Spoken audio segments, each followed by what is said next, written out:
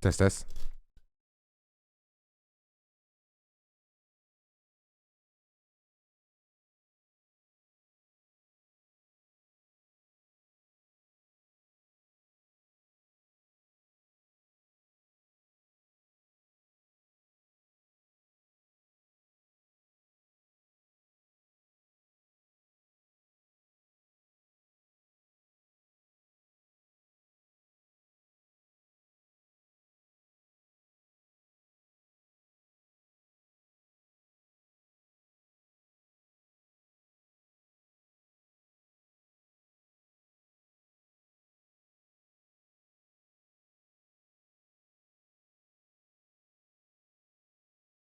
What's up, chat?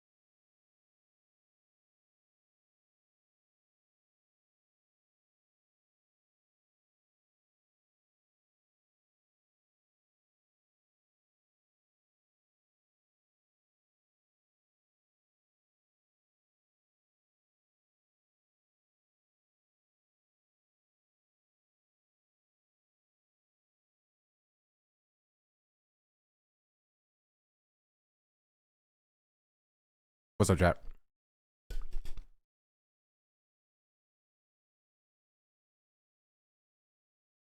How are y'all?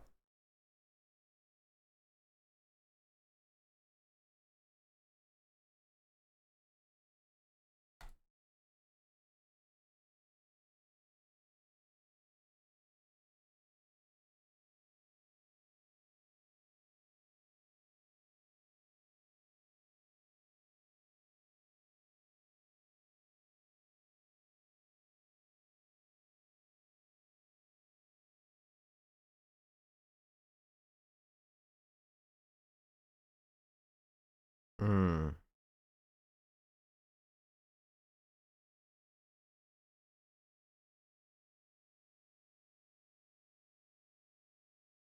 How y'all doing?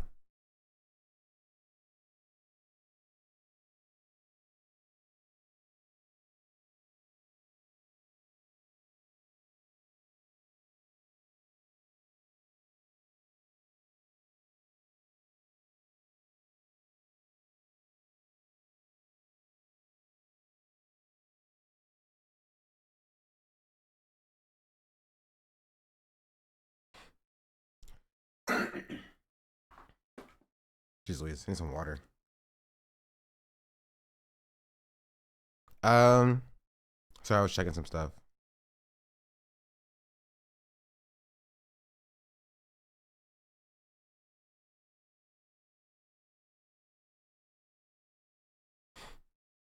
But yeah, what's up? What's good?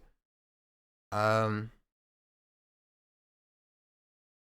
Today I have a few things to look at and talk about. Apparently somebody clipped me screaming about not screaming, but like somebody clipped me talking about Ludwig and put it on H3 Snark. What was the title of it?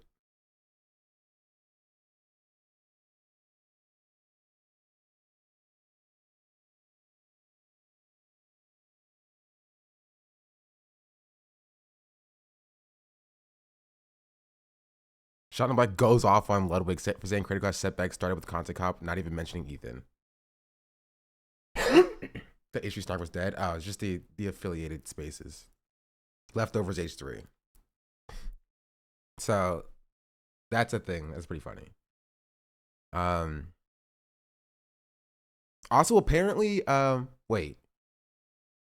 What is this combos button?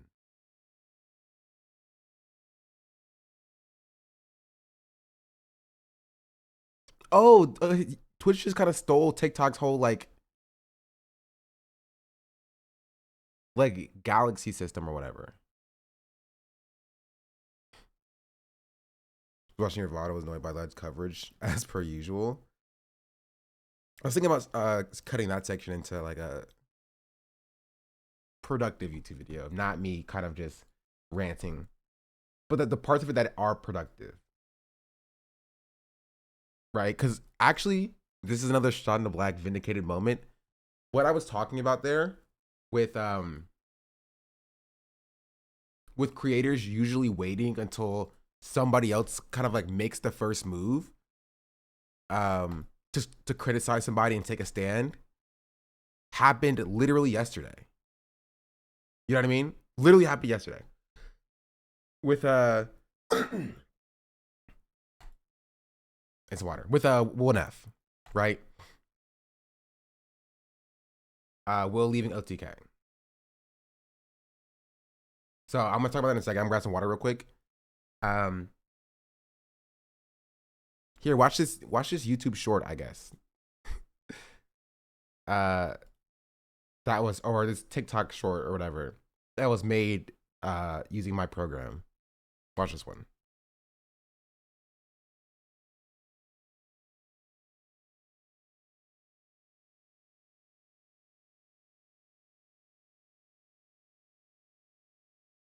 I think my coding, I have like 3 projects I need to finish. He started new ones. Same. I made the Hassan's entire VOD catalog instantly searchable and will send you the timestamp. Oh, was that you? Did it sound like that on stream? I think I saw that. I saw looking at that on stream. The Hassan library thing. Yeah, I'll talk about what I'm coding in a second.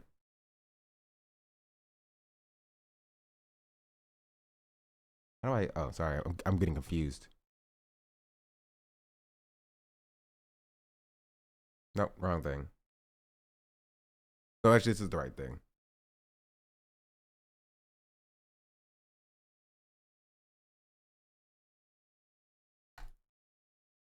Scribble Dibble gifted a tier 1 sub to Demi_charm. They have given 2 gift subs in the channel.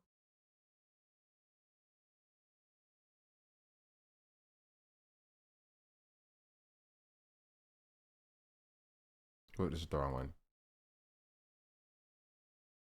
Way that he is, and if he wasn't this way, then maybe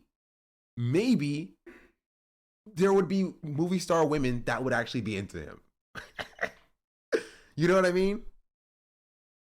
It's like a self-fulfilling prophecy. Because he's a lame, he does lame behavior, which leads to him being a lame. It's crazy. It's crazy. If he looks good, he just has 0 charisma, which is crazy. You know what I mean? He's not ugly. He's not. Like, bro could like, I promise you, he could find his Mary Jane or whatever. Probably even in the cast that he plays. You know what I mean? If he wanted that. But again, his energy's wrong. You know what I mean? He has no motion. The way he moves is like a lame. And honestly, the worst part about for him, right? This is gonna last. You know, this is what people are gonna think about. They're not gonna think about, oh, you played Miles Morales. It's gonna be like, oh, you're that weird guy. You know what I mean? You're that Hollywood weird guy who's always creeping on his co-stars. That's rough, buddy. That's rough. That's rough. I just wanted to say something because I don't like that. I don't like that. And like, she had the decency and respect to go to him privately. That's what's beyond me. She went to him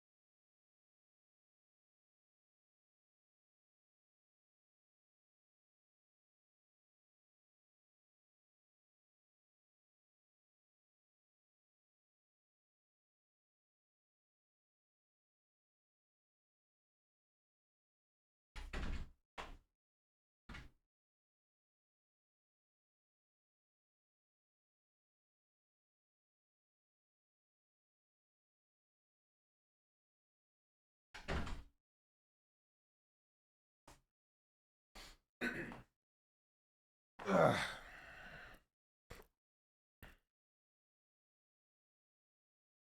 Ugh. I am back.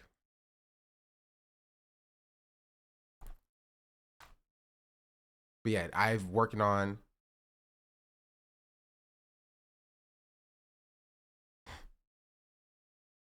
I'm working on essentially a program for Chatter Who Asked, a program that takes my long form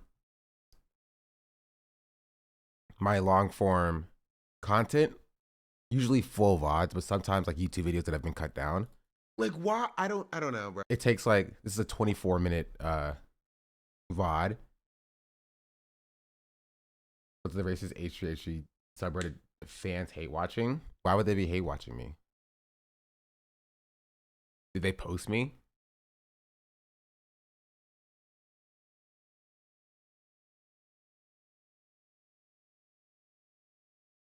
They don't know you? That's what I thought.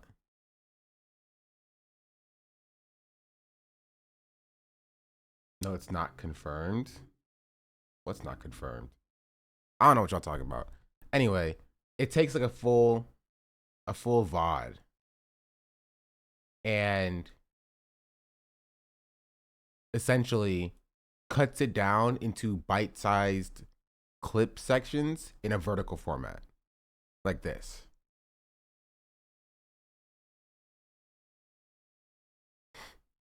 You know what I mean? That's the idea of what I'm building. And it uses things like MoviePie and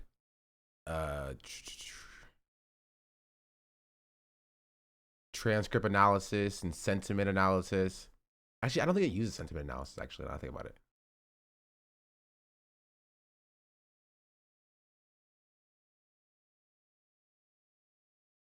No, it does. It does. Use this one. That's the idea of what I was coding yesterday. What I can circle back around to today. That's number one. But I won't bore you in the morning with all that boring code stuff. Scribble, thank you for the gifted sub, by the way. And yeah, outside of that,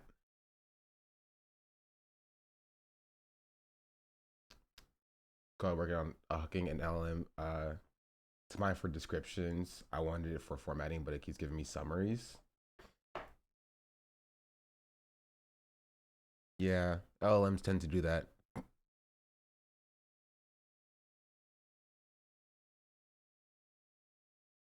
Close, close, close, close, close, close. And so if you want to see those shorts, what I have next on the docket to work on is, I think I wrote it down somewhere.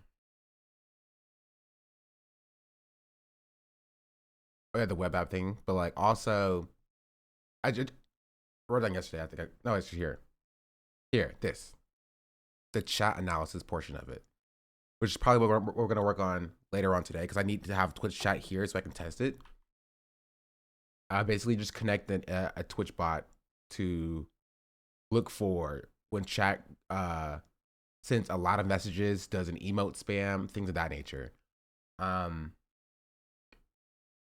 then both of these will then feed into some sort of compiler function or application that compiles the sentiment and emotion based analysis based upon what I'm saying and the chat analysis into like, you know, a one giant list, and then from there it reformats it and outputs these style videos. You know what I mean? But if you want to see, and then after that, getting them to automatically post like once a day on this channel. It's called Sean the Clips. It has technically 2 followers, but I want to remove this guy. How do I remove this person? Because I found out somebody hacked my my secondary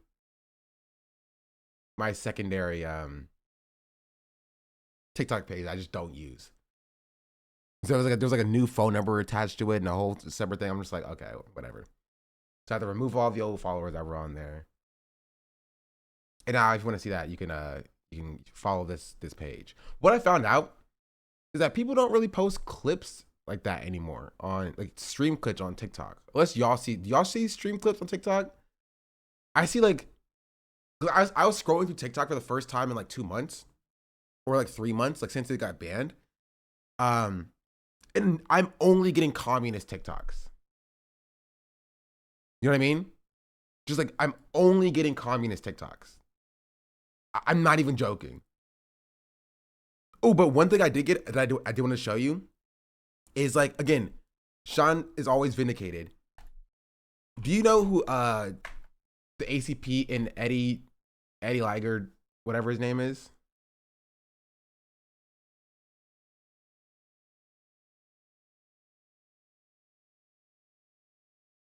Yes, here.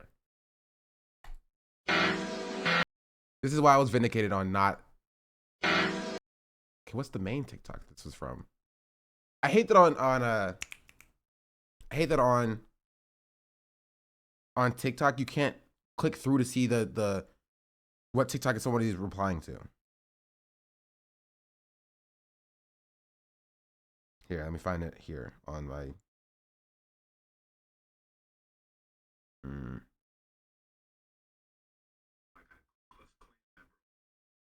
Here, save. Okay.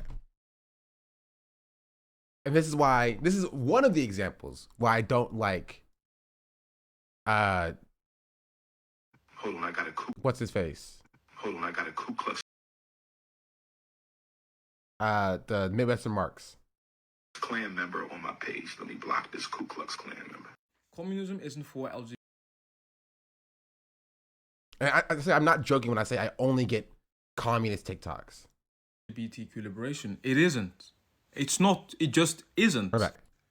Hold on, I got a Ku Klux Klan member on my page. Let me block this Ku Klux Klan member.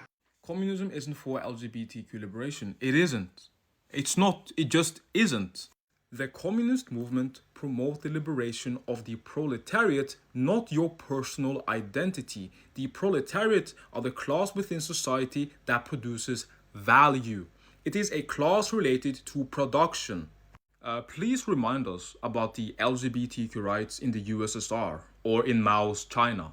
They were non-existent. So where do you get this idea that communism is related to queer liberation or LGBTQ? Oh yeah, that's right, liberalism. It is liberalism which promotes this abstract equality that all men are created equal. That's why they think, oh, communism is about everyone being liberated and all men created equal. That's the same thing. The only issue is that when these Enlightenment ideologists came with all men are created equals, France had colonies and enslaved people. All men aren't created equal, and the LGBTQ movement is a liberal ideologist movement that disturbs the working class movement. Within liberal democracies and the European sphere, these LGBTQ, or we have to liberate the POC people, are actually the most racist people and the largest defenders of white supremacy. So what? If you are a communist, if you're a Marxist and you think that Marxism is not equal to gender or racial liberation, why do you care that they're racist? Why does it matter to you that they're racist? All that should matter to you is if they are, pushing for working class struggles. Why should it matter? It's almost like gender liberation, racial liberation, right? Things of that nature goes hand in hand with class struggle, and why you can never fully liberate like the working class when there are still these overarching systems of oppression, because those go hand in hand. So long as white supremacy and capitalism, so long as the patriarchy and capitalism, so long as homophobia and capitalism go hand in hand, you will never liberate the working class, because those also go hand in hand. The queer identity and working class identities go hand in hand. Racial identities and working class identities go hand in hand, because the hegemonic superstructure that is capitalism will utilize white supremacy to further its ends of alienating the working class. So you can't just ignore white supremacy. This is just a MAGA communist POV. It's pretty similar. This is why I can't take the ACP seriously. Right? Because this is pretty much the ACP, like, not all of the people in the American Communist Party, but like this is generally what you see from people who align with like ACP style dynamics, right? It's class reductionism. It's the disregarding of other liberation struggles, right? And honestly, a fundamental misunderstanding about the superstructures that we're talking about here. ACP just took over the r/ask socialism subreddit, and this is why no one takes them seriously. Like I feel about the ACP the way I feel about like kind of like the Green Party a little bit, right? In that like they're on the correct side of the issue, but what they do and the way they go about it is just so stupid that it's hard to take seriously. You know what I mean? Like I don't like the ACP speaking out for Palestine is a good thing. They're on the correct side of the issue, right? But then they come out and they'll have takes like this and they'll do stuff like this. I'm just like, what are we doing here? Because I don't think we should like put a hyper focus on these people, but I think that it's quite humorous because Eddie replied under this post. Not disagreeing with this guy's take, because his take is fundamentally wrong, right? Like, fundamentally wrong and incorrect. He's just like, no, that guy who said that I'm a Ku Klux Klan member is the worst. Way more racist than the right-wingers. These people, like, that's not true. The POC people. Within liberal democracies and the European sphere, these LGBTQ, we have to liberate the POC people, are actually the most racist people and the largest defenders of white supremacy. Way more racist than the right-wingers. Like, that is insane. That is an insane take to have. It is. Like, yes, liberals suck. Liberals are bad. 100%. But to sit here and act like, yeah, no, Becky, right, who's like a 19-year-old Columbia student, right, who's checking her privilege at the door, right, who's sitting down and listening, right, who who engages in microaggressions, right, who like she does things that are racist, sure, but like act like that person is like more racist than like somebody who's like doing hate crimes is insane. At best, they're equally racist, right? Like, and like that, I still don't agree with that, right? Because the entire point of liberalism is that they are marginally less racist than the right wingers. That's the entire point of why liberalism still has a foothold in society. They are marginally less racist than the right wing people, which makes them more approachable and appealing when they are pushing their liberal ideology. So like, they're not. Like, just, this is not only a misunderstanding of like Marxism, but also a misunderstanding of like liberalism. He's both misunderstood communism and Marxism and liberalism in the same video. These POC liberation, LGBTQ liberation are social imperialists. They are enemies of the African liberation struggle, and they are enemies of the anti-imperialist struggle, as they will talk down and attack like Russia, the idea that like, China. okay, this is it's crazy to have the notion that like, because you believe in queer liberation, you must hate African communists. Like, what are we talking about here? What are we talking about? He's like, the same people who say racial liberation and queer liberation hate the African communist struggle and hate the imperialist struggle. What are we talking about? What are we talking about? What about the queer African communists? Do they not exist? To the ACP, no, not really. To the MAGA communist movement, no, they don't. They do not. Which is why he said earlier, what did What did Mao's China say about queer liberation? Nothing. Exactly. Implying that that's like a good thing. Like that's an own. You feel me? North Korea, Venezuela, or Iran, which are anti-imperialist forces on this planet, they will side with the Western powers, the United States, NATO, and EU, because they will have pro-LGBTQ at the forefront of their politics, which is the only thing that these deranged people care about. Like that is either pure projection, right? Or just what I talked about earlier, which is just class reductionism. It's fully class reductionism, right? He's somehow mad at the take that like communism isn't for LGBTQ liberation, land back, and black liberation, etc., being criticized. Because he believes that communism isn't for LGBTQ liberation, land back, and black liberation, etc. Like what are we talking about here? Like it's like some Marxists are literally Marx's worst enemy. Like the expansion of like Marxist ideals is only hindered by people like not only hindered, but like hindered, you know, partially by people like this who are just like, yeah, I'm gonna gatekeep who can and can't be a Marxist. Yeah, that's right. You believe in black liberation, you can't be a Marxist. I'm sorry. You have to believe in class liberation and class liberation only.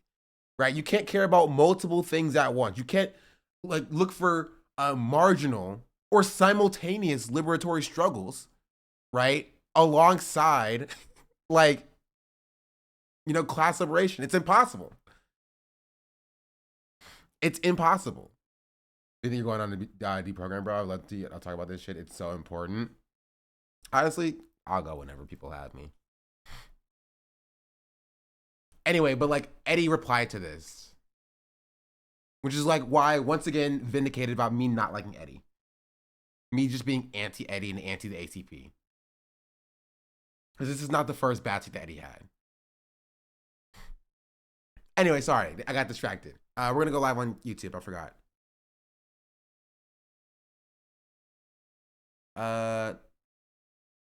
Photoshop.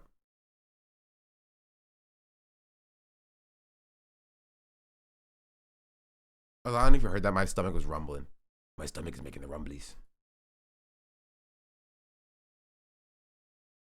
That only hands can satisfy. All right, who do we put on the thumbnail, chat? Who do we put on the thumbnail? Well, actually, no, I have a better one.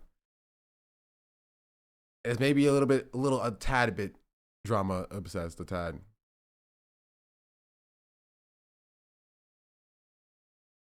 This is gonna be perfect. Just a tad.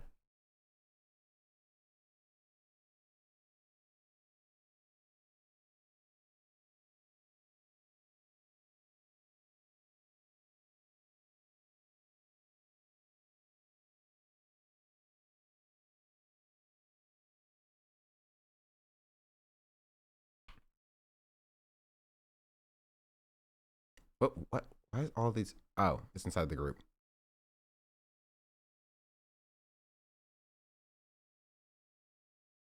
Stop! My freaking goodness, bro.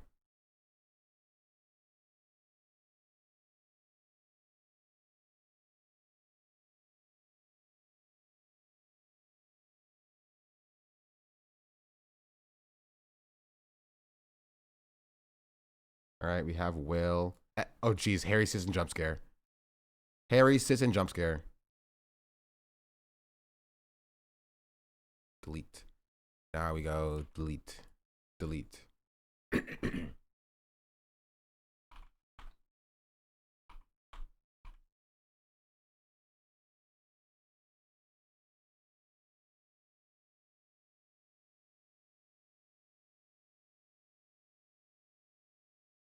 And honestly, I think this will also be a good video to watch.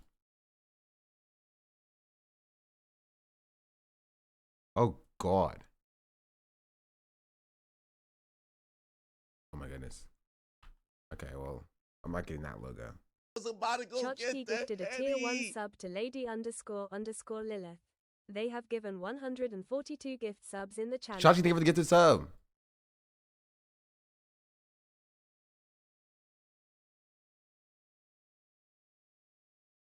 Version of Photoshop is this? As if I know. Whichever one Luffy would like.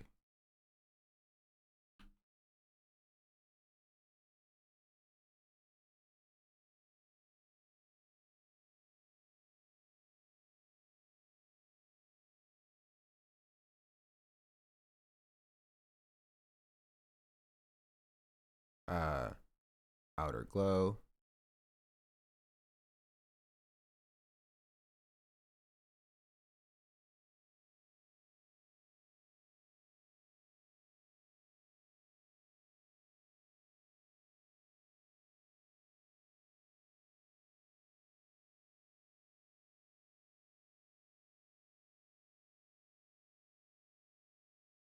That's because I need to remove background tool too.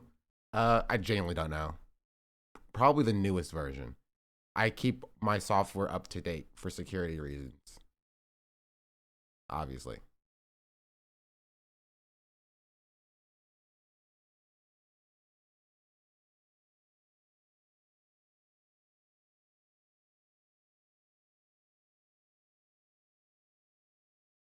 Um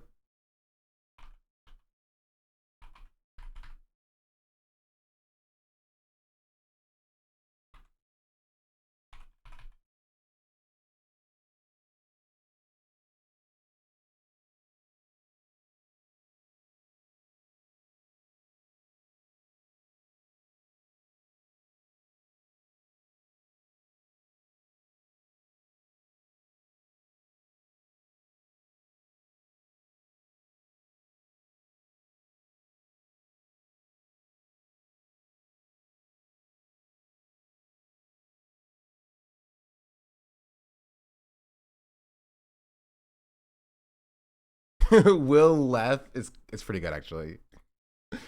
That's pretty good. That's pretty good, chatter. You kind of cooked with that one.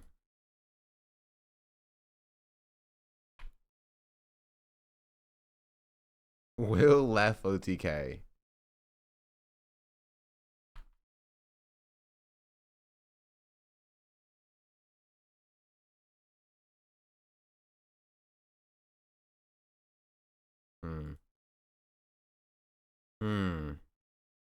I need a better OTK picture. I'll use this one instead.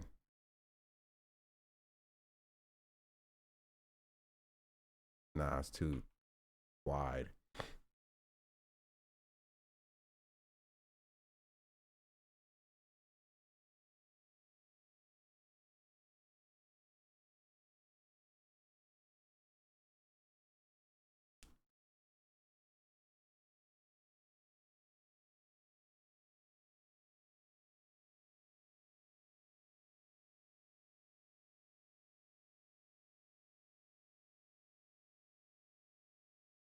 Good enough. Good enough. Gets the point across. Export. Or what I call this. Will left.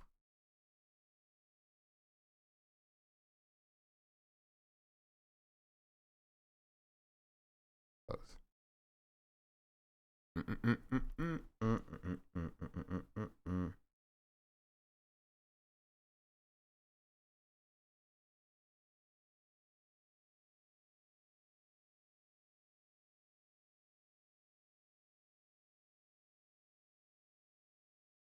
Hello, hello, hello. There we go.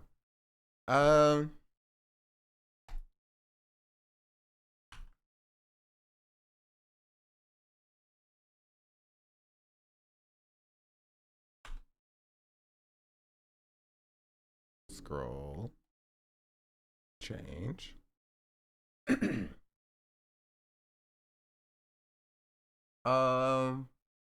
have a lot of thumbnails. There you go. Will left. Close. Close. Close. Close. Done. Here. Start. Perfect. Your portfolio is expanding. It is. By the end of the year, I'll have like 300 different thumbnails. Just to remind you, chat, if you have a Prime, make sure you Prime sub. We are 50-ish or so away from 1K. And we are also less than 400 follows away from 30K. You know we're going to do some crazy stuff at 30K. Wink, wink, nod, nod. And last but not least, we're going to talk about follow my new clips. My clips channel, I have 2 followers on it.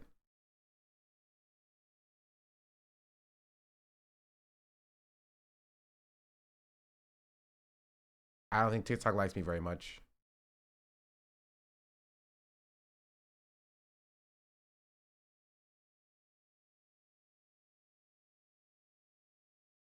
But yeah. Your Prime says does not work on other broadcasts. Where do we start, chat? I guess we could technically start at this post that's going kind of crazy. Become a solely Marvel Rival streamer at 30K, or where I'll subscribe just to unsub out of spite. You know, if people watch it, I would do it. But there's a problem that people don't watch it. Let's see this clip. Channel Mike goes off on Ludwig for saying the creator class setback started with the content cop, not even mentioning Ethan.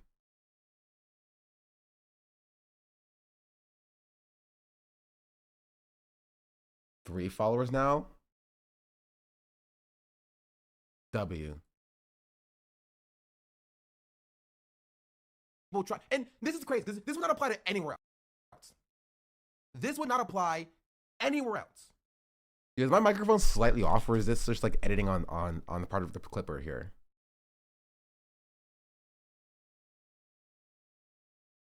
Anywhere else. Only applies to Ethan. Ethan is the only person who gets a pass for torpedoing his own admission, torpedoing a charity event. Why are we giving Ethan a pass for saying he wants the charity event to fail, effectively getting the charity event to fail and to postpone, and for the original creators to divest from it? I feel like, and this is weird, right? I feel like that's shit Ludwig would talk about. If any other creator made it their mission to be like, there's a charity event going on, I'm going to fucking torpedo it. I'm going to make it my fucking mission to make sure that event fails. I feel like that would be a little bit of something that like people would talk about. But no, for some reason, everybody wants to talk about how bad and mean iDubbbz is for responding to Ethan Klein.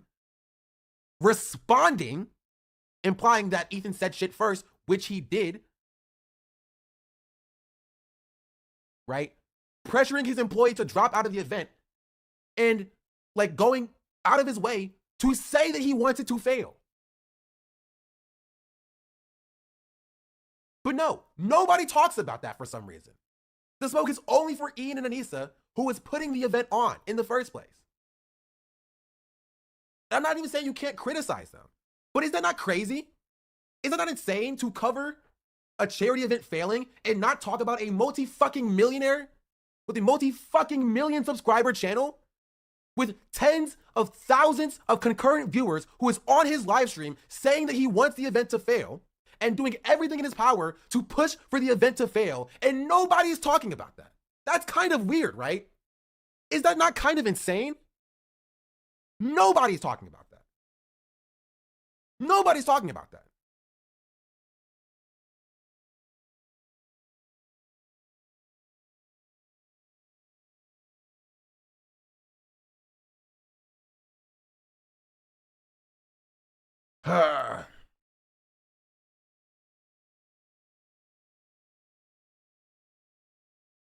He just posted about it this morning. I mean, he posted about what?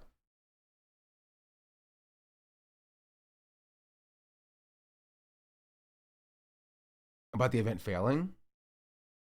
We're acting like the content cop happened in a vacuum. I mean, we were watching Ludwig watch or talk about it like literally yesterday.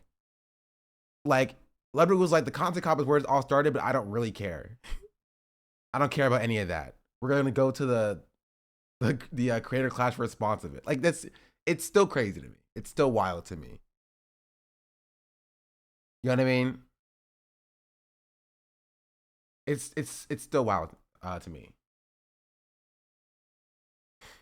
HG Sub also posted about you. You know what? Good for them.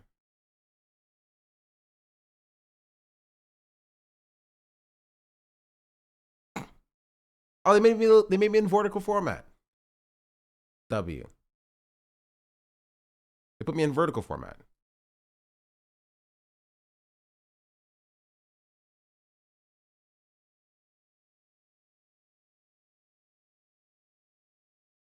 I got my own clippers.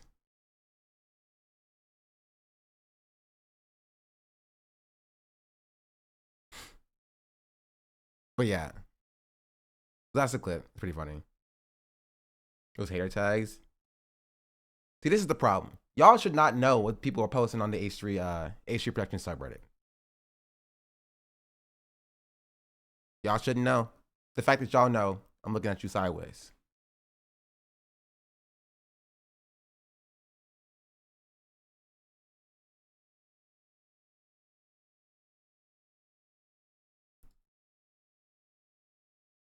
So yeah, that was yesterday. But kind of piggybacking off of what I talked about yesterday, which is there is a kind of a culture on Twitch where like nobody, no large creator really like takes a stand against, you know, things that are bad until somebody like okays it for them, essentially, right? Most large streamers, Thin Purple Line style dynamics, most large streamers will just take a, you know, sit back and let things play out until somebody like makes a move. That kind of is that first move, right? And I understand why. Like, you see the hate that BB No Money is getting for making that move.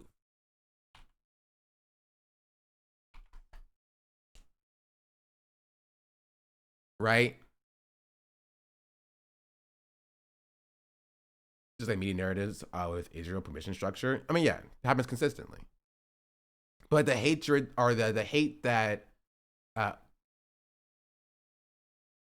BB No Money is getting for censoring out Asmongold, right? Because Asmongold was kind of untouchable. Nobody, I think I would say 50% of all streamers, at least, thinks what Asmongold is doing is gross. Right? Thinks that what Asmongold is doing is gross. I think they don't like what Asmongold is doing. But a lot of people don't want to touch it. I think partially because they don't want this dynamic. This is not accurate, obviously. But like, they don't want this appearance or these comments or the Twitter replies that BB No Money is getting. They don't want to be the pariah, or they don't want to make themselves the pariah. And so oftentimes it takes somebody else taking that first step, right? Takes somebody else taking that first step. When I was saying something about Asmon, it was definitely out of the norm. Yeah, and Cinna walked it back because Cinna was faced with so much hate. And what Cinna said wasn't even crazy. Which is why I respect Cinna for even saying it.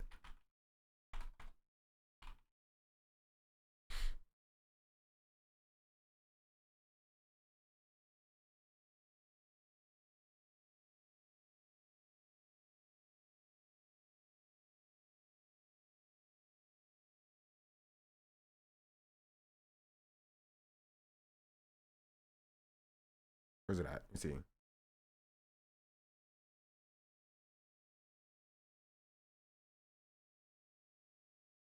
Any other Asmongold heads wish you would stop giving? But the thing is, most things that I say, you know what's funny? Even recently, like, you want more threads? We make one now if you want another one. So there's this sentiment going on Reddit that I said that like LSF causes OTK to lose sponsors, right? Oh, please get me out of this clip. Nope. No! I'm locking the door. No, please! No, you're stuck. Oh my God, no, I didn't know you were gonna go Yep, here. we're going here because I'm tired of seeing it. I'm tired of seeing it. Okay. So that whole thing was taken out of. You can't leave. The door's actually locked. Yeah, Oh my God. You, Okay, I'm sorry. girl. So that whole thing is not what I said. Okay. My whole thing about that was the intended effect of what people there try to do with like emailing sponsors doesn't have the intended effect that they want. Because the intended effect is what. No, you can't leave. Stay in the slip. Okay. They want Asman to stop doing what he's doing. Should be in jail about Palestinians, but it isn't okay to criticize him because this has essentially become a proxy war for Hassan, right? Asmongold is like the new chosen champion. You know what I mean? Like it used to be a Destiny. Destiny was the chosen champion. Destiny is a disgusting sex pedophile. So he can't really be the champion anymore. There's too many lines and avenues of attack for attacking Destiny. Right? And then Ethan arose as champion. Ethan was like, oh, I am also this is not in my correct account. But the thing is, there we go. I don't want to mess up my my live account's what's it called? Algorithm. This is my stream account. But like then Ethan arose as champion. You feel me? Ethan arose as champion, and people could use Ethan in a proxy war against Hassan. You know what I mean? Then Ethan's crash out kind of extended past Hassan into pretty much everybody. And so he's not as clean as a champion, right? He's not as rhetorically gifted as a champion. His audience size is shrinking, right? And so people are now moving on from Ethan as a champion, right, to platforming Ethan as the counterculture to Hassan, to now going on and promoting Asmongold as the counterculture to Hassan, right? And so a lot of anti-Hassan posts on the DreamCon IG. That's not surprising, right? And so now Asmongold is like the new champion, the chosen. He has a larger audience. He doesn't engage with Hassan. So unlike Destiny, who like was eggs on Hassan and he looks like an enduring stalker, and like Ethan, who does the same thing, right? And has like consistent posts about Hassan. Asmongold at least approaches it a little bit more intelligently by like trying to ride this line of like understanding where Hassan is coming from and it's charitable to Hassan while also just shitting on him consistently, but like not like to the extent of it being deranged, right? So now anytime, like this isn't even about Hassan and the first comment is about Hassan. You know what I mean?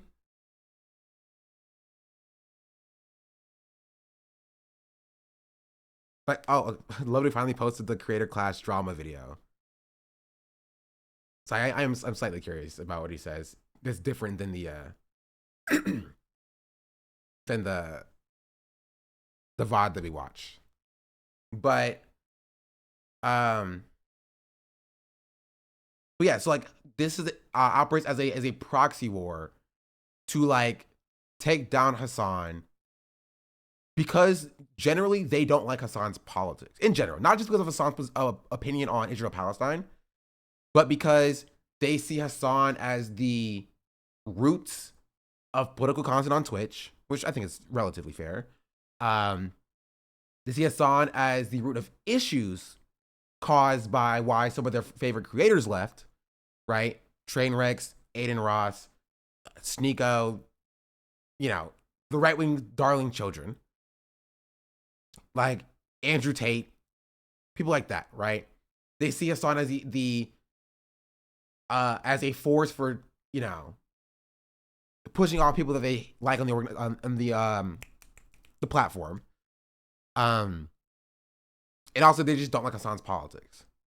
And so they feel like Hassan is getting special treatment because they don't like his politics. They feel like he's too radical and they feel like he shouldn't be on the platform. But that's just not the case. And so they attach and latch on to anybody who's anti-Hassan, and they bolster them as the counter voice to Hassan. It's like the equivalent of Ethan Klein bringing Loner Box on his stream because he feels that there's no counter voices to Hassan. You know what I mean?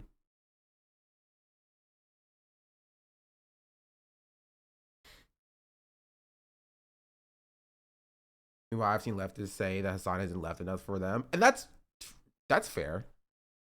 Hassan himself will admit that he's not like, you know, ultra, you know, revcom or whatever.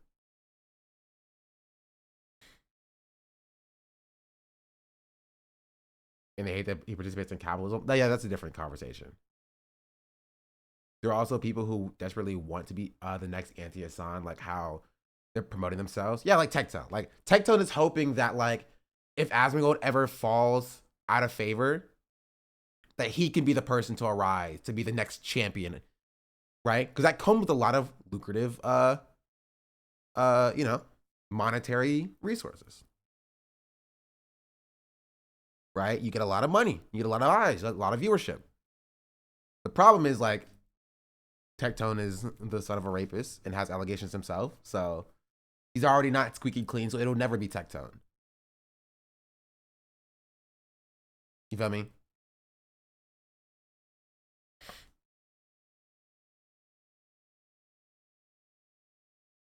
But it'll be somebody else.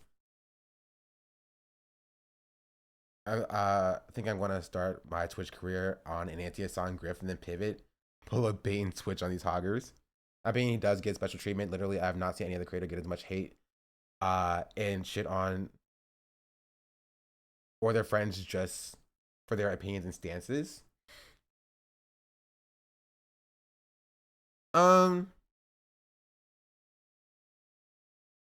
Maybe. I mean, women. Like Pokimane. I don't know if you were on Twitch in like freaking 2019, 2020, 2021. Like Pokimane was like the poster child for like, oh, Twitch is bad or whatever. Pokimane couldn't do anything. Even like recently, as of like last year. Like Pokimane couldn't do anything without it being like a scandal. You know what I mean? So, let's continue. Said that like LSF causes OTK to lose sponsors, right? Oh, please get me out of this clip. Nope. No! I'm locking. The whole thing was taken out of. You can't leave. The door's actually locked. Yeah, Oh my god. You. Okay, I'm sorry. Girl. So that whole A lot of you thing. getting hate is the special treatment I mean, by the way. I mean, it is what it is. You feel me? There's not much we can do about that.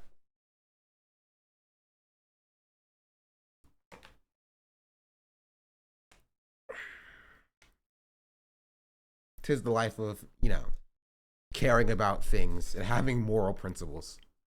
Is not what I said, okay? My whole thing about that was the intended effect of what people there try to do with like emailing sponsors doesn't have the intended effect that they want. Because the intended effect is what, no, you can't leave, stay in this clip. Okay. They want Asmon to stop doing what he's doing. Okay. Right? Uh-huh. And my whole point is, Asmon even said this himself, he will never stop, okay? But what happens is when you do that, other people end up suffering because of it, not Asmon. That guy does not give a fuck. Okay, but he should suffer. But he's never going to. I think he is should. the roach king. He does not care. He should care. But he doesn't. And people think we haven't told Like, him it's insanely based for Senate to say this, right? And like Nick is not wrong in that people who are calling OTK's sponsors to divest or whatever are not, like, it's not going to impact Asmongold because he's rich enough to insulate himself from consequences, right? But the problem therein lies is like Asmongold is still like invited to events. You know what I mean? Like, it's not like people in OTK are holding Asmongold accountable for his behavior. So like, if you're not gonna do it, of course the viewers who find issue with his behavior are going to go after what you guys care about, which is the money, right? So they're not hoping to change Asmongold's mind and get Asmongold to stop. They're trying to get y'all to stop. They're trying to get the OTK people to hold Asmongold accountable, right? They're like, oh, we're going to call OTK sponsor so that maybe OTK will take what Asmongold is doing seriously and drop him from the organization. And they never did, by the way. Asmongold left of his own free will. Asmongold left of his own free will. There was like, I don't know if there was any pressure, right? There might have been, but like, Asmongold chose to leave. If Asmongold wanted to stay, they would have let him stay. 100%. 100%. So that's the reason why people were calling the sponsorships or whatever.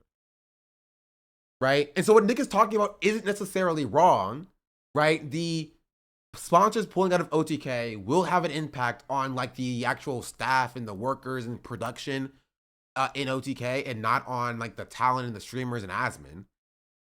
Right?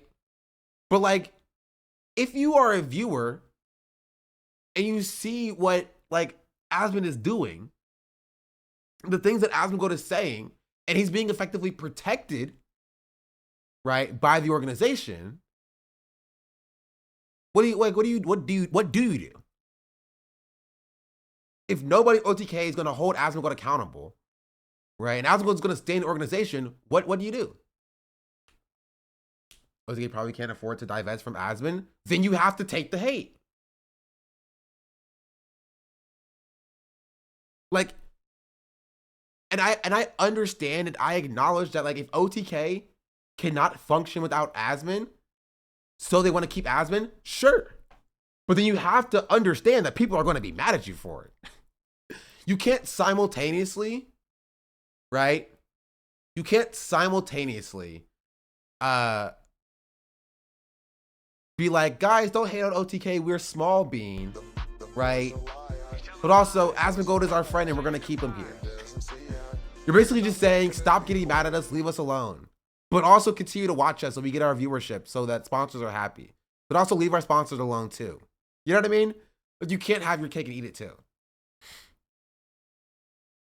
Do you think these people like Asmon and SlapTubers will get bored by covering politics like drama? I saw some of their audiences are getting sick of covering Hassan. Yeah. I think they'll get bored to the extent where like the viewership will peter off and get so low that now nobody else is talking about him. You know what I mean? Like Destiny style. Well, you know how Destiny got like canceled and like his viewership dipped, and so now nobody talks about Destiny? Like that. Like Ethan Klein is getting lower and lower and lower and lower viewership. And so he's attacking more and more and more and more people. But once that ends, his viewership will still be low, and then nobody will talk about him. As in, like, he won't be the people's champion anymore. And so eventually, people will move on from these SlapTubers. And, like, Asmongold will either keep talking about politics in Hassan until nobody cares about it anymore and beating it into the ground because he has no moral principles. Right? Or he'll get bored of it and he'll move on himself. He will never stop talking about Hassan, and that's good for him, but the people will stop caring. People will eventually stop caring. He'll have a core audience of 10 to 15,000 people or whatever, but like nobody will listen to him. They will see another Ethan Klein said Hassan is Meanie Bobini clip on Twitter and they'll scroll past it. Right? Not even just like left-wing people, but people who don't like Hassan would be like, okay, I don't really care what Ethan Klein has to say about Hassan anymore. Right? We have a new people's champion. We have McSnurgle. McSnurgle is talking about how Hassan is bad. Come on, guys, we're all watching McSnurgle now. And Ethan Klein will make his same cringe content to a smaller audience while McSnurgle is getting 60,000 viewers or whatever. You know what I mean? Like that's it. And then eventually McSnurgle will fall off.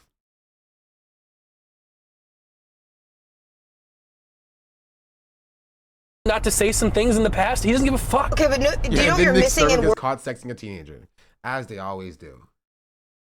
As they always do. Wording about that though is that if he doesn't care, then I think that a different conversation needs to be had with his actions. Do you know what I mean? Because he's being so out of pocket. What conversation? You know. How can you stop him? I think there's one person that can stop Asmongold. And it's him. No, it's Twitch.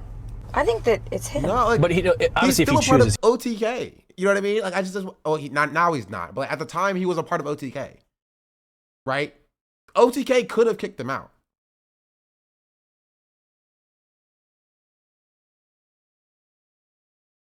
You feel me?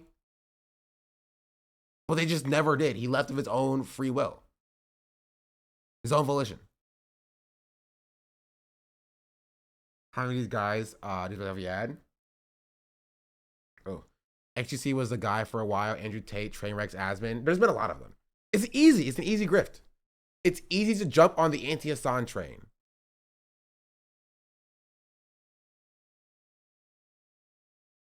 You feel me? It's easy to jump on the anti-Hassan train. It takes no real effort. You just have to go live, see Hassan talk about something political, and be like, why is this on the platform? This is bad, right? Hassan is doing the same thing that every single Twitch streamer is, right? He makes off-color jokes, right? That teeters on borderline unacceptable. But so does all of these people. This is what gaming culture is. But all you do is just pearl clutch at the same things that you see other streamers do. Just pearl clutch at it.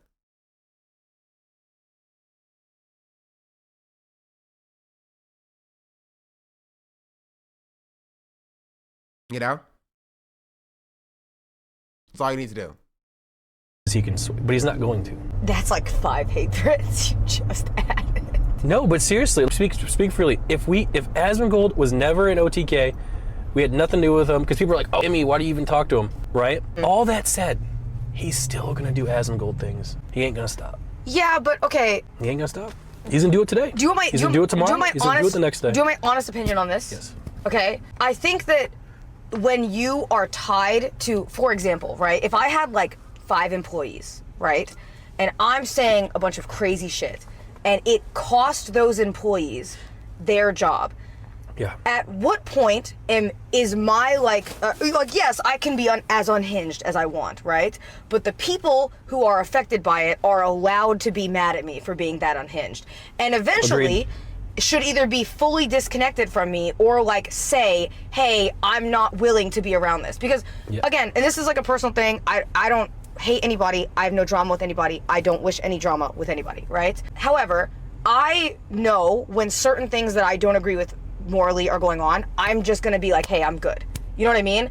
Versus like, and I think that that's where people are misunderstanding what you're saying, if that makes sense, because they're taking a portion of what you're saying and then being like, well, he's saying that it's not really his fault, it's the people's fault, when in reality... I never said that. It literally starts at the top, of course. Right, but that's if Asmon didn't say things, then X wouldn't happen. That's where I think the disconnect is coming from, if that makes sense. Like, I'm not saying that you said that thing, but I'm saying it's right, but I'm saying that I think that's where the disconnect is. Because, and also you gotta remember, and this is how I see it, as much as I get mad at hate comments, I'm a streamer. And most people are never going to give me the benefit because my perspective on things is coming from such a niche experience that most of the average person they don't, you know what I mean? They don't have the luxury to do half the things that we do. So we're not gonna clip's almost done anyways. Let's just finish. To them, they're like, why are you complaining? Why are you making this problem? Like, I feel like that's such a normal thing for in their interaction, because for me to ask for so baby gloves with Nick, but I guess it's because she's trying to avoid getting hate threads here. Yeah, that's literally it, and it didn't even work. Sina got hate threads because of it, right? Which is why nobody talks about it.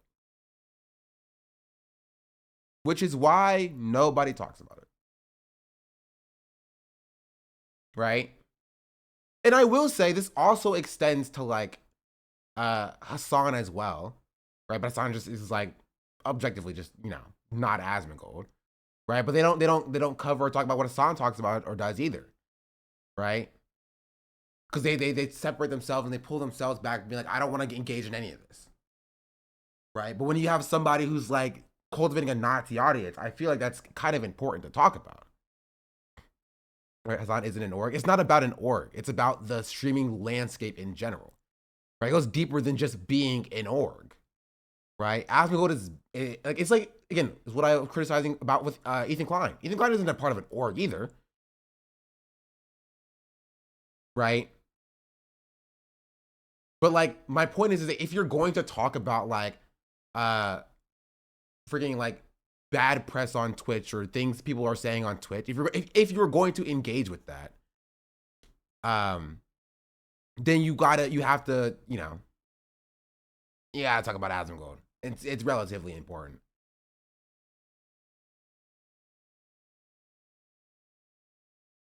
I think he's just tired of pushback from being charitable to hearing a song talk about Palestine and broke his resolve to stand strongly against anything. I disagree.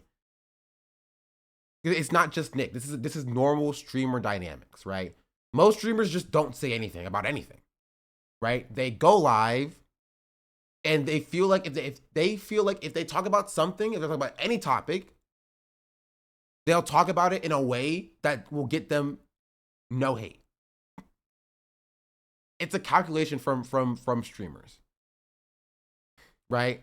They try to they dip into the drama to pull the current discourse views back to them, while simultaneously not going deep enough to actually interrogate why that drama exists, right? Because it's not the prerogative, right? So people will talk about, like, again, people will talk about this. People will like talk about and laugh at Asmongold being censored in the BB No Money music video, but they won't talk about why he's being censored. Does that make sense?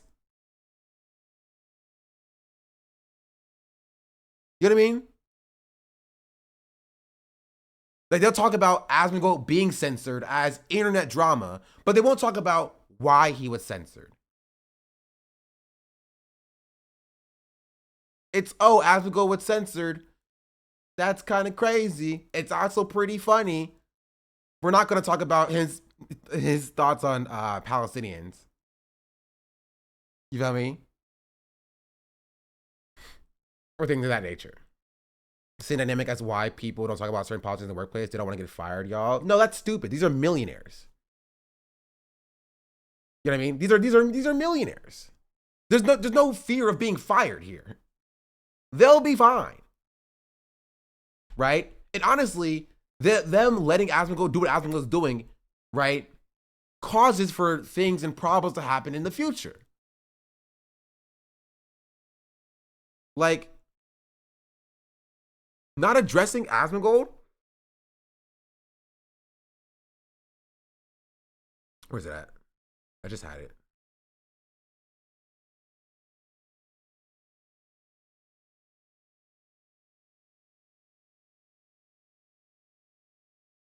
I don't know, actually. I lost it.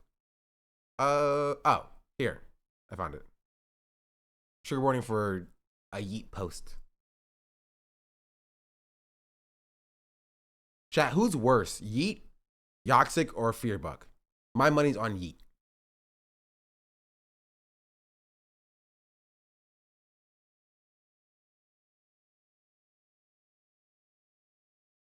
I've never, like, when you don't address and you don't tackle Asmongold when he's doing the thing that he's doing, like last year, you get things like this. This was in February. spoken about drama in 5 years on this stream. But just know that OTK hears you guys. I hear you guys. Changes have to happen if it's going to continue to exist as a org.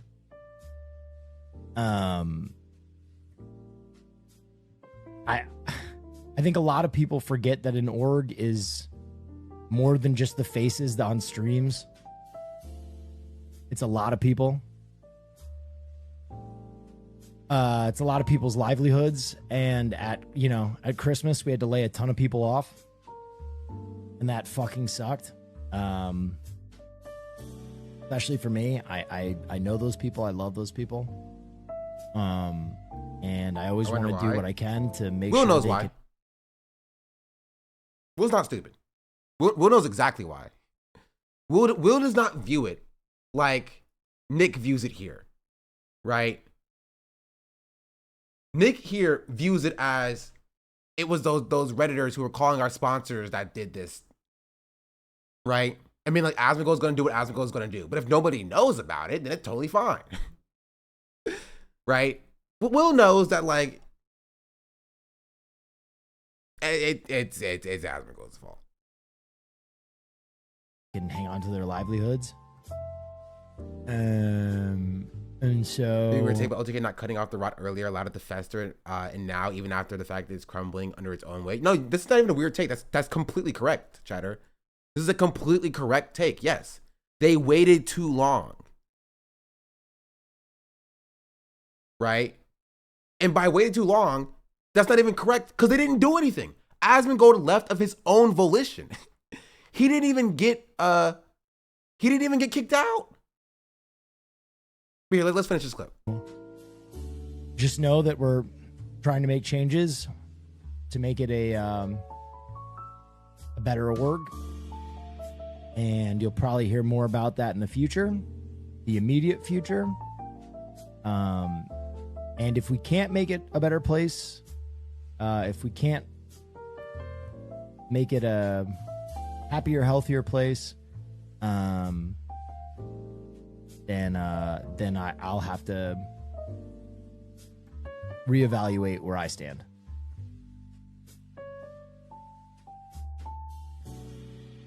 But that's all I'm going to say about that, because I'm not trying to farm this. I don't even want to fucking talk about it. I don't. Right. And so a little bit after this, Asmongold, maybe it was like a week later, Asmongold left the organization, right? He left OTK. Still affiliated though, right? Like he was still around. It wasn't like he was, you know,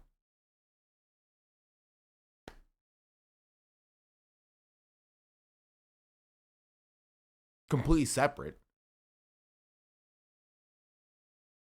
Kind of interesting to see the dynamic between what the older streamers are doing versus the W community is doing, because Asmon and Kai live in the different universes. Yeah, but it's the same thing, right? There's very little difference. As I talked about in my video that you should watch. Oh, wait, where is it at? Hello? This is not correct. Oh, there. Aha.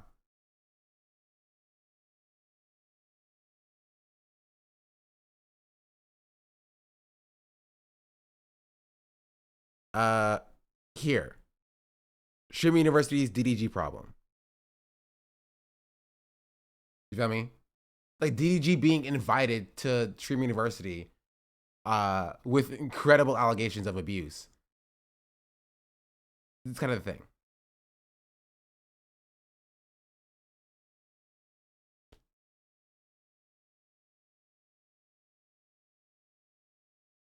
Extremely has blown up since Streamer U. Sean, the No, Extremely has always been like at like 333 10,000 viewers, I thought. subscribed. Why would they even bother to invite the sex pest? No, okay, this is the problem, right? There's a difference between DDG and DGG. Chatters. Destiny was not at Streamer University. Jeez Louise. This is the problem with having like, I'm not even gonna say that. Not even gonna say it.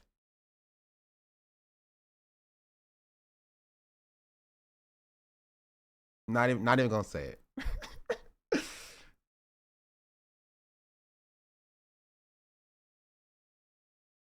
It's literally, it has him on the thumbnail. Say it, coward? No. I've sensed I've made a mistake of some kind.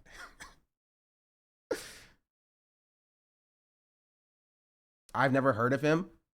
If you've heard of Destiny, you've not heard of DDG, like, I'm sorry, this is a problem with you, chat. DDG is significantly more popular than Destiny ever was.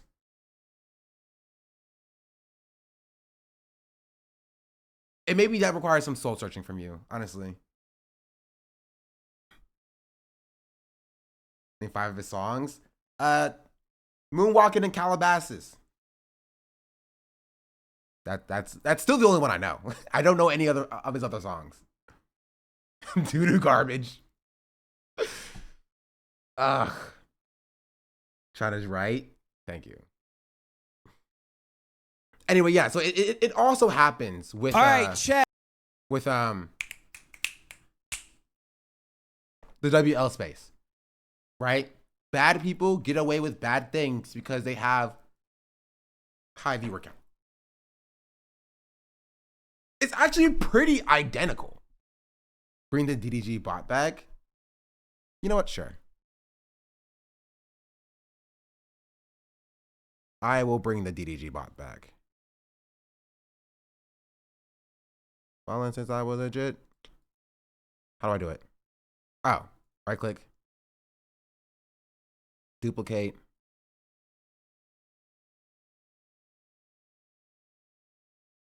DDG. I need to, someone find me the link to the clip, please. Thank you.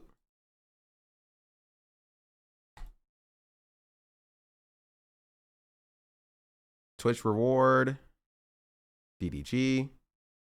Play sound. Stream things. No help. Do you want it or not?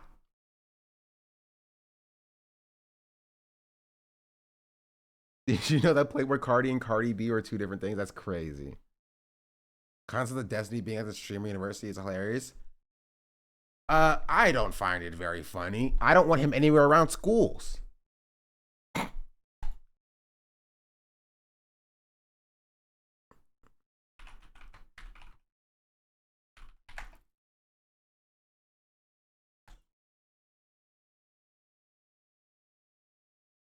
Does anybody have the link to the, what is it? What is it? What is it? What is it? What is it?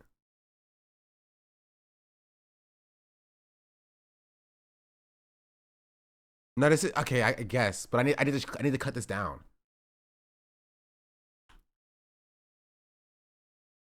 It's the same thing. It's too long. That's what she said. Sorry. Cobalt. Bow. Download.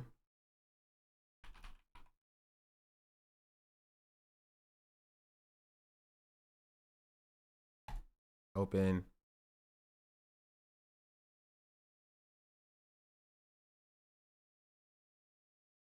Balance and I was legit.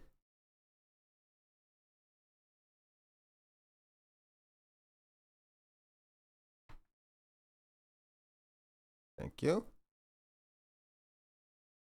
Delete.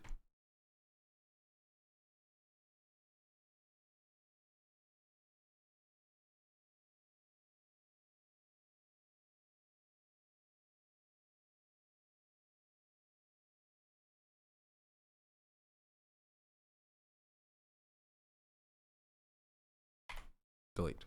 Save. Yes. Cool. Cool. Now I go here. I throw this here. Save. Go here. I go streamer bot. That should still work. Yeah. All right, chat. It should be live. Go ahead and test it out. Test out the channel points.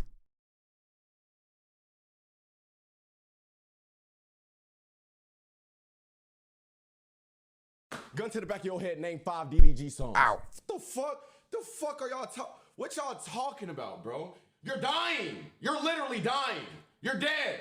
On God, you're dead.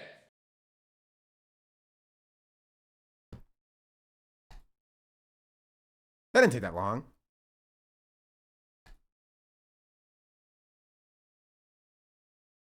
Okay, okay. You don't have to do it. Okay, okay, okay. Relax, relax, relax, relax, relax. No, you can't do it, Katie. You tried though.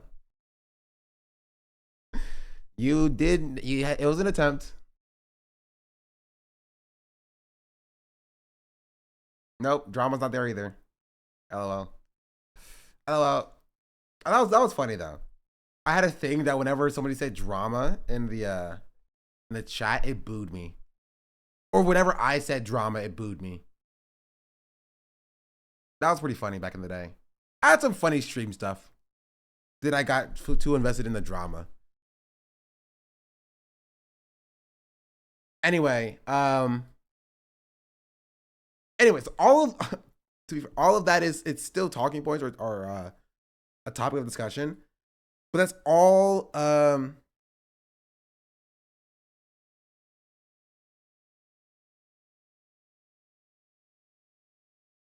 kind of context for this tweet that came out yesterday. Will posted, after some great years and unforgettable moments, I will be parting ways with OTK. I'm so thankful for my time with them and wish them nothing but good fortune in their future, in all their future endeavors.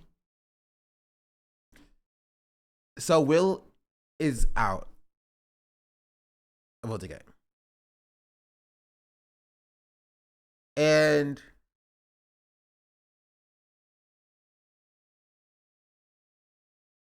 who's even left? Esvan, Nick, Emaru, Tremley, Seer.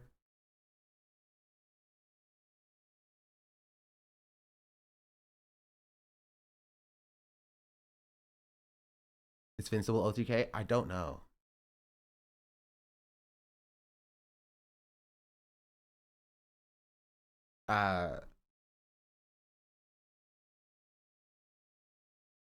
Soda, Miz. Will was the latest to join now? Yes. People are still in OTK, but they're kind of splintered at this point. Emmy got OTQ going. What's OTQ? Is Wake officially in OTK? I don't think so. I think he's affiliated. Is it too late to ask what OTK is? A little bit, yes.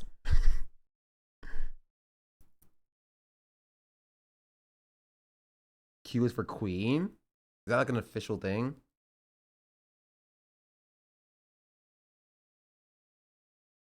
Anyway, point being is that there's not much information for why Will has left. And so it's going to be a little bit of parasocial hour to try to think about or identify or imagine why this happened in the first place. Because Asmongold is no longer in the organization. He's around, but he's no longer in the organization. And as we saw in this clip, Will was talking about leaving if there weren't like changes being made in like the organization in general. I said certified freak. 7 days a week. Wet ass P word. Make that pullout game weak.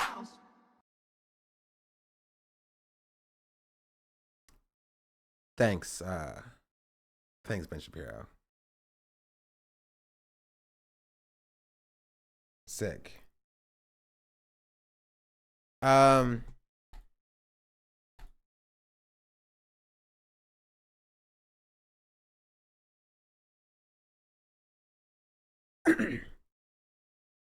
Sick. Channel points well spent. Gun to the back of your head, name 5 DDG songs. What the fuck? The fuck are y'all what y'all talking about, bro? You're dying. You're literally dying. You're dead. On God, you're dead. Thanks, Bruce. I just don't understand constant orgs like OTK, 100 Thieves, TSM, like what do they really do? The point about it is just to put a bunch of creators in a space, right? And have them make content together. And you, as the org, handle a lot of the logistics. And the creators get paid, essentially. That's the idea of... Do I even have AutoTune enabled? That...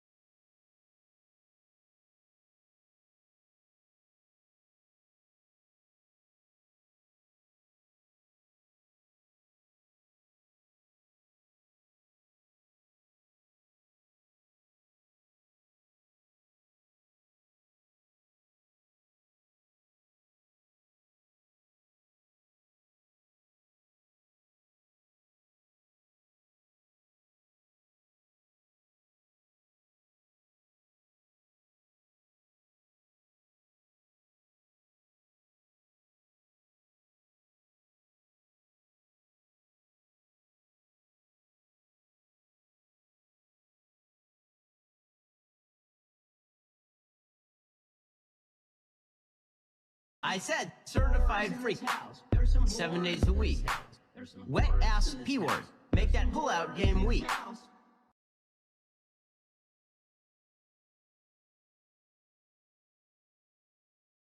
Hello, test, test. Okay. But for some reason, Gun to the back of your head, name 5 DDG songs. What the fuck? The fuck are y'all talking? What y'all talking about, bro? You're dying. You're literally dying. You're dead. On God, you're dead. I said certified freak.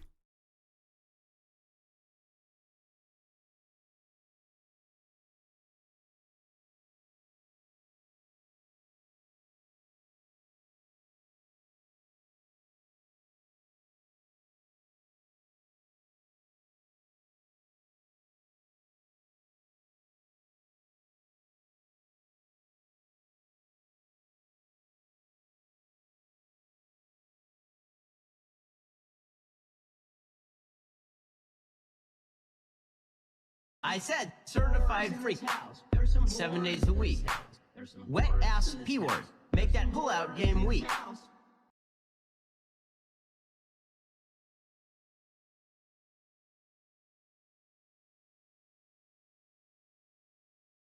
Gun to the back of your head, name 5 DDG songs. What the fuck? The fuck are y'all talking? What y'all talking about, bro?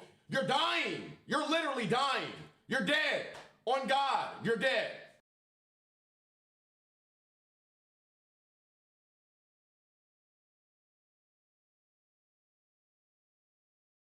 Okay, so I broke the auto tune at some point, and I just don't really know how or why. What if I do this?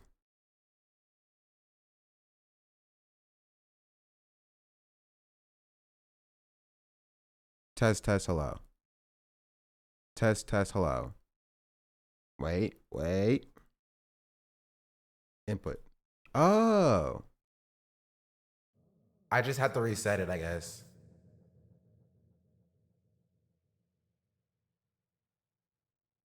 I said certified freak, 7 days a week. When be your word, make that pull-out game weak.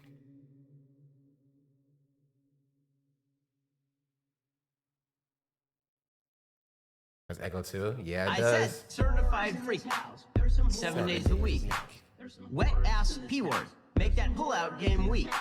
Make that pull-out game weak. Gun to the back of your head, name 5 DDG songs. What the fuck? The fuck are y'all talking? What y'all talking about, I bro? said You're certified dying. freak. You're literally dying. You're dead. On God, 7 days you're dead. a week. 7 days a week. Okay, sorry. Anyway. Okay. Anyway.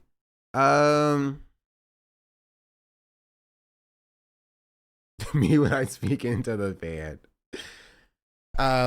Yeah. Will's leaving OTK. Now, if you were to ask me to completely parasocial this, right? And just throw a guess out of a hat for why. I think it's a few things. I think this was potentially something that Will was floated since February. Right? Kind of like a wait and see situation. Again, it's pure speculation. I have no evidence for this.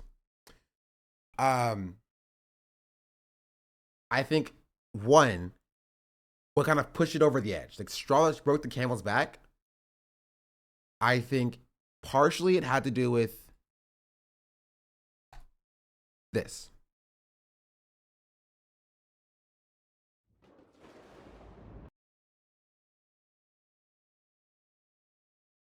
Surely he was thinking about it when one of the founders of OTK basically attacked his friend. No, Asmongold's been doing that forever. I think BB No Money kind of like taking this stand invigorated him a little bit to be like, okay, you know what I mean? I can actually stand against this. I think that was part of it. He's probably decided a few months ago. I agree, right? But again, I think it was a wait and see situation, right? To see if it would get any better. But I don't think this was the only thing that did it. I feel like Hassan doesn't care in that way. I don't think he's that sensitive. So what did BB No Money do? BB No Money, was this filmed a long time ago? Yes, this was filmed a long time ago. With this coming out with Asmongold's face censored. Right? Which honestly, it's still pretty funny. I saw that on BB's Instagram in public. I thought she was about to change. Did they move recently? Maybe you need to get finances in order too. I'm not gonna go that far into it. I think it was contract ending. Young Jeff also leaving the day before. A contract ending. Young Jeff also leaving the day before. Potentially. Yeah, I don't have any intricacies in the contracts, so I'm going off of what I know publicly. Right.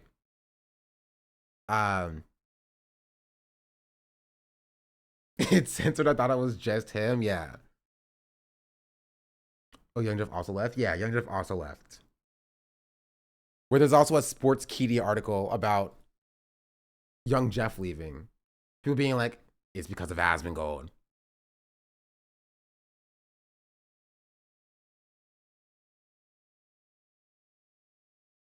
Because you like the Young Jeff's post on X that OTK is ending. What is okay? This is a meme post. This is the actual post. After 4+ years, I made a decision to part ways with OTK. I appreciate everything that they've done for me over the years. However, I feel the future direction of the company now is the best. I feel like with the future direction of the company, now is the best time for me to venture forward. I wouldn't have the career I do now or met so many amazing people in the industry without them taking a chance on me in the beginning. So for that, I'll always be grateful. To everyone who supports my silly posts / interactions there over the years, I appreciate you all very much. I'll still be doing socials for people in my bio, of course. I'm taking some personal time playing Elden Ring Night Rain, W. But if any people / companies out there are looking to bring on more people on someone new, don't hesitate to reach out.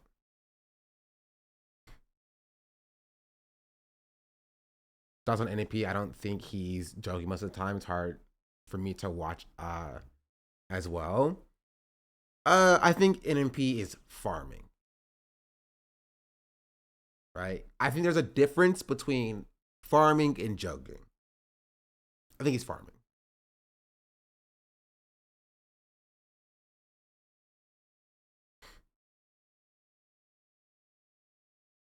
He's always farming? Yeah, he's always farming. I do not like the way NMP is handling this. I mean, there's not much you can do. With Young Jeff leaving and with Will Neff leaving, it's the double Fs. That's what it is. I think it's sort of writing on the walls.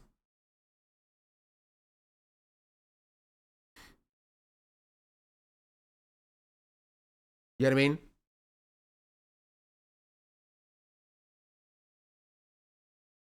Which should actually be good for once. Excuse you, I get a lot of engagement on Twitter. You see Twitter begging me to get verified because of all the super engagement I got. They got 148,000 likes in my latest tweet. You know what I mean? Let me see your tweets, chatter. Let me see your 148,000. I'm sorry, views. Pull the Kendrick tweet. You know what? I will.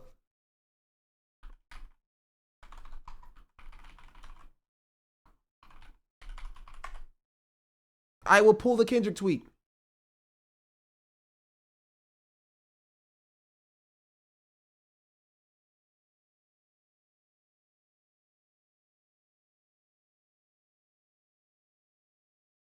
Actually, I'll pull both of my Kendrick tweets. Suck my nuts.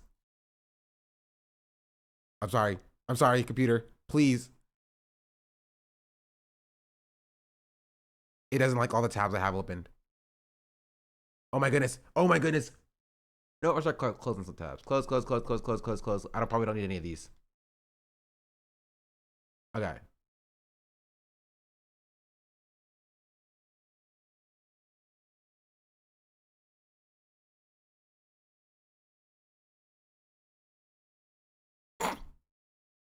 I literally just heard a pretty good 9/11 joke off fan stream 5 seconds ago. Don't ever talk about bad about 9/11. We got 13 of our best guys that day.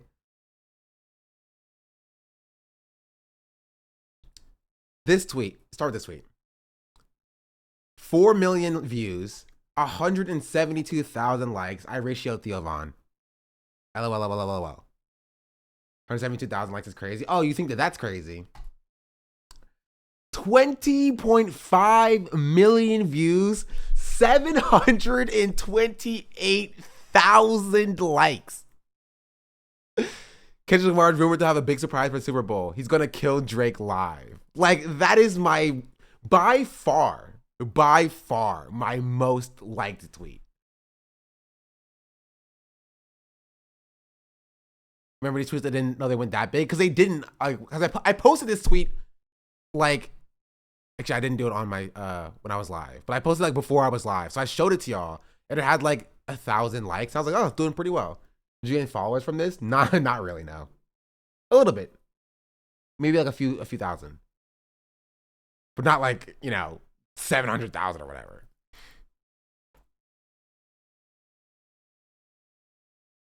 Forward Tumblr post, 7 million likes. That's Twitter. How much money could you have made from this? Honestly, probably a lot.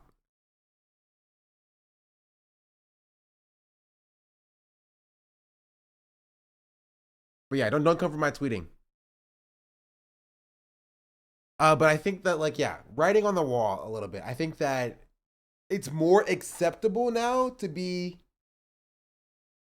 contentious to OTK, which is why you see an uptick of like NMP and S-Fan farming, right?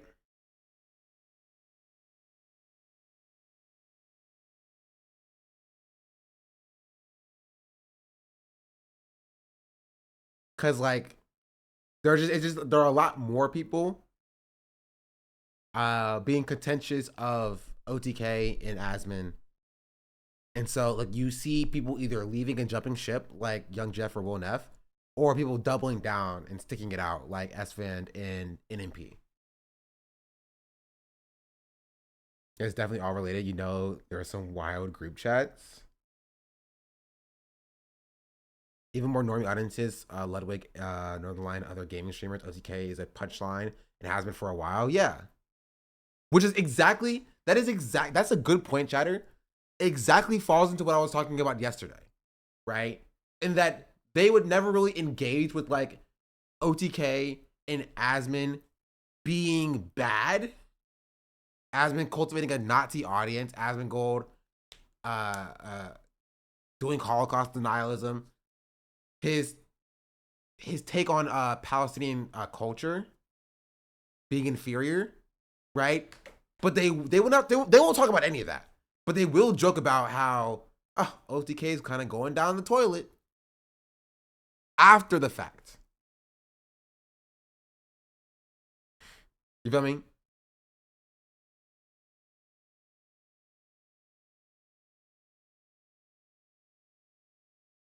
I was pretty ecstatic about Emily's recent blow up, throwing subs around left, right, and center and saying, as if to say, don't forget us. I mean, maybe. I don't know. I'm not too familiar with that situation. I don't know. I don't see. And this is the problem, right? I think OTK could have recovered if they like, it's like, I don't want to say like a cancer, but kind of like a cancer, right? You know, when you catch cancer, a tumor early, you can snip out that tumor before it infests other areas and grows to being so large. And it's way easier to save a life if you catch a tumor early. It's kind of like that. It's kind of like that. Like, they let Asmongold fester for too long. They just did. Or, yeah, maybe Mold would be a better comparison. Look, kind of like Mold, right? You see, well, to be fair, No, it's exactly like mold. Right? Like, once you start to see visible mold, right, you can try to throw away that mold on your bread, but that mold is deep. And so if you just wait for that mold to be visible, for it to become a problem, and then you're like, okay, now I'm going to cut it out, that mold runs deep. And so even if you get rid of that mold, right, there is still more mold that is deeper than that surface level mold. And it's exactly like that. You know? Like, Will talked about 3-4 months ago that, like, if something doesn't change at OTK, he's out, he's leaving. Asmongold leaves a week later, and you're like, okay, problem solved. Right? Problem solved, you know? Will's gonna stay. But if it gets to the point where, like, somebody is, like, Will's speaking out in public about how bad the state of the organization is, the mold's running deep. It's gonna take more than removing the visible mold to fix the bread. And at this point, can you even fix the bread? Right? Who knows? And so that leads us to yesterday where Will left. You feel me? When was the last big event? Wasn't it the Wild West event? Bread is not cheese. Mold on cheese can be cut out. Mold on bread can't. People are like cheese. Groups are like bread. Probably deep if you're high. True.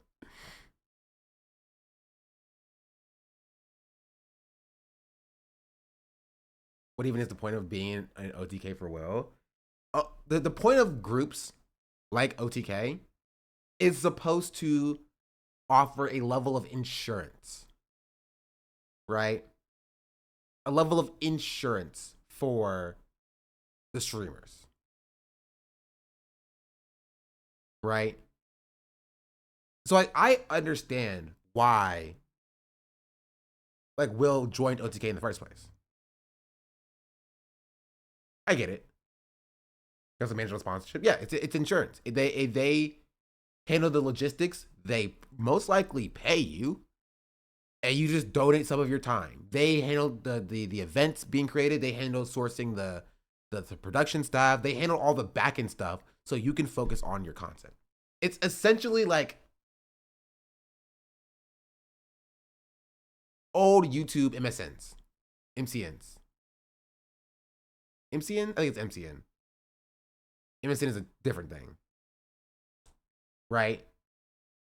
It's a talent agency, essentially. They handle sponsorships.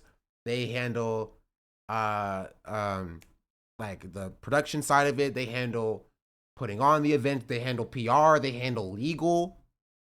Right? So, like, there is a reason why streamers join those things. Also access to resources. If you need a graphic, just ask the graphic guy. If you need help with an ad, just ask the ad guy. Yeah. It's a level of insurance, right? It's a fallback, so you can take a little bit of onus off of putting in the effort yourself, right? If you need access to a video editor, you can go to the video editor guy. Also helps expose you to new audiences. That too, but that can be done without an official group. You know what I mean? Like, I don't like AMP is not an official org. It's a content group as opposed to a content org. Content orgs have that structure. Content groups don't. You know what I mean?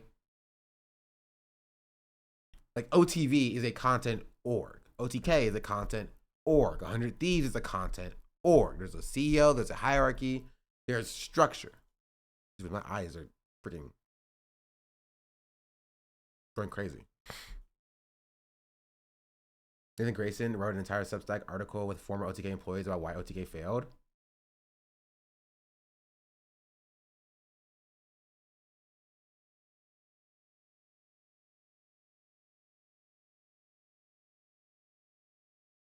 OTK will ever be stained by Asmund mold in my mind. ATK is the closest to a content co-op from the outside looking in, at least. I wouldn't say it's a co-op specifically.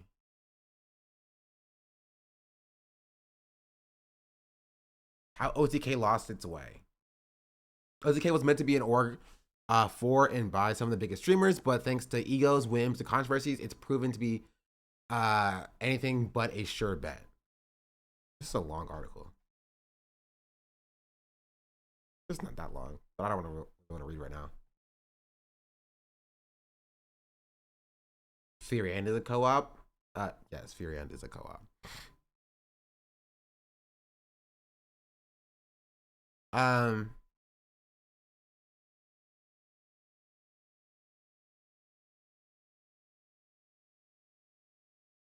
Here, I do want to show you this though. I think Twitch is in a transitioning period. No streamer of younger viewers lessens the relevance of OTK, OTV, as FaZe and AMP have so much traction. Yes, and I think OTK and OTV kind of dropped the ball in terms of adaptation.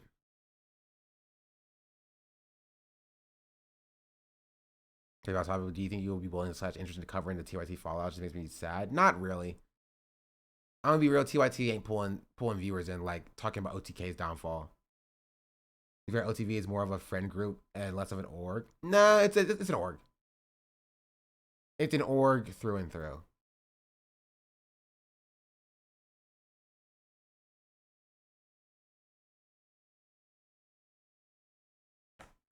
I responded to Nick's tweet about farming for negative attention yesterday, and it disappeared. I said farming for attention from the losers in your bubble is all fun and games until it makes it out of that bubble and the whole new audience sees these compilations of him being inappropriate with women.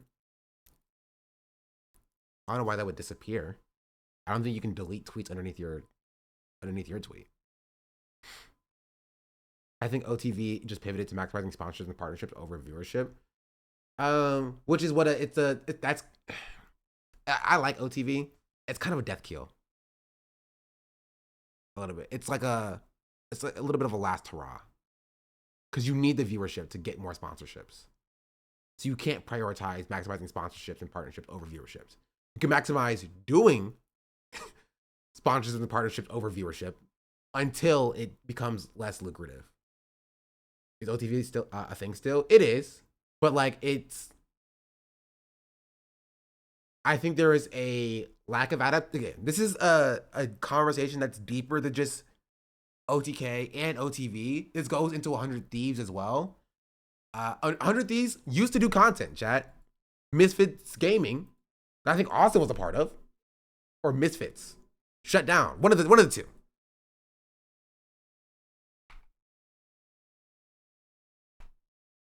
Right? I mean, I guess they do still do content. Did you ever get injured at your first job? Psychologically. How weird was your old job? So I guess they're still around. But like they're not really pulling numbers. You know what I mean? Like they're not really pulling numbers. TSM still around? I don't think so at all. They're like fully in esports. Less content org and more org esports org that does content sometimes. I did not know LM joined. Yeah, LM joined pretty recently. They have had a huge compound. Yeah, they did. Valky raised a freaking co-founder, co-owner.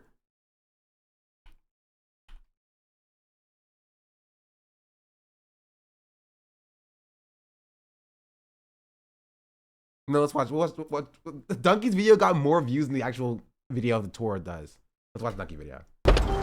Bruh, what's going on, Does Twitch still chat? focus on esports Yo, now? I mean, they just signed Elam as a creator, so I don't think that they're just focusing on esports, right? I'm sure that their main focus, but they're doing content. They are also a content org.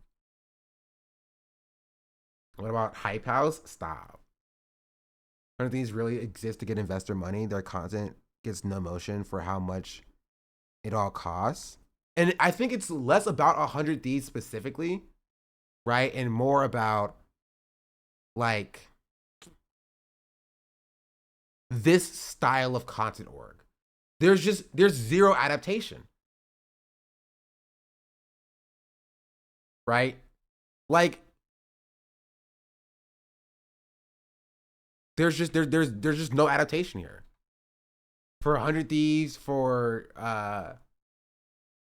like OTV.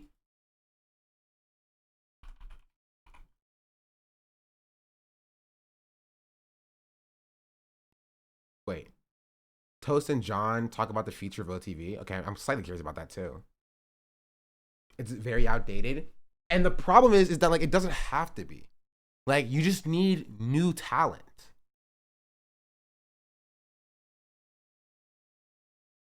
Right? You need new talent to come in and bring fresh ideas. Right? You need new talent to come in and kind of reinvigorate new people. Because as you have your old talent, not to call these people old, right?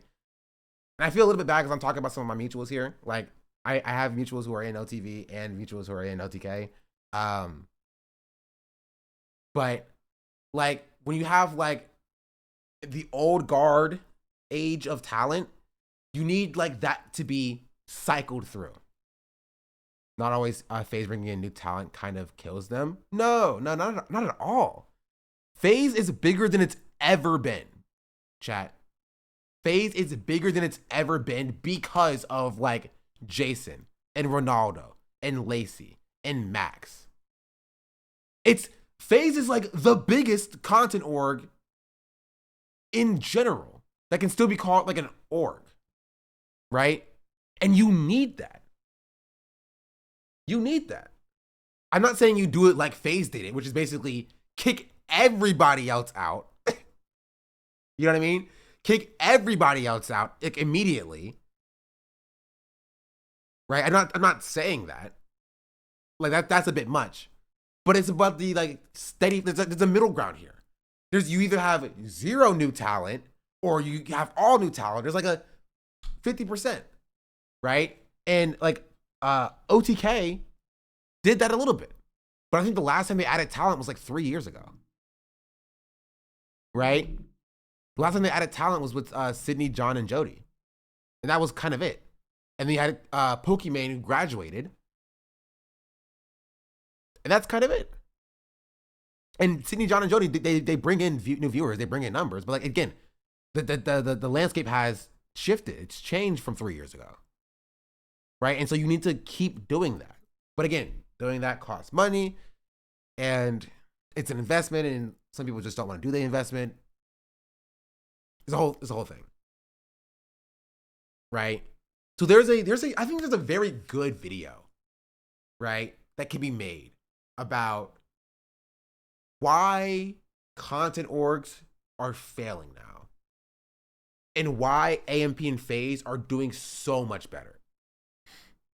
I think branding and positioning is also important because I think as much diversity of content as FaZe and AMP has, they're able to curate themselves within a specific niche, so the fandom culture is stronger, equals stronger chance for longevity. Not even though, like offline TV has a niche. They're like the gaming group or whatever that does some IRL stuff, right? And to me, like they have interesting video like hooks. Like we became K-pop idols in 72 hours is an interesting video hook, and they're doing better than like 100 Thieves is. Like they're doing well. Like bringing everything with the $400,000 tungsten cube. Like they do well. They do well. Right? But like this in comparison to like freaking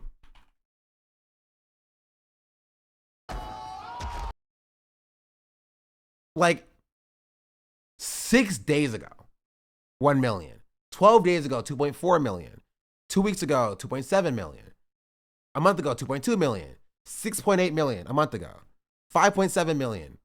1.3 million. Like, these are insane numbers. Insane numbers. And they're not even like that much bigger, right? Like twice the size of subscriber wise. But like the content is just hitting more. Right? And it gets even worse when you talk about like OTK. Like they don't even post content on their mains.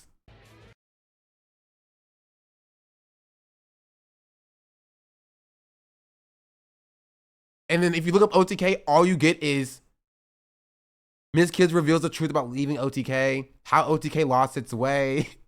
Asmon leaves OTK, Emma responds to leaving OTK. My 3-year experience with OTK. Like it's not great. Like they don't post any content, which is what the org is supposed to be though. Right? Like the events that they do are done on specific creators' channels when they do events. Like didn't OTK have a basketball tournament thing? Oh, it was on Nick's channel. So it's RDC like one type of org. I mean, RDC is not an org. RDC is similar to AMP, is a content group.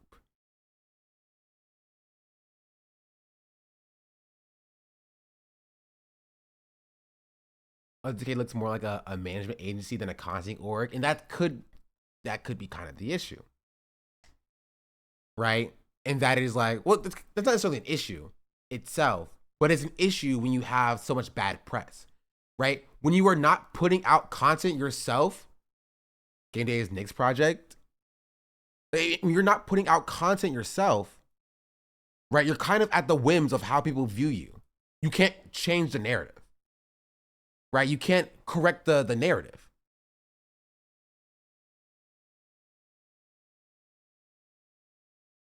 Doesn't OTK or most OTK members have another management org agency anyway? I don't know.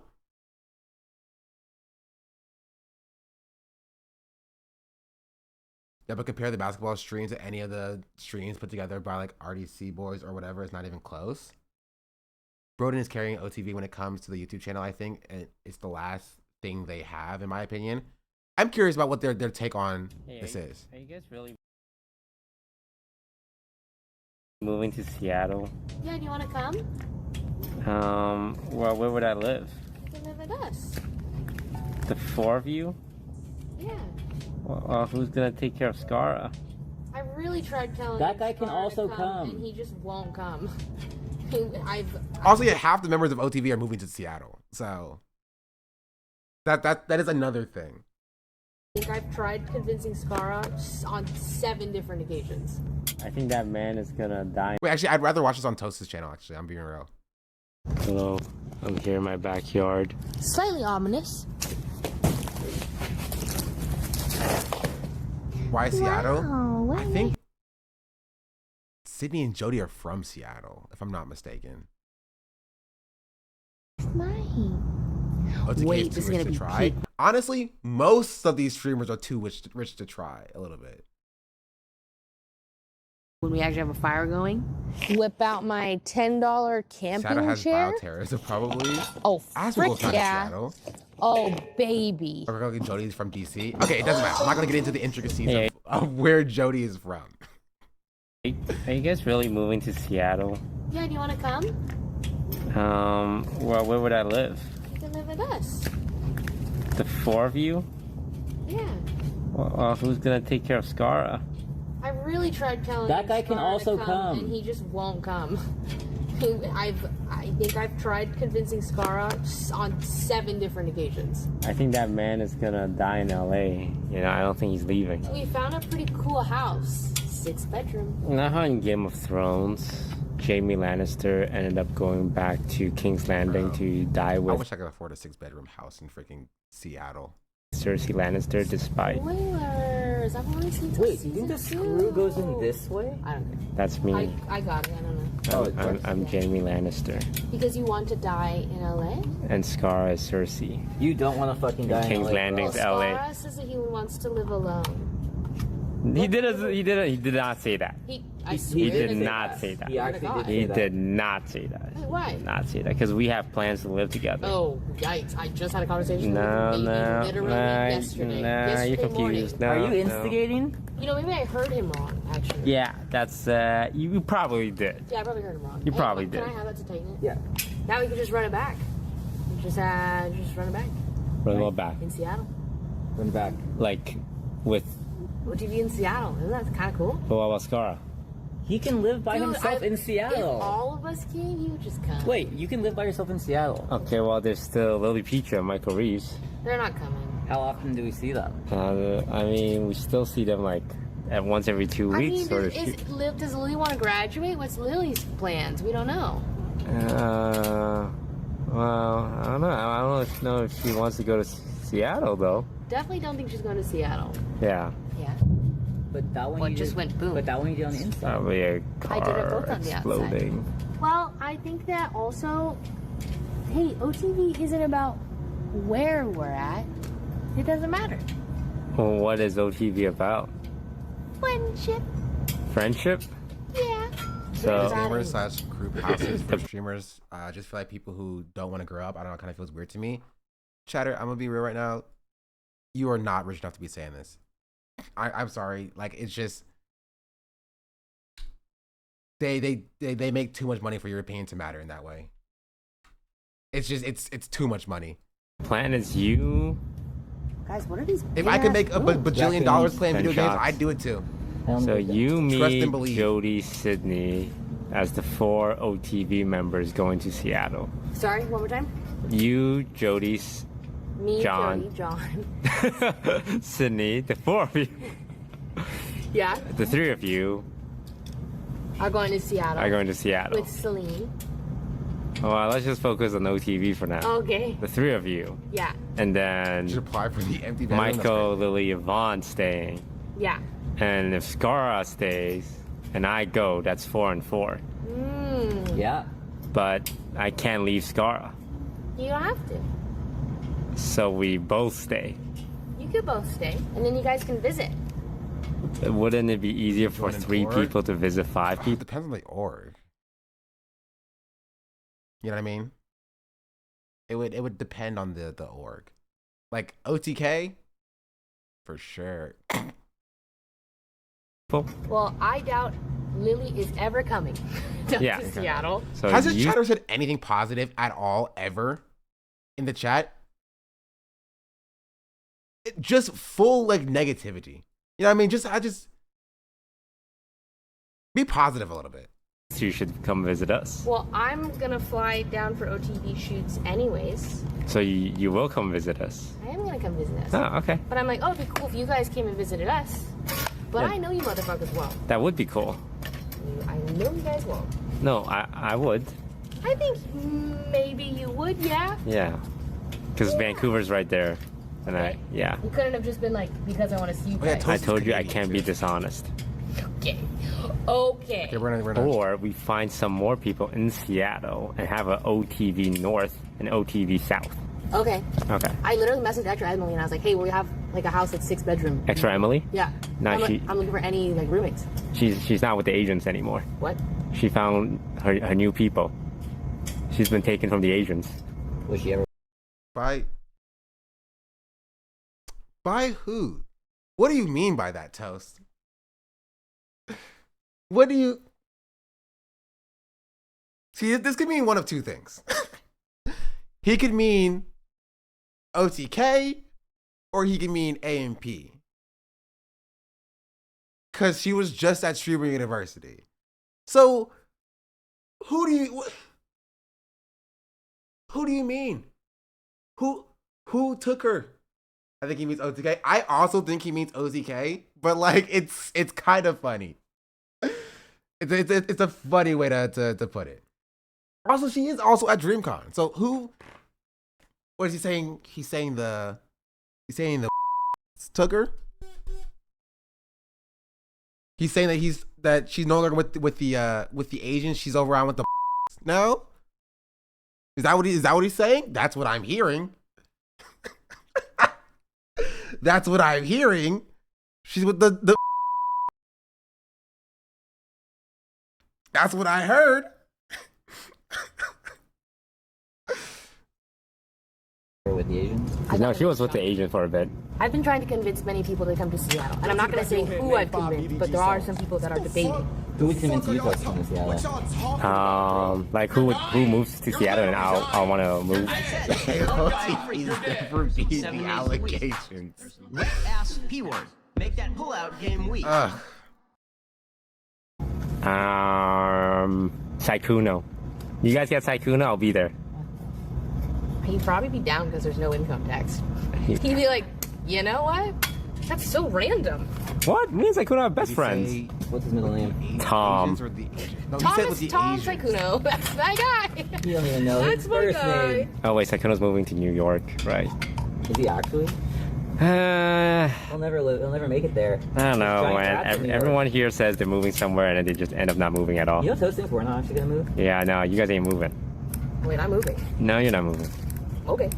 I gotta go. Hey, Sean, what's taking so long? The screw is not going in. What do you think's gonna happen to OGB once we move? Caving in his enemies. Wait. Where'd they go? I wanted to see what was that guy talking about?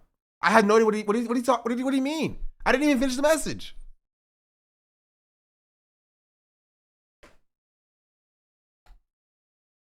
They said check in on Hassan. Were they being serious? They were like seriously like checking on your friend Hassan.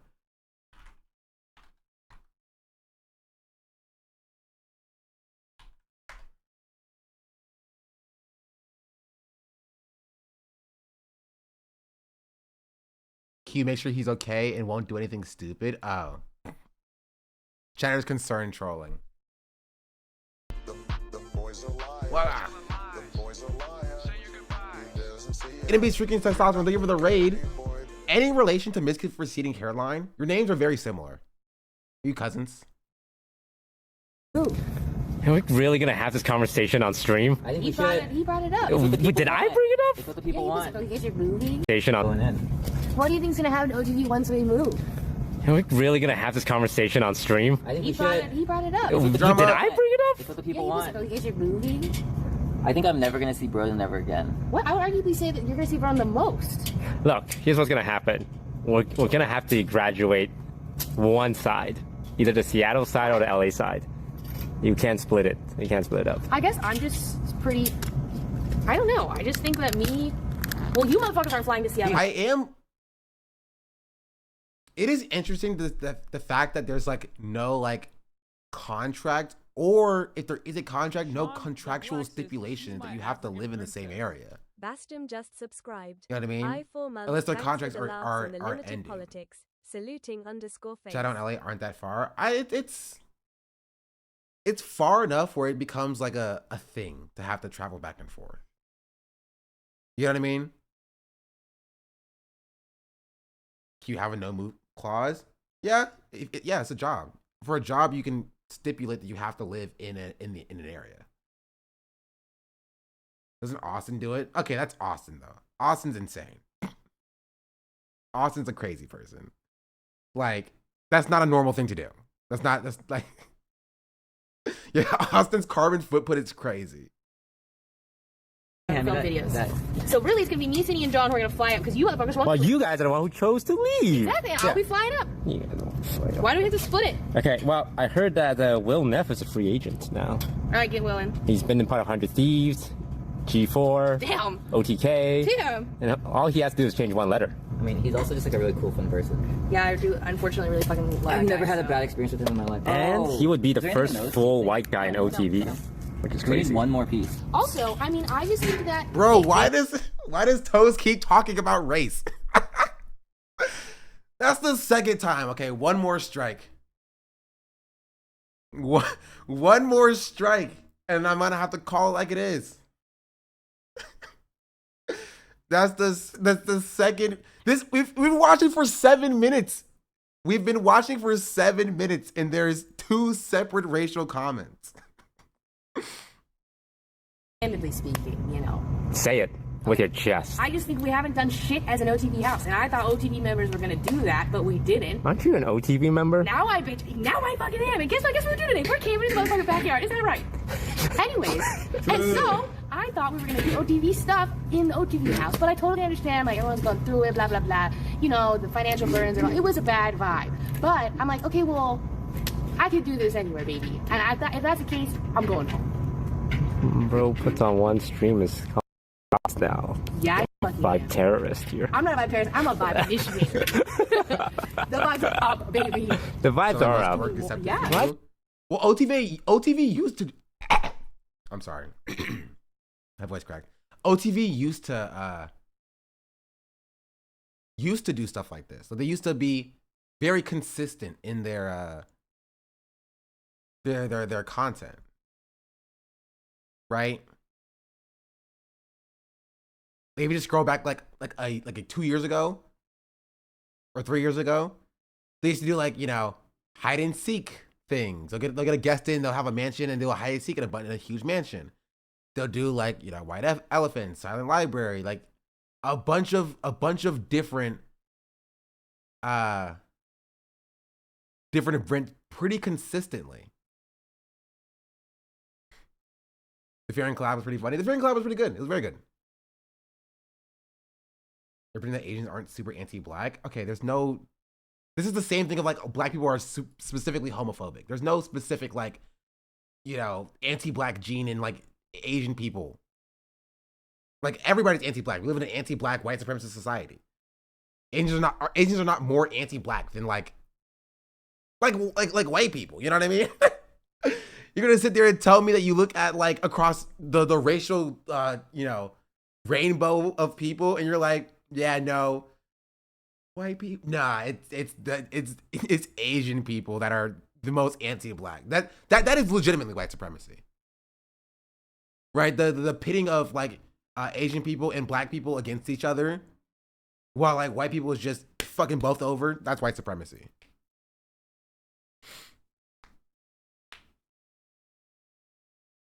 Anyway, what were we talking about?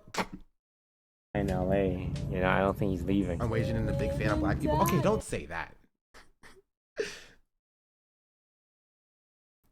We found a pretty cool house. 6-bedroom. You know how in Game of Thrones, Jaime Lannister ended up going back to King's Landing to die with black and Asian people against each other? Yeah. With Cersei Lannister, despite. That's me. I got it. I'm Jaime Lannister. Because you want to die. I mean, that's what. Come on, Chatter. Come on, Chatter. You said Asians are specifically anti-black. Like, what are people supposed to take from that?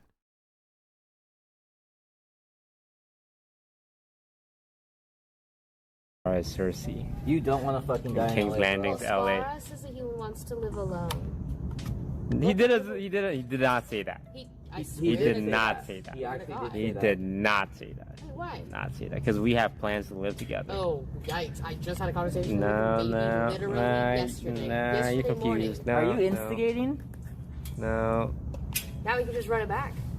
Just run it back. Run what back? In Seattle. Run back. Like, with. OTV in Seattle. Isn't that kind of cool? But what about Scara? He can live by himself in Seattle. Oh wait, this is the wrong. I started playing the wrong video. This is the video. I was like, didn't we just listen to that? It's Zara, and Jody is leading the charge. She's the vibes captain now. I am. All right, what's next for us? So fast. I think we should do one giant sleepover. It could be really fun. A blind death mute challenge, but nobody seems excited about it. I got a couple more up my sleeve. Okay, no, it's a secret sleeve. It's because I have to wait till you guys are live. What are you gonna do to us? I don't know. I like the sleepover idea though. Right? Yeah. I don't understand Mafia. So this is one last Mafia stream, guys. I don't understand the game. Then you're not OTV. I'm sorry. If you don't understand Mafia, you don't understand OTV. Twice, and I don't That's literally what we're famous for. You guys are famous for Among Us. Which is a form of Mafia. This is actually tilting me. Dude, I lost the last piece. It's this small one. Just put the pot in the... Oh, Jesus. Well, literally what I don't get it. So you go to bed, and you come up, and then you say, I think that person's the imposter. Yeah. I don't understand. What don't you understand about it? What the fuck is happening in between the game? Like, I don't understand. Like, so you go to bed, and then you're like, what did you do? But there's nothing happening. Well, someone's dead. But then they're like, oh, what did you do last night? Nothing, because everyone closed their fucking eyes. I don't get it. I don't know the game. Well, it's like the way people lie. Because someone's lying. Because someone did something in the middle of the night. It's pretty boring for the non-heroes. Like, if you don't have a role. Hey, people love it. I, unfortunately... Hey, yo, guys, I lost a piece, so like... Just put it on. It's probably not important, right? Let's just set this shit on fire, man. Fuck it. I don't give a shit anymore. When he says that, he's talking about OTV. What? Dude, you can tell, man. What the fuck is... Who the fuck said all this text? Oh, fuck all of you. Like, he doesn't mean that, chat. Wait, if I go to Seattle, will I never see you again? Are you actually never gonna come up? Yeah, no, I'm not coming up, bro. What? Okay. Okay, here's one log. Here's another log. Hey, right, you're supposed to... You burn... Can you burn the paper? You burn the paper. Yeah, that burns with it. And we use these to... Hey, where's the matchstick? He brought matches. Yeah, we brought matchsticks. I really want to burn. Do you think Spyro will come out soon? No, he fucking hates us. I sure hope it actually lights for 4 hours. Because we don't have a lot. Oh, hey, he didn't even. Yeah, whoa. You're hogging all the good Yeah, stuff. you selfish. Grab a stick. Grab a stick instead. Ah! I don't even see a need for a content org like groups of streamers or streamers already click together without making it a thing. Do you think it's streamline marketing and sponsorships? Yes, it's to handle the logistics, right? It offers a level of security and insurance for the streamers. They have like lawyers on retainer. They have marketing, video editing, things of that nature are done not by you. You don't have to. It takes the onus off of you to actually handle that content. Is it your first time laying that? No. Why did you say that? It just broke. Do you guys ever think about how easy it is to commit arson? Yeah, I think about it all the time. Like, you can just set a place on fire and they're not gonna notice you. Wow, this smells delicious. It's like the matchstick box. Oh no! A match fell in my arm. Holy fuck, this smells. Are you guys ready? Let's set it I'm gonna go to the bottom. Should we chant first? Like the lights of Gondor. Oh, I like that. Yeah, I feel like if we eat anything cooked by this fire, we're gonna die. Hey, did we for sure confirm including sponsorships? Including sponsorships. Pitching it's like a content package, right? Pitching a content package. You know, you buy a bundled PS5, like a PS5 that comes with a game and it's pre-wrapped and it comes with a special controller or whatever. And how that is like, that can be resold to somebody else for more than like a regular PS5 is. That's kind of what like a content org does for you. It packages up in a little box a bunch of different streamers who have their own specific niches and audiences, and saying, hey, instead of getting access to this audience and this audience, this audience separately, you can get access to all of these audiences with all of these demographics at one time through this organization by giving us more money. And so it's like, it's a situation where it's more than the sum of its parts. For a sponsor, they're willing to pay more money, lump sum, to a content org as opposed to like piecemealing, paying every streamer separately. If that makes sense. I generally think the mistake is not intersecting the audience enough. This could take any form of content, doesn't mean it needs to be super produced. So they don't find the urgency to do things together. I think that the real issue is just not finding new talent. You can. Right? And this will also happen to AMP, by the way, in the future. Right? They're not an org, so it doesn't necessarily matter that much if they like age out and their audience ages out and people move on. Right? But like, or like FaZe. FaZe is technically an org. Once like the FaZe boys get older, their audience ages out. If they don't find and craft new talent, they're gonna get into the same boat as old FaZe did, right? They would need to bring in new talent, whoever the new hottest people are, whoever's growing then, to be able to capture a new audience, right? Maybe not necessarily younger, but people who hit a different niche, right? You can like FaZe can bring in somebody who's like older if they feel like that niche would hit differently. They could bring in Asmongold to hit the political niche if they wanted to. Right? Bench gonna get a new slate every 3 to 5 years? Probably. It smells like shit. Oh no, you definitely can. 100%. Chat would fucking tell us if we couldn't. Well, we didn't read chat. Well, some brand of paper you could burn. For sure there's like some. I don't know if this brand is one of them, but some brands. Hey chat, can you Google this brand of paper. Fireside Supreme You know what? Firelog. I would say that it's too late. It like. So. No, I think it can burn 100%. Oh, it's I burning. think you can burn it. 100%. I'm like a little too close to this. Okay. Oh, my phone. Yeah, well, the fire's going though. Yeah. It's Do actually... you think it's really gonna burn for 4 hours? Because we don't have. Yeah, I will. Ooh, it's nice though. Yeah, that's kind of nice. Oh. Yeah, what's it popping for? Wait, you think it's gonna kill us? What? The fire's angry. Oh, that's a big fire. Yo, that's a That's fire. a big ass fire. You think this is true? Sitting in a fireplace is worse than smoking a whole pack of cigarettes. I don't think that's true. There's nicotine cigarettes. Do we know the location of our fire extinguisher? How about the location even of our hose? We can use that. Okay. Worst comes to worst. There's a hose right there. Grab a bucket. Come on. I'm gonna park. Yeah, I'm saying it's to LA. The freaking planes. Big ass fire. The chopper's looking for us. Alright, you guys ready to roast some weenies? I'm gonna I'm wait ready. like until like it maybe relax. I'm so hungry. Let's see if streamers compete to start a fire. Should we from add sticks. more logs? That is a good idea. We got one more. Do not add that. There's one too closer to me. Like They're saying offering they're 80K It's also plus small so profits. hot. Share up to 1,000 viewers.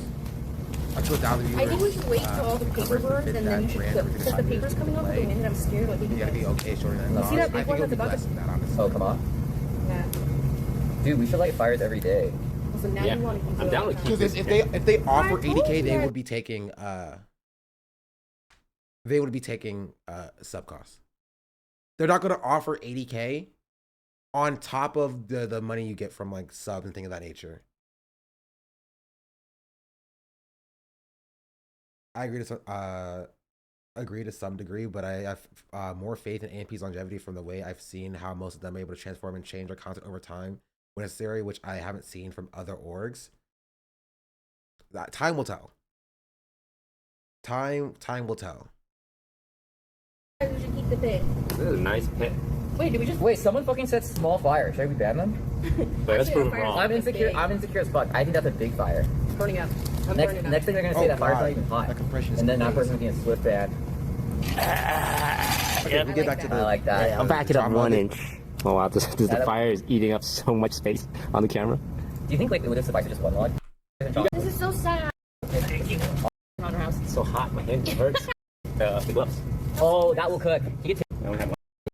You gotta put it into the fire. That's where it's the hottest. look, mine is literally inside the fire. Like my glove could catch on fire. Yeah, I don't think you're actually supposed to do that. Bro, oh no, the end of my hot dog is black. It's like burnt. Yeah, no, that's bad. What? You want to put it at the top where the heat is the strongest.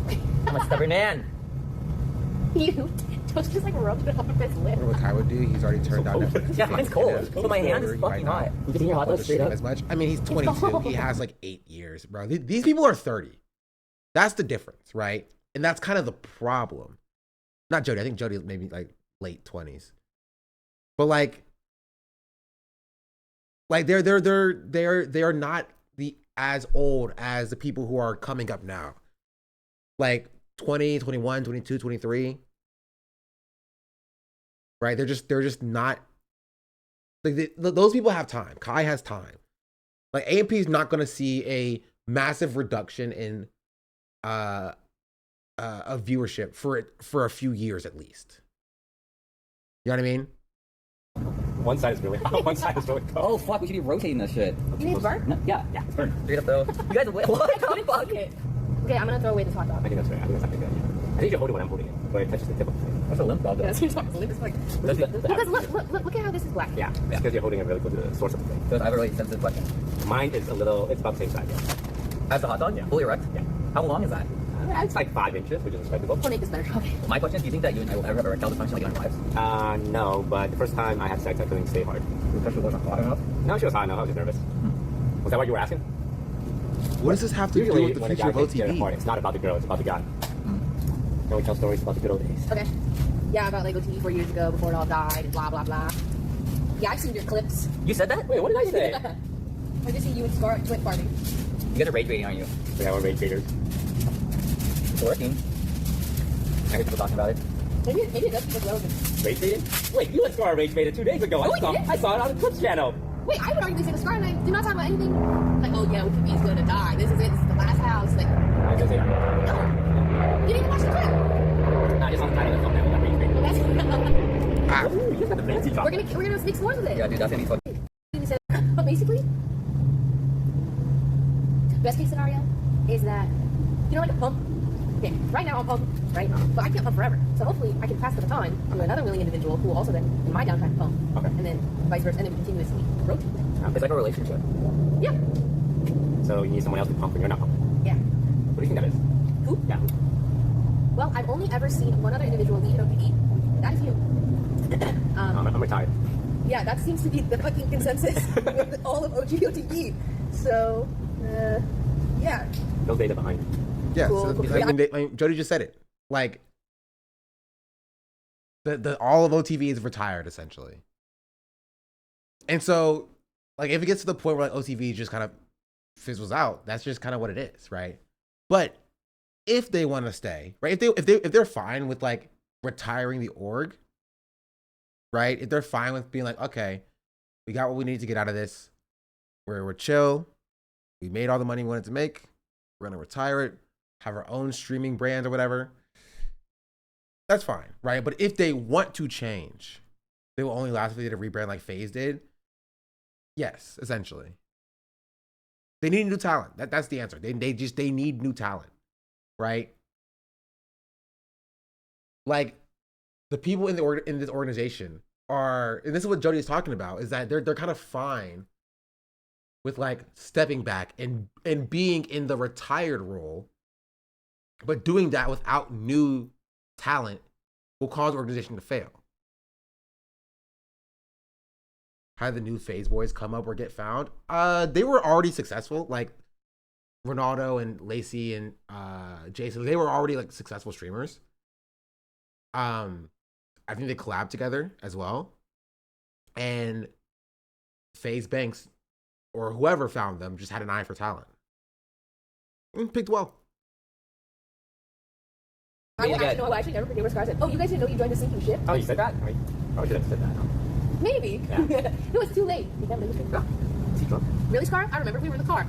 Driving back from KBBQ. Scar, why would Remember? you say that? I remember it was a full car. You remember who was in the car? Scar, there's no upside to saying that. Remember, Scar? Yeah, what's the upside of saying that? Wait, like, Scar, what did you gain from that? Like, what was your win-loss? He's a real one. He let me know what was happening. Scar's a captain on the Titanic, and he's like, guys, Scar, you want to hop on? Hey, so you don't want to ever leave the OTV ever again? dude, just come to Seattle for the vibes. But that's why I said Scar, they just tried it for Like, a year. regardless of OTV, just come for friendship. I think leading takes many forms. Yeah, be honest. Yeah. Okay, and then how? Like, if you're the captain, I would say I'm the boat. We're all riding toast. Like, there's a captain, like, I can get you where you want to go. That's true. Yeah. He is a pretty good boat. Well, my problem is that I feel like I'm a captain, but of no crew. So that's the hard part. Okay, this is what I continuously ran into. Okay, I'm the captain, or I'm down to take the lead sometimes. I'm down to like help initiate. But it does sometimes feel like there's no crew. There's no crew around. There's no crew. Yeah. How about Sydney? Sydney's, yeah. But she's also, well, yeah. I think Sydney's down in there. Me and Sydney are down bitches right now. Uh-huh. Yeah. DB for short. Yeah. Down bitches. Yep. Yeah. Yep. But we need more people for this. We need more DBs. Yeah. Because, like, have you seen One Piece? No. Wait, did you watch the live action with us? No. It low-key is good. I'll rewatch it with you. I didn't watch the anime. I've only seen the live action, so some people just thought that, but it was actually pretty I good. never, yeah. It's about a captain finding his crew. Oh. Yeah.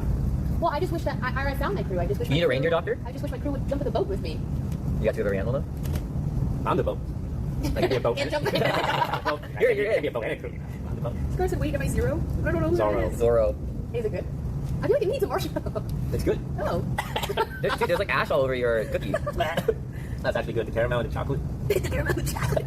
What are you, an old man? I think we just have to get new members. I would. There's no one on my boat. It's exactly what I said, chat.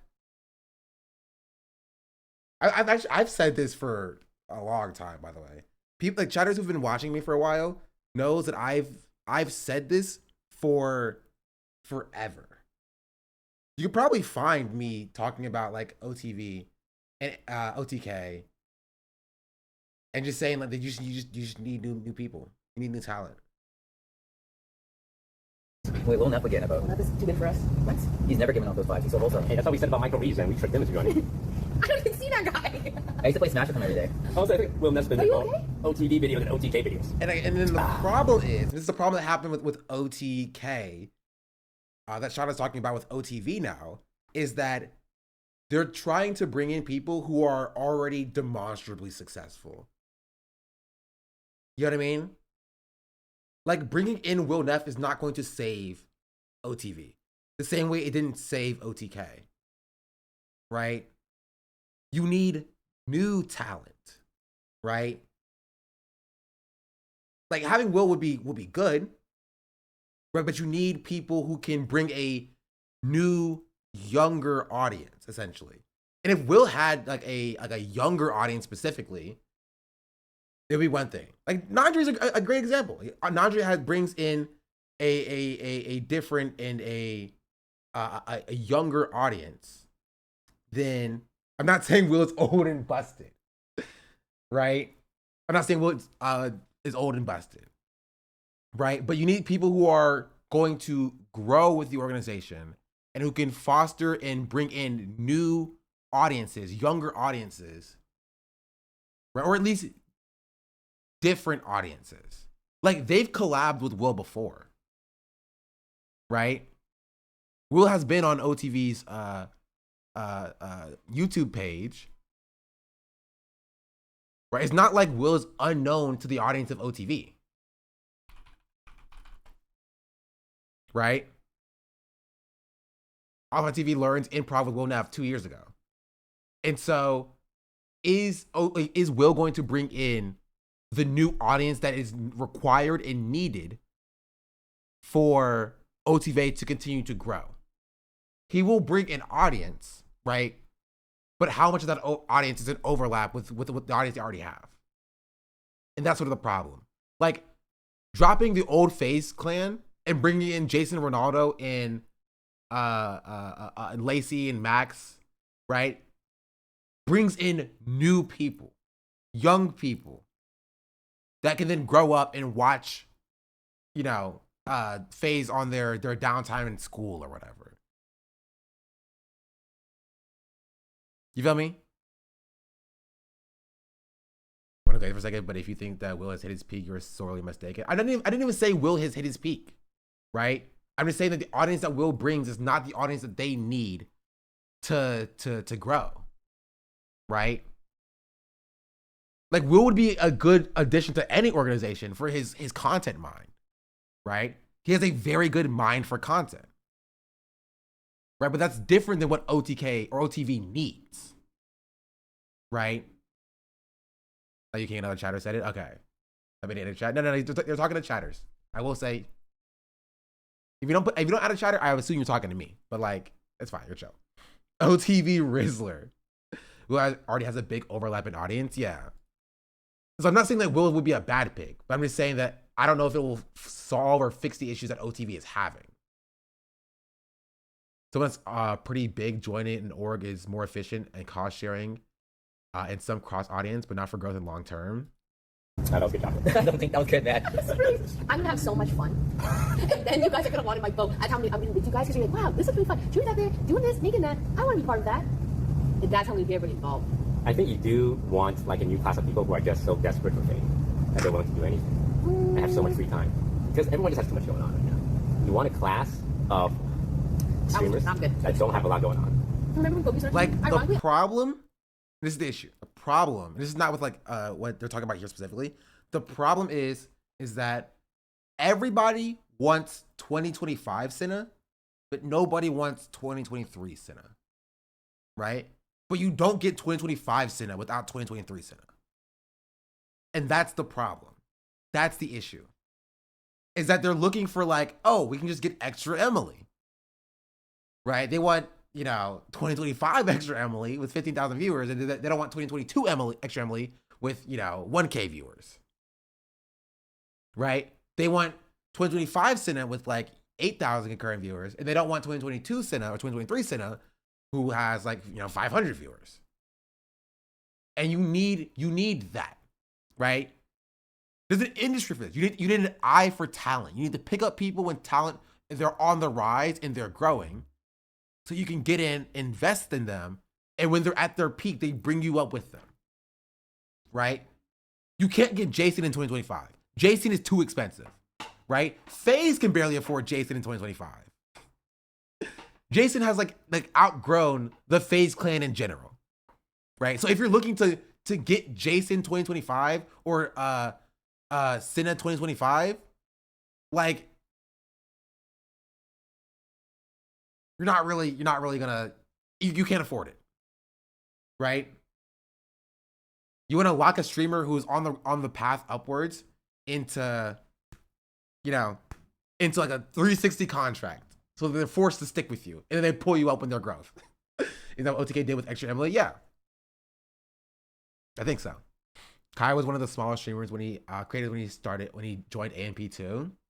I'll take your word for it, Chatter. You talk like you know what you're talking about. Katie is good at that, but she only used these people for musicals and stuff. There's a cool game I just learned about called Among Us. I don't know, just throwing some ideas out. Maybe like recruit some people through that. That's funny. I wasn't really part of OTV when Boogie was in it. I feel like we joined and I graduated, but I don't think I was around for that. I was around for like 8 months. I don't remember being on many videos with her. That's good. You and I was beefing. Really? Yeah, we've been beefing since day one. Day one? Yeah. I told you, you were mentioning Joe Rogan. Wait, but I will be a compass. Joe Rogan? I'm gonna ask you guys try stealing Extra Emily from OTK. She's seen that. Bro, Extra Emily's not with OTK anymore. She's with AMP. Keep up. You got mentioned in his podcast. Really? What do you think? Oh, so he did mean black. He did mean black. Confirmed. I felt the sweet spot. If a streamer wants to go full time, it's like right there. You pay them a salary. You get them 70% of their subs. 30% goes to the org as compensation for the salary contract. That's so abusive. But like, I don't know what these contracts look like, but maybe. Like, at that point, a streamer gets like 70% of 70%. You know what I mean? Because Twitch already takes 70%. You ain't get no money from your subs. So you just saw the OTV video where they're like, oh, you're how many people in that sweet spot actually? He mentioned there's the 5 streamers. No fucking chance he talked about, oh my god. Like, there's 5 streamers. That's the calculation, right? Somebody who's at 5K viewers don't need an org. Not really. Right? Somebody at 100 viewers will do nothing. They need an org, but they won't do anything for the org. Unless they have like specifically like unique content or something like that. Right? And so there's a line. I don't know if that line is like 1,000 viewers. I don't know if that line is 2,000 viewers. But somewhere in this line, right, is where you need to grab talent from. Because they're both cheap, but also on the rise. Right? But I don't know. I'm not the person making these decisions. My point is, if guys making 50K and can't afford to make the leap and break through without an org, pay them 100K guarantee for 2 years, 80%.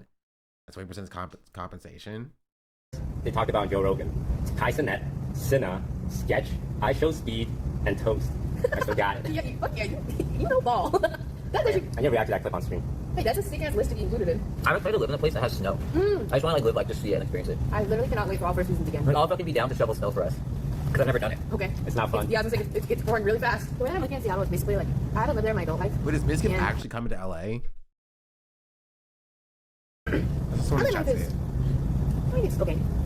But I want to just go back and try living in Seattle. And I think there are things that are tying me down to LA that I'm like, well, I don't think it's time to go. So I'm just gonna try out here in Seattle. And if I don't like it, I'll figure it out. Worst case scenario, we all just meet in the middle ground and go San Jose. Like, look, yeah. We should just do this. This is nice. Don't say Sean and Miss Yeah. I think we should do a sleepover. Yeah, we sleep on stream. Yeah. Till the morning. I wish we had our old house because that movie room was pretty lit. Maybe we just have faith and ask to be more for a day. And they sleep over with us. No, we just switch houses for a day. Guys, I don't live in Washington yet. What? I mean, to be fair, this is like wait, that is how bad we are collaborating on stream. You don't even know that living in the current OTV house in California. It's never too late. It's never too late, Samira. Yeah. Like Jody as the captain. I'm captain of this motherfucking boat. I don't know where we're going though. I'm the boat. Yeah, honestly, this is a normal situation of, as I said, captain or ship with no captain, right? Because it used to be Toast. Toast used to be the captain. Toast used to be the guy who like organized the lobbies, did the Among Us stuff. Like he was the like not the like the CEO or the whatever, but he was like the face of OTK. And then Toast like kind of took a step back and nothing really happened. There was still like production done. Like there were still shoots that were done. Right? But like outside of wherever it's at. Outside of like this, there wasn't really anything that like kind of jumped out. Emily, but a combo, if anyone is unaware, none of the OTK members make money from being in the org / making OTV content, which kind of explains why it's not like first priority if that's the case. You know what I mean? Like, why would you prioritize making OTV group content where you can stream on your own and make money? Especially because like being in an org has the boost of when you like first join, but like years down the line, it doesn't really do much for you unless the org itself gets in like, you know, gets in the news, gets attention, right? So like Yvonne joining OT or offline TV, right? Good boost as when she first joins. But like once you're known as like the person in offline TV, then like it doesn't really do much for you outside of that, you know? Unless you're bringing in a new audience. And that's what new talent's supposed to do. That's why you need to cycle through talent. And what is the sweet spot for orgs anymore? Like, is 100 Thieves Compound making bank lately? I mean, they're freaking, what's it called? Esports stuff, but like their content stuff, not necessarily. Oh, wait, we're watching this. Okay, let's just see this. Bruh, what's going on, Twitch chat? Yo, today I'm going to be showing you our new Los Angeles headquarters where we're streaming out Among Us content 24/7. What we're going to do is elevate all the sub since the content got collab. You're extremely well spoken. Keep up the good work. Thank you, chatter. I'm glad to hear something from that's positive from that collab instead of people just being like, "How dare you do this collab? You're not important and you're irrelevant." But I did go and search your Twitch chat just to tell you this. facets of our business: content, apparel, and esports. That's why I gotta move in here, so I can elevate my content. And that's why I'm so excited. I gotta move in. No, I don't know where this is. Here, so I can elevate my content. And that's why I'm so excited to welcome you all to the 100 Thieves Cash App compound. Wait a minute, is it 100 Thieves or Cash App? Which organization gets all the money that I would make? Let's go take a look. Off. This place fucking sucks. Twitch chat is gonna go next to the logo, and I'm gonna put like a human here. And where's my soda? All right, thank you. Wait, I gotta move in here now. Moving on, we're here at the Rocket Mortgage League of Legends training room. Ow, wow. The Rocket League practice room? I could go in there and start practicing Blitzcrank. I could come back to League. This year, Rocket Mortgage gave us the opportunity to elevate. Donkey should not come back to League. You know what happened last time? Our teamwork and our chemistry by having the players in-house at the 100 Thieves Cash App compound every single day. Let's go say hello. They're all gone. What does a mortgage company have to do with League of Legends? Someday, you have no idea how many hot dogs I'm gonna get you this year. Yeah. Yeah, perfect. Okay. Now we're moving on to the boardroom. This is where the best and brightest at 100 Thieves talk about how we're gonna elevate this company day in and day out. What are you guys up to? Hello. We're discussing, you know, shutting this building down. Kind of a pointless expense. Doesn't really make any sense to have this building here. Let's keep it moving. I've been creating content for about 10 years, and I promise you the tech and capabilities that this room has is going to allow us to elevate our content to new heights never seen before in gaming. I have to cut my fingernails. I mean, what do you mainly upload right now besides, like, I'm sure you're playing Among Us. Among Us is #1, and then... Now we move on to the streaming studios, where the biggest creators in the entire world can do what they do best in a home away from home here at the 100 Thieves Cash App compound. Let's take a look inside streaming studio #1. Brooke! Help me! It's like hard to breathe in here. It's like jail in here. That's music to my ears. I got the rest of the tour to do. All right. How you like the room? That's amazing. It's got everything I need to make money. This is Voldemort. Gigs? Whoa! Who's Gigs? I will take that down. Gigs.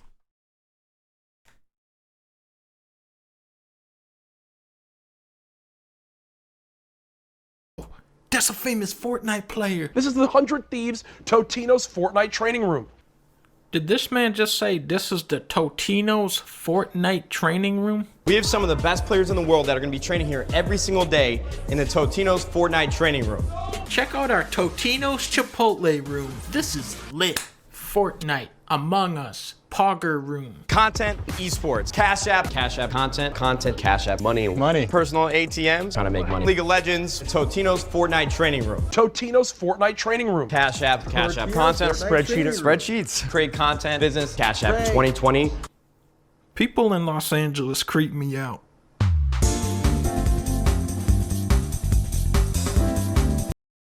That's so funny. So yeah, honestly, I don't know. I think the streaming landscape is in an interesting space where we are in like a transition period, and I don't know what's gonna happen to it. What's your streaming dungeon-sized basement where you lock up random streamers, get your money up, bro? True. I never considered it. Get my money up, not my fun yet. Lock up random streamers in the basements. Osnock style.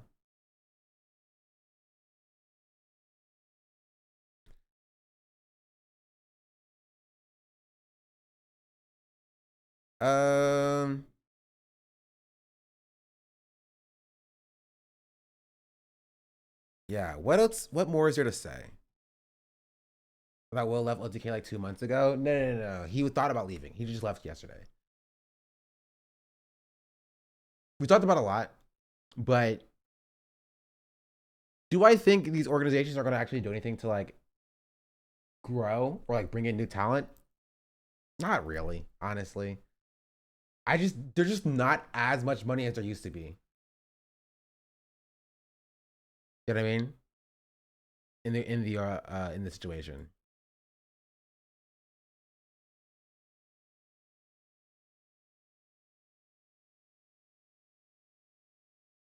Okay, I'll let this hit. But yeah, we covered Will leaving LTK. We covered what that means for the organization. And in conclusion, with OTK stuff, we'll end off with this. On Twitch.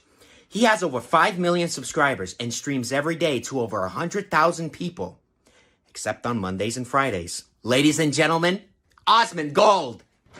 Come in here, you son of a...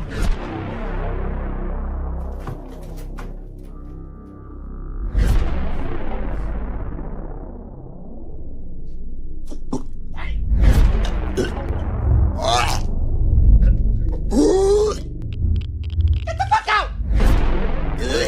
Who the fuck do you have a girlfriend?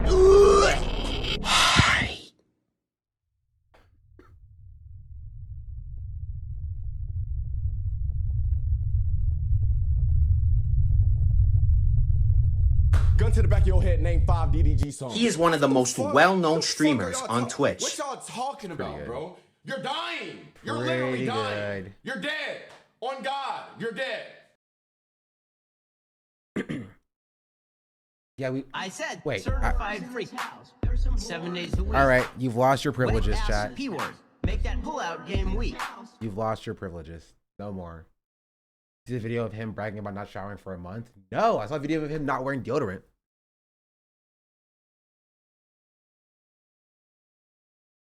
That's what I saw.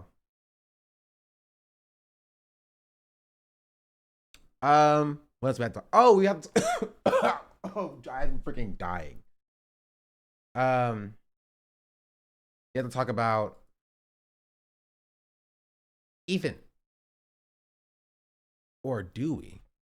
Da da da da da da da da da da da da da da. Ow.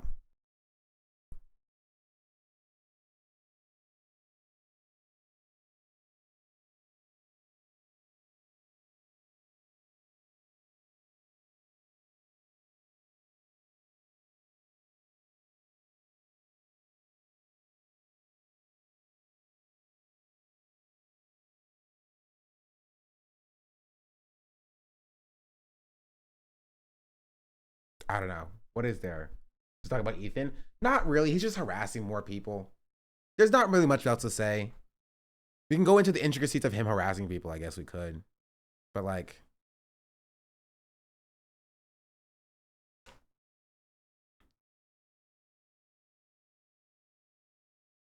let's go to the story. Still, you care too much about Ethan. It's the same thing. Y'all are keeping Ethan more alive than he probably deserves.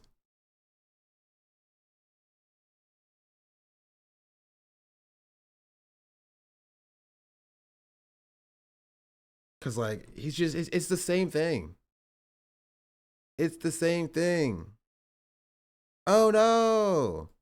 Oh no. Scott Everett added me to the list of the dumbest motherfuckers. What am I gonna do? What am I gonna do? Wait, there's 97 people here. Who's on here? Let me see. Libs of TikTok is on here, sure. Denims is on here. The Surfs is on here. Mike from PA is on here. Alyssa McCanty is on here. Hassan is on here. Jank is on here. Taylor Lorenz is on here.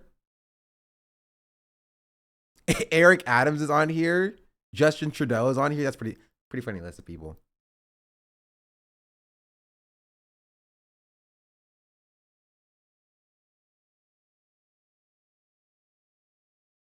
Da-da-da-dun-dun.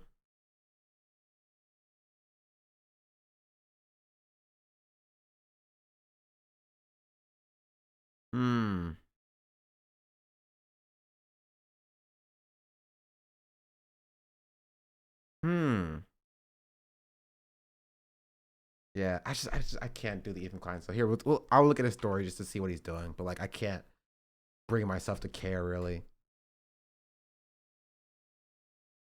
Him going after Syra. After a lot of thought and research, I've terminated my contract with GamerSubs. Don't want to move forward with a company that are partnered with Ethan Klein. I know it's difficult these days to find brands that don't have problematic entanglements, but it is what it is. And then he responds, this woman is a Twitch streamer. Man, may I suggest starting with Amazon? They're at the top of the BDS list, but that's might actually require you to sacrifice something. Never mind. I heard Hassan is actually considering going to Gaza. Like, this is like, wait, what do you say to this? This person was just like, I don't want to be associated with Ethan Klein. And Ethan's like, huh, you don't care about Palestinians. Who said that this decision that she makes has anything to do with like Palestinians and not just, you're just an insane person? Like, unless you are diametrically opposed to Palestinians, like just think about it for a second. Think about it for a second. What in this implies anything about protesting Ethan Klein because of his stance on Israel-Palestine? And why is that what his mind went to? Unless he does view himself as diametrically opposed to Palestinian liberation. And because he views himself as diametrically opposed to Palestinian liberation, he views anybody that is against him as for Palestinian liberation, and that makes him mad.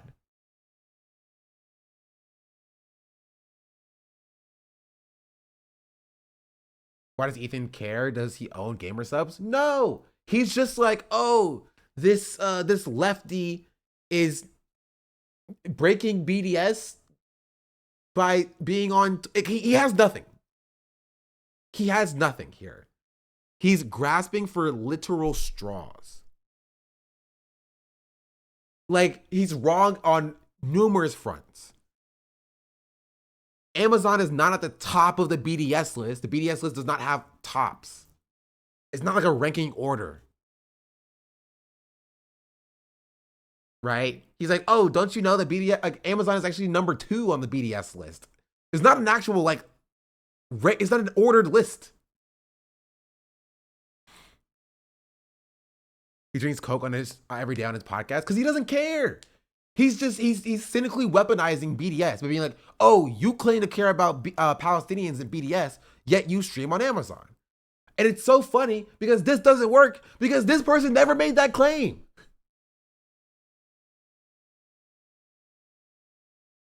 This person never made that claim in this tweet.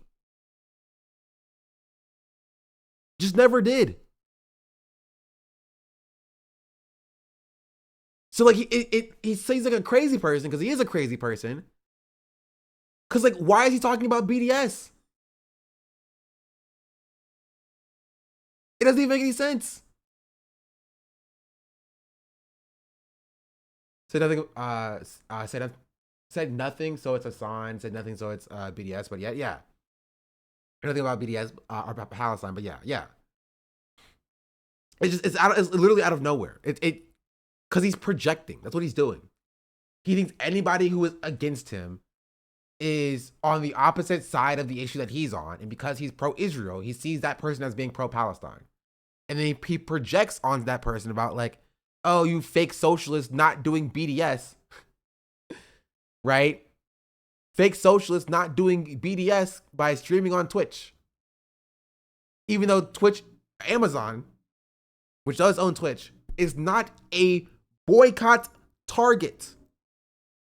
It doesn't matter because Ethan Klein doesn't care about BDS. He doesn't abide by BDS. He doesn't know about BDS, right? So it's stupid to even bring up.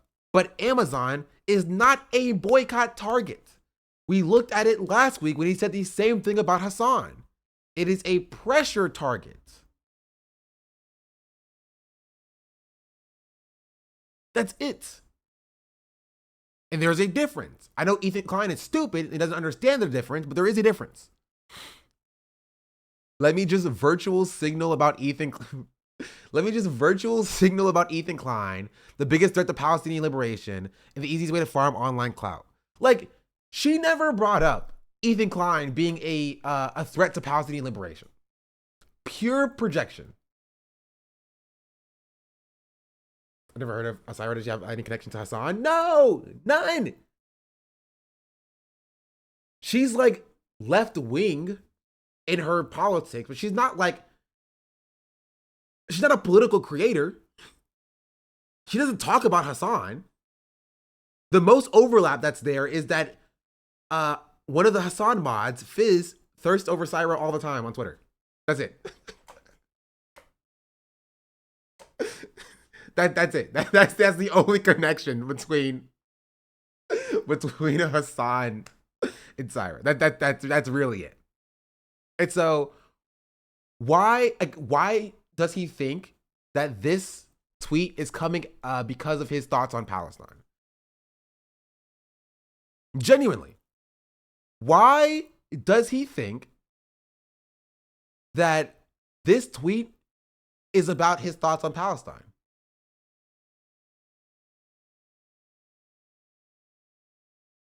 He's purely projecting. Purely projecting.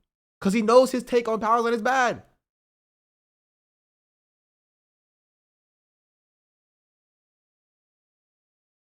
Yeah, it could be about his comments about women. Could be his comments about, like, Arab people in general. Could be his comments about freaking, or his blackface in the past. His flagrant slur usage, right? Could be his extended crash out and harassing smaller creators. There's a number of different things it could be about. But no, he's like, you must hate me because of my stance on Palestine, which nobody brought up in this situation. We're on here bravely praying for you that Daddy Hassan notices this. So you can share an ice cold Dr. Pepper together, owned by Zionists on the BDS list, drank daily by Hassan. Like, what do you do to these people? You know, what do you do about this?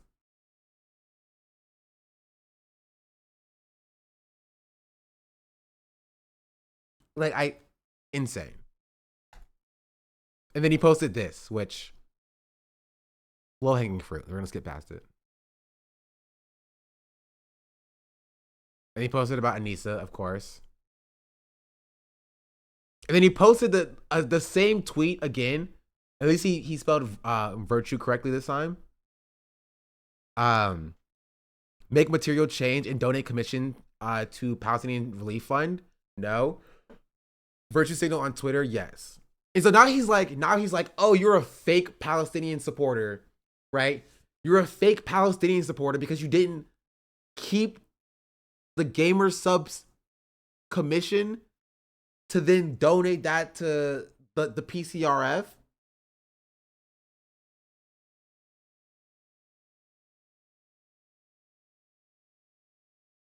It's so confusing. It's so confusing. And then he said, going live about the idol situation keeps getting worse. Right? And then he keeps posting about Anissa, because of course he does. That's the joke, bozo. Who's dressing you? The joke is that I look ugly. You know what I mean? I too make jokes about being ugly. Man, you're owning them. Like, bro shit his pants and people are like, oh, you stink. He's like, that's the joke, bozo. That's the joke. Checkmate, liberals. Now you get to smell my shit. I may have went poopy in my diaper, but now you have to smell it. So that's the joke. Okay. Okay. Like, sure. He's really owning us. Right? He's really owning us by dressing like he waltzed into his creeper father's closet and stole his blazers. You know what I mean? Man, we're so owned. I feel like people are still missing how bad this is. The event was structured to donate $0 to charity. The only money going to charity would need to be directly donated for the Testify campaign, which is a completely separate entity. 0% of the ticket sales, PVV, concessions, merch, etc. Would go to charity. Is quite literally a 100% for-profit event. That is just false. I mean, honestly, just don't care. Because I mean, it's they're divested from it anyway. He described the for-profit side, yeah. Which and the point is, and you know what, I'll get into it because like this is something that like was addressed in the Creator Class 3 video in the first place, right? In that the reason why they chose to do this model, which is separating the event itself out from the donations, is because when the event is tied to the donations, if the event loses money, no donations go to charity at all, which is exactly what happened to the second Creator Clash, right? The donations to charity and the event's profits were tied together. They were donating a percentage of the profits of the event to charity. And because the event lost money, it didn't make any money, no money went to charity. So separating the charitable side and the event side so that people can donate to the charity so that the money can go to charity regardless, and it's not impacted by whether or not the event made money or didn't make money, right? Makes sense, which is why they're doing it. And currently, $20,000, $200,000 is going to charity regardless, before the event even takes place. The event becomes a fundraising stream. Yeah. Did Ethan literally try to frame donating to Atlantic Castle as donating to Palestine to its audience? Yes, he did. That is a thing that he did do. Yes.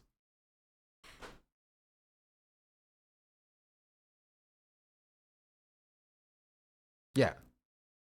Also, I do love that even then, like even in a world where like Ethan thought that he was donating to Palestine, he scrounged up 1K. Multi-millionaire scrounged up 1K. He's like, yep, I'll donate 1K here.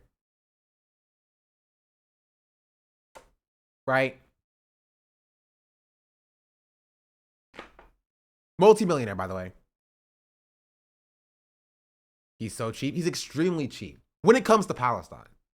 He will drop $10,000 on a throwaway bet, right?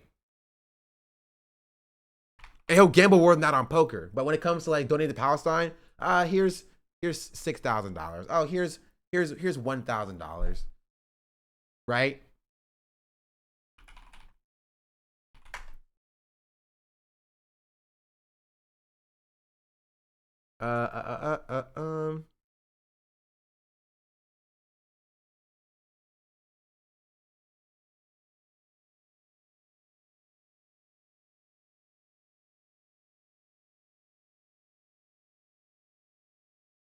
I have not seen this clip.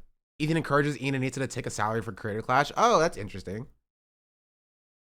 That's interesting. You guys on after the first. We had you guys on after. The first event, though. I said you guys gotta make money. Have you not changed anything since then? Maybe next year we've talked about taking a salary next year because it is more than a full-time job. I mean, Did you guys not take a salary at all? No, not last year. This year I don't think we will. I don't know. We haven't. It won't be a big one if we do. It's on par with every other, employee.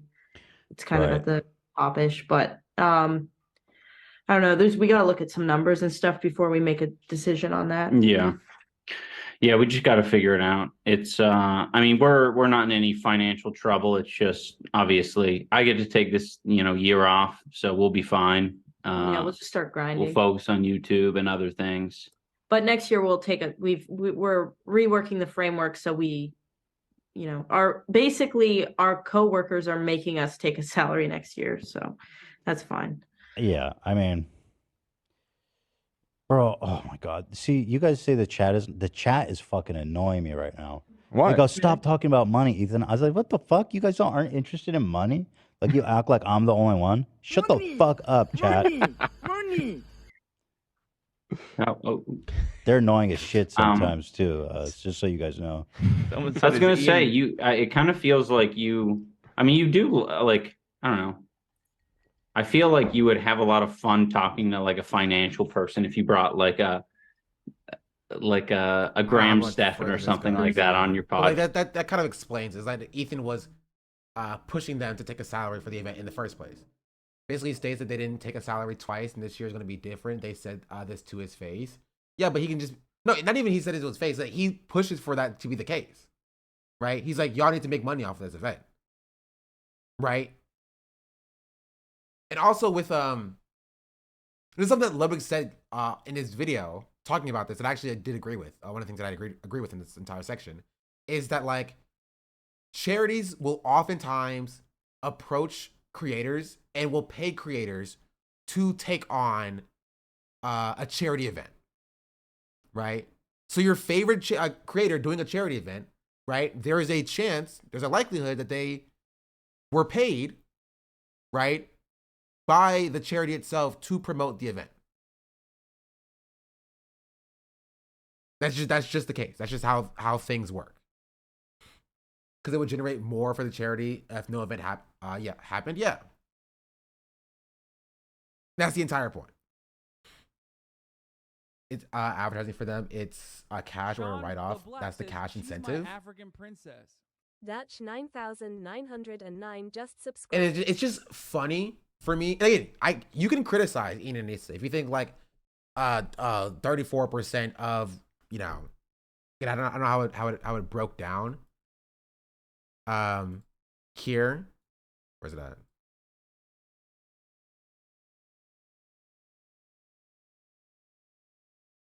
Larger markets, home to a lot of creators, and helped and giving associates because wait, it's being moved to costs LA? down. That means we can focus more on what matters, making the show great. Oh, the raising event's in LA. Maybe I'll go. money for charity at the floor block. Was to be honest, I think they'll fight.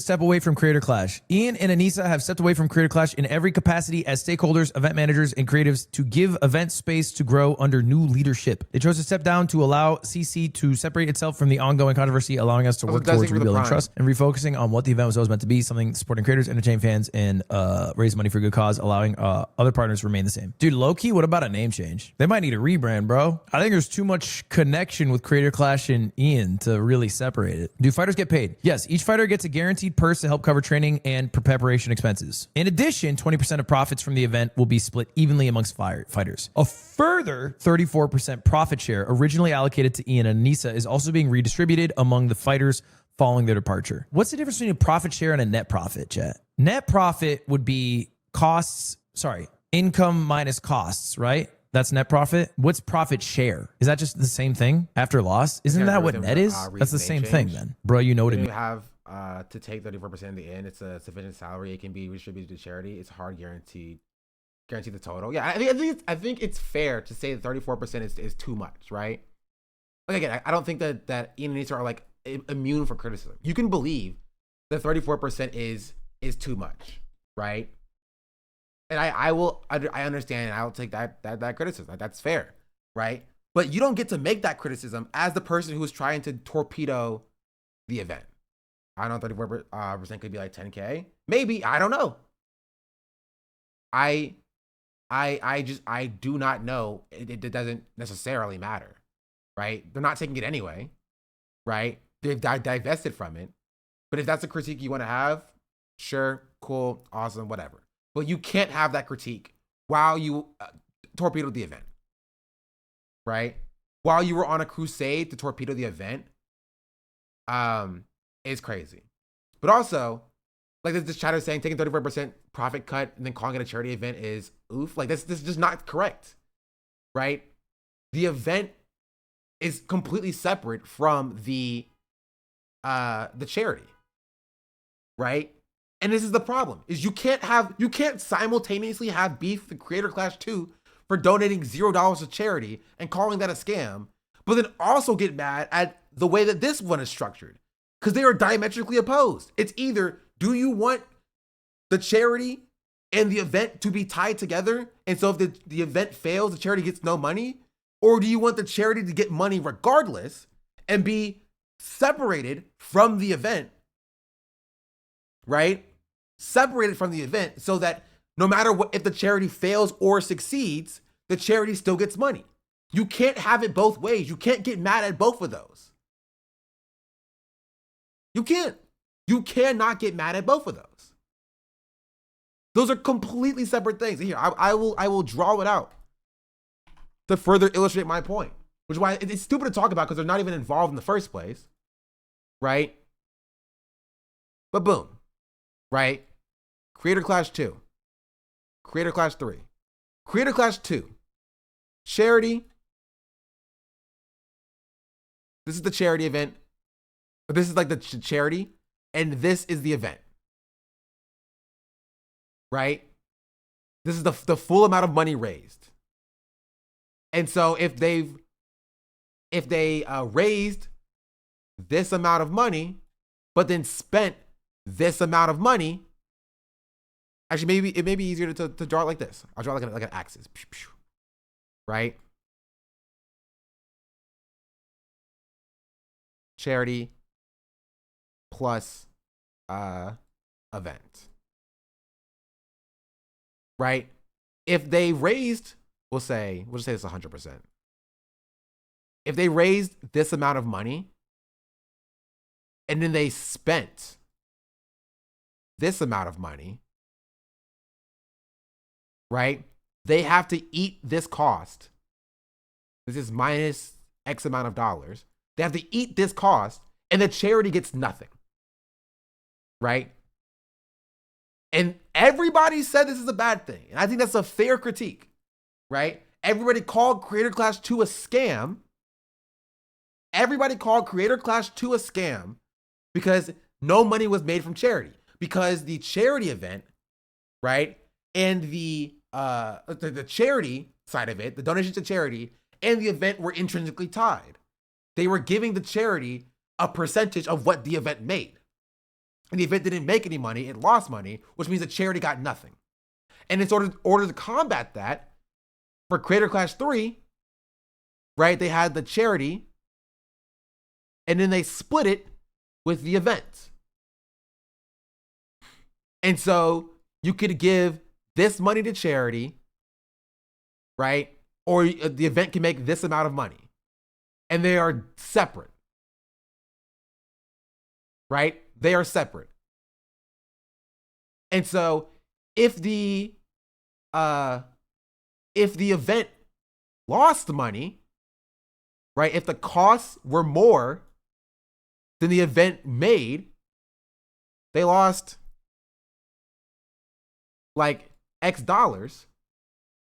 All of this money that was made, we'll say Y dollars, would still go to charity, right?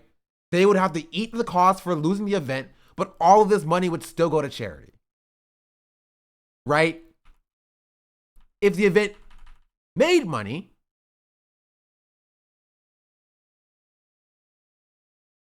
here, we'll say it's plus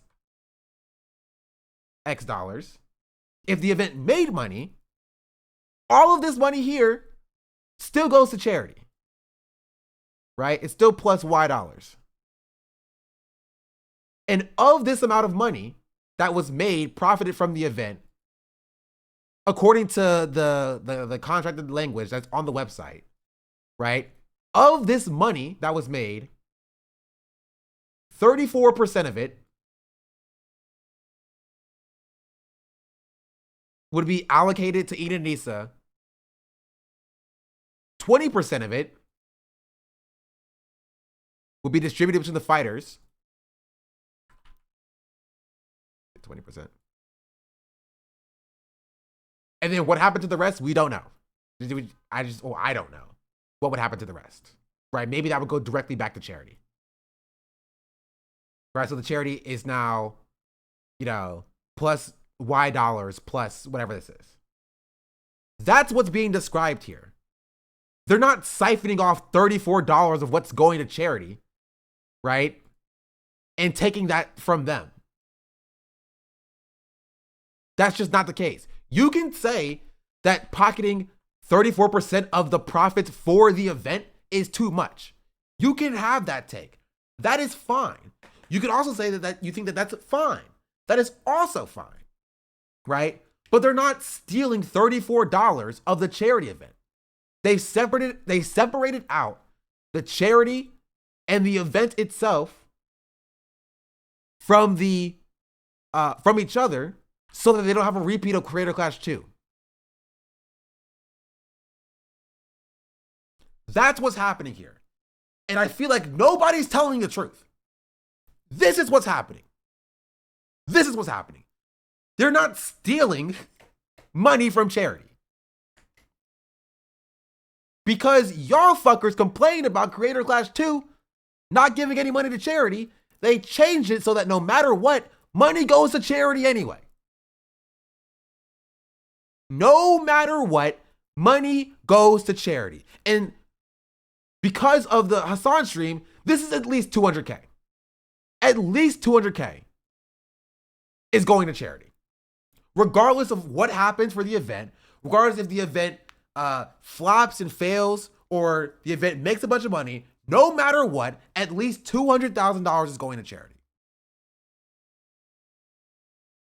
Because the charity and the event are separate.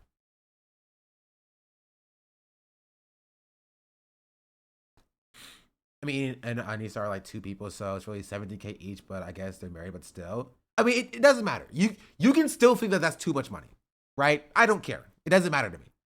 You can still think that, oh, it should be 10%, right? Oh, it should be 20%. Oh, it should be 5%. Oh, they shouldn't get paid at all. Like, I don't care what you think. That is your own personal prerogative. Right? It's your own personal prerogative for what you decide to do. When you buy a ticket, does part of that go to the charity though? No. When you buy a ticket, that goes to funding the event, right? Ticket sales go here. Yeah, I'll use this color. Ticket sales go here. Freaking like pay-per-view sales go here or whatever, up until the event breaks even. And once it breaks even, then this part is what potentially gets redistributed for the fighters. Right? Or to go to Ian and Nisa, or for whatever other cost they have, for where the profit was going.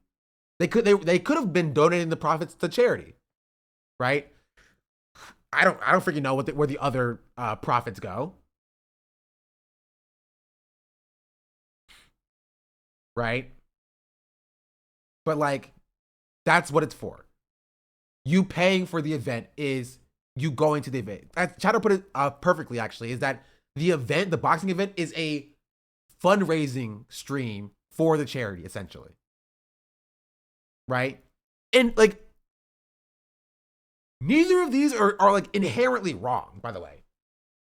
Like, people are going to act like Creator Clash 2 is inherently inferior to Creator Clash 3. Neither of the way that these operate are inherently incorrect. Right? It's not. This could work with the charity event and the event itself being, or charity and the event itself being tied together. This could work potentially, right? They wouldn't have, that means all the ticket sales and all the pay-per-view sales, all that goes into a giant bucket. And at the end, the charity gets a portion of that bucket. And if the event is extremely successful, like it was year one, that would work.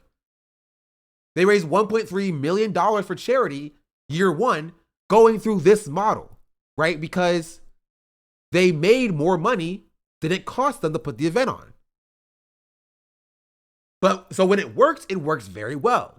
The problem is when it doesn't work, it works very poorly. And for Creator Clash 2, the event cost more money than they brought in, which means nothing went back to charity. Right? So Creator Clash 1 and Creator Clash 2 shows the positives and the negatives of this model of fundraising. You know what I mean? Creator Clash 3 is just a different model of fundraising. Separating the charity out from the event means the event still needs to be funded, right? They still need to fund the event. They can't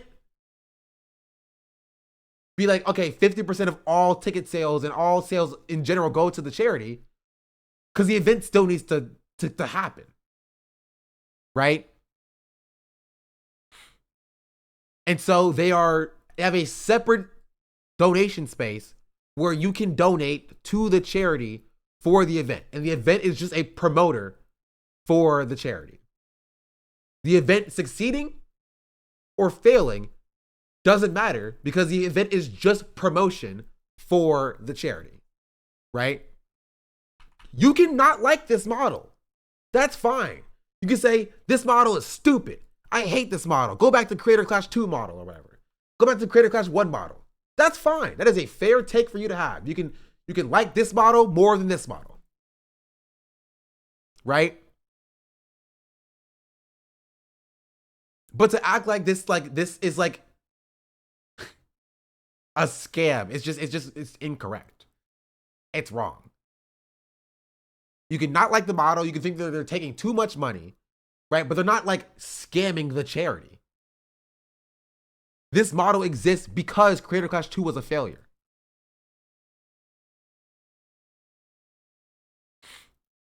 It's not a new thing. A lot of events work that way. They pretend not to understand. Not even just events.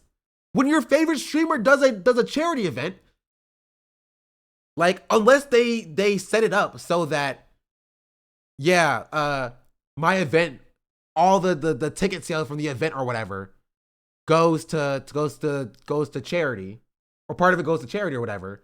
Like they're doing this. They're doing this model, right? If they don't donate their Twitch subs and the Twitch bits or whatever, if they're still getting subs and bits and they're keeping it, they're doing this shit. Right? If they have a separate link that goes to the charity and then they have a stream that they're doing to promote the charity link and they're still getting bits and donations and things like that, right? They're doing the same model, the exact same thing. The exact same thing, essentially. Like people are being critical of the charity structure that's like just changed hands anyway. Yes. Yes. Again, I think it's fair and valid for you to be like, oh, they're taking too big of a cut. Sure. That's you can have that take, I guess. The event hasn't happened yet, and as the chatter was saying, you don't know what a 34% cut will come out to. Right? The event could make $1. The event could make literally a single dollar. Right? Ian and Anissa would get 34 cents. Right? The fighters, would all split 20 cents. right? On top of the guaranteed purse that they get. Right? So the fighters may be getting like freaking 20K each. I don't know. Just a number making up. They may be getting 20K each, but then they would each get like 2 cents. They would make 20K and 2 cents. Ian and Anissa would net 34 cents. Right? We just don't know. Because the event has not happened. I mean, they won't get anything anymore because like they've divested from it. But like if they were to continue going on with it, right, it would be, 34% of what it is. And then the fighters would get a split 20% of the profits as well. And so if the event broke even, right, if Creator Class 3 broke even, Ian and Anissa get nothing. The fighters still get paid, their guaranteed purse, right? The charity still gets paid whatever was raised on the charity side, but Ian and Anissa would get nothing. Right? If the event was insanely successful and netted $10 million profit, Ian and Anissa would get freaking 3.4 million. Fighters would split 20 million. Sorry, 2 million. On top of their guaranteed purse. Right? That's what the conclusion is. That's what the model is. And again, you are allowed to disagree with it. Right? But to sit here and act like they're stealing money is incorrect. It's wrong. It's wrong. This model only came about because Creator Clash 2 didn't make any money. So it's either you want them to go back to the Creator Clash 2 method where potentially charity gets no money, or you just don't want them to not do the event at all. You want no money to go to charity.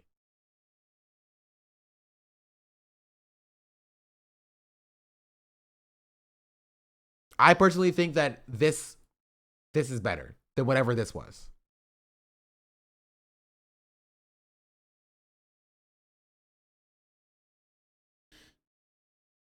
If it was my event, I would split net profits based on a percentage up to a cap and then donate the rest. So if the event was super profitable, even more money goes to charity.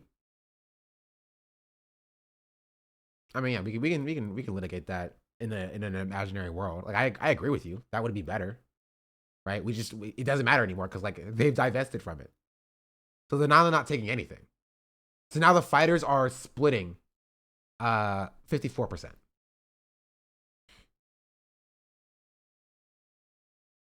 I think the complainers don't care whether any money goes to charity. They just don't like the idea of Ian and Anissa getting any money. Yeah, and that's true. But like, you can't call it a scam because then you have to criticize every charity event. Kind of reason to me that people are looking for some reason to get critical over a charity event, but also don't have any understanding of the practical reality of charity events and fundraising in this age of capitalism. Yeah, it's more just like they don't like Ian and Anissa, and they want the thing that they're doing to fail, and they're criticizing it in a way that they can take the moral high ground. That's it. Like, Ethan pushed for this event to fail, right?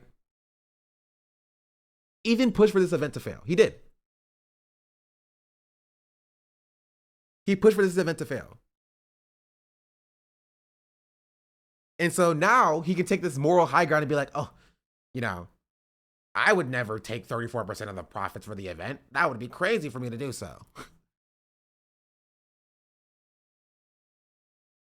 So he can simultaneously take down his event, tear down Ian and Anissa, while posturing as like the most moral person, even though it's his fault the charity event is failing in the first place. While also taking credit for the $200,000 raised by Hassan.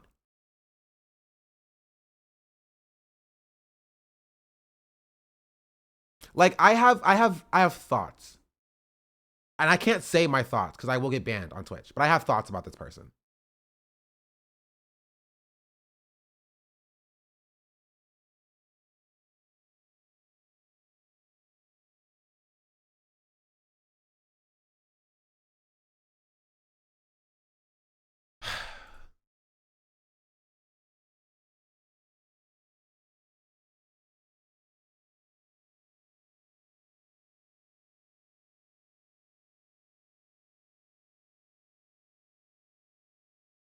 I think I've seen Ethan do a single fundraiser in his entire career. No, I'm sure he has.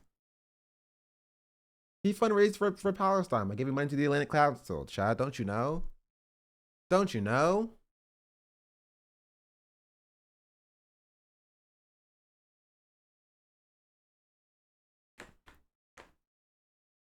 Someone's right when he said that Ethan got away with this for a long time, but now he's going after important causes. Yeah.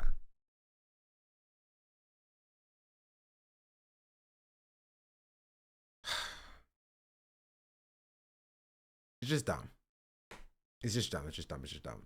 And again, what pisses me off, right,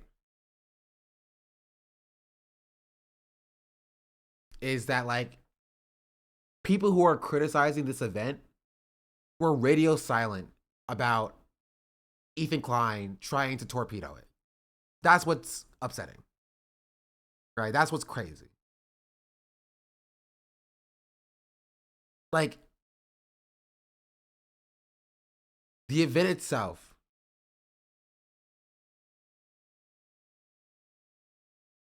just... Can somebody send me the fundraiser that Ethan Klein did? I just had a thought, sorry. Judge, thank you for the prime, by the way. I don't know if I said that.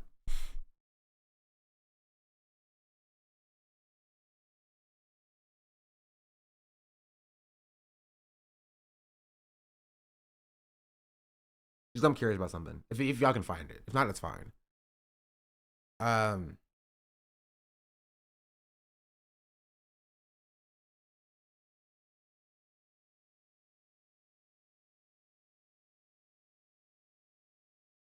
But yeah, it's just it's in frustration. You know? It's in a frustration period. It's frustrating.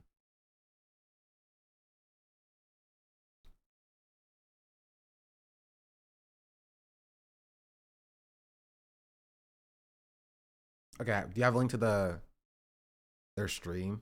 When was this?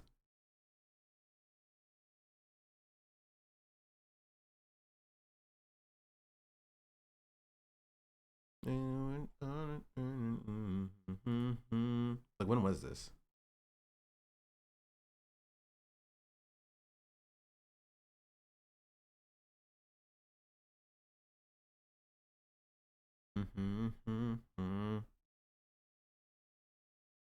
Also, did Ethan stop restreaming or restreaming the content nuke on Twitch?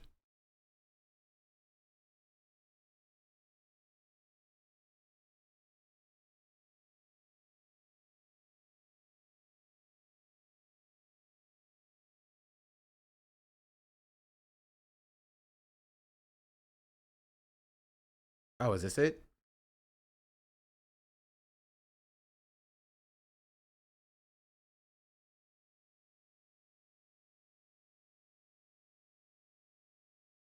When it's like upside down. Welcome everybody to the second annual H3. I have a problem because I keep clicking on like Tectone links just to see him cry and cope and seethe, which means I get more Is Tectone Lakari links. still up? Right? Lakari. No way he... I have to stop clicking on them. Question that I had, which I was asking this, is that did he, number one, did he collect memberships during the stream? And number two, did he give those memberships to the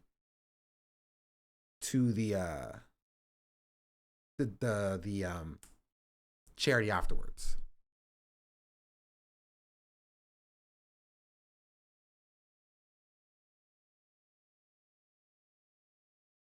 Right? I'm not watching 8 hours stream to find out. I'm just curious. Podcast Live Bonanza. Yeah. With Alex Hirsch, bring you and charity together. Welcome. Wow. There's so much to get to. We have a freaking bonanza here. I do Serenify and a URL.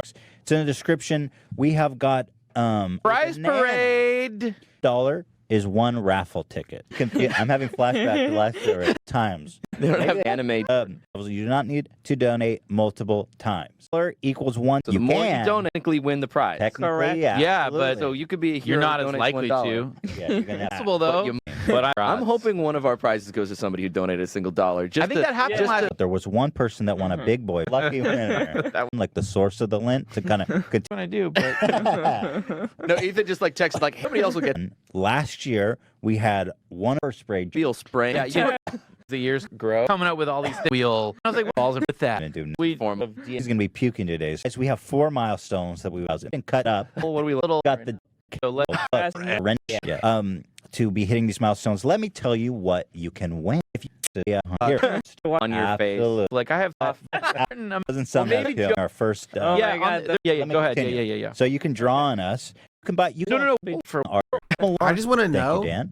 if he said that the proceeds from the membership during the stream will also go to the charity, right? Because that's the exact same thing he's criticizing here, right? 0% of his memberships were going to charity. I don't think he had memberships at this time. Well, I don't know. Ad revenue from the stream, things like that, right? The point that I'm making is that all charity streams operate like this. All of them do.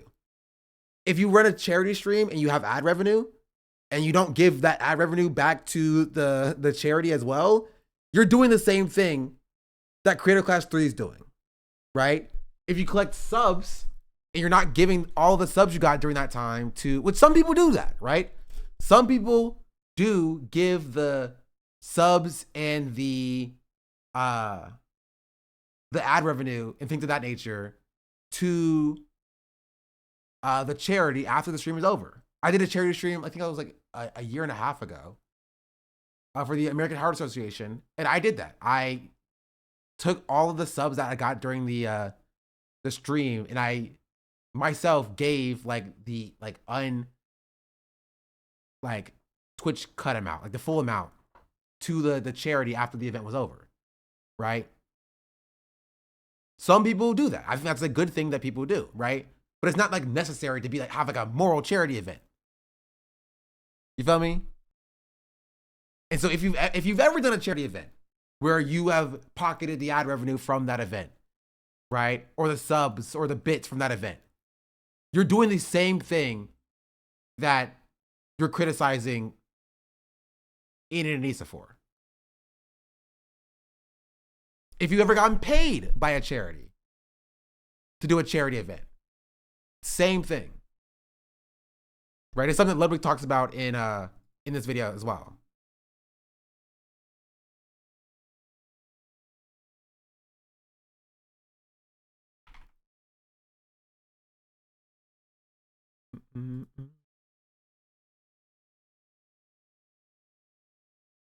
Oh, I mean, 20. Here. If you look, I've been, well, people, I don't, even if you raise money along, many successful charities understand that it's a business and things need to be able to operate not just one time, but consistently many times. And the only way to do that is if it doesn't burn a bunch of money along the way. So if you're doing an annual event, you lose $100,000 doing it. Even if you raise $50 million for charity, you can't do that forever because you're losing money. Money has to come from somewhere. What people I don't think realize is sometimes that gets a little dirty. Like if you look, I've been offered from charities. They'll offer you like $20K. They'll pay you to run an event in exchange. Correction, they will not offer you $20K. They offer Ludwig $20K. They will offer you some money sometimes, right? You ain't getting $20K for it. to raise money, hoping to hit an expectation of return. The return varies. But like, let's say charity wants to raise money. They give you 20K to raise them 40K. And so maybe you're thinking, well, that sucks because you're taking the money from the charity. It's like the net benefit for the charity outweighs their initial costs. This has happened on Twitch for years now, right? This was a whole thing with OTK did like 100 charity events. Yeah, Gamers Outreach would pay creators like literally a stipend just to do a charity stream and also give them money via items to give away, which would in turn generate more revenue. So they'd pay a streamer to do a charity stream and then the streamer would get their viewers to raise money for that charity. The streamer is not a virtuous person. And in that regard, for the charity, that is a write-off. They can write off the money that they pay a streamer to do the charity event. Right? So it's twofold. So they technically, like, in a situation where they give someone 20K and they make 40K, they technically netted an extra $20,000 for charity. But actually, it's, if you include the tax write-off, it's $60,000 because the money comes down from somewhere else and then it goes up. You know what I mean? Because like they write off the 20K and then they make 40K.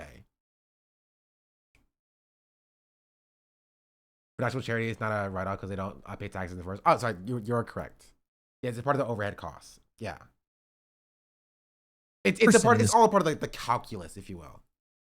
The calculus. So it's like you're not paying taxes on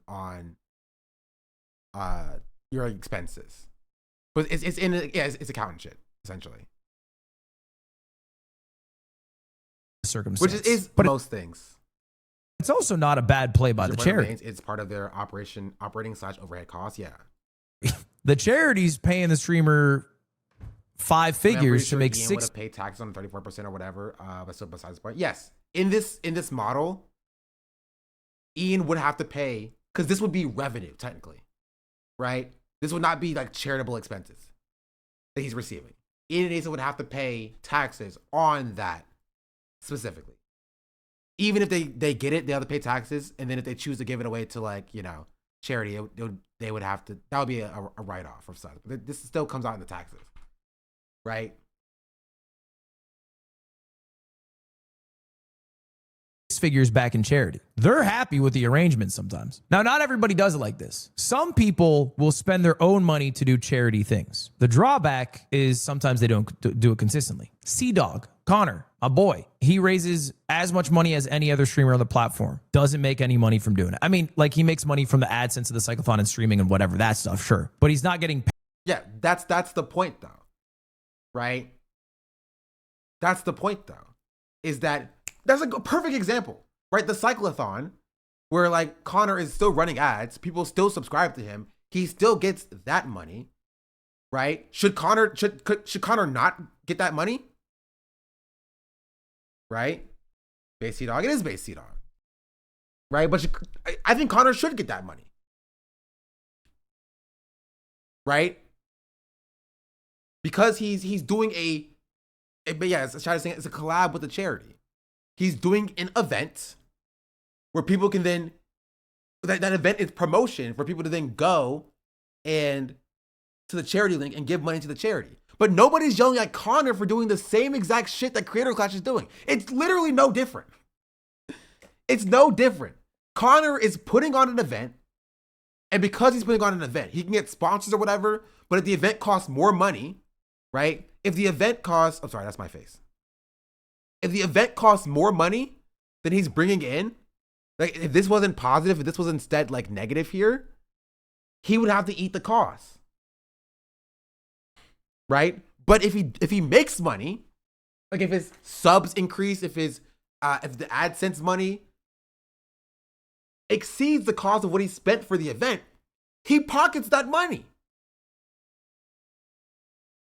And I think he should. I think that like that is fine. Right? You're never gonna find 100% altruistic person that was willing to lose thousands of dollars in order to just give all of that to charity, right? There has to be some incentive for the creators in order to do so, right? There's a little bit, a tiny bit, Like, expecting Connor to be like, oh, well, you're doing this event for charity. You raise millions of dollars for charity. Fuck you. Give them all of your AdSense for the charity streams too. And give them all of your subs for the charity streams too. But nobody's expecting that of Connor. Right? He might do that. Again, I don't know. He might do that. But if you were a streamer who is doing a charity event, right? And you have a Tiltify link, and you're keeping the subs, and you're keeping the AdSense, you're actually worse than Ian and Anissa are. No joke. If you are a streamer who is doing a charity event, and you're keeping 100% of the profits from the event, your stream, you're doing worse than Ian and Anissa are. Because you're keeping 100%. You're keeping all of the subs and all of the bits that come out of your stream. Right?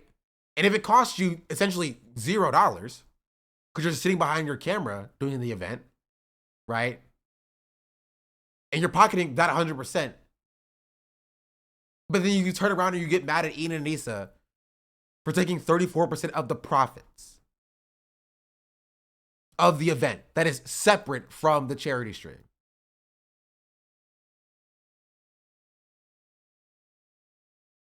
It's people looking at stuff that does happen, but people that they hate are doing things that are normal, and they're like, I think that's bad.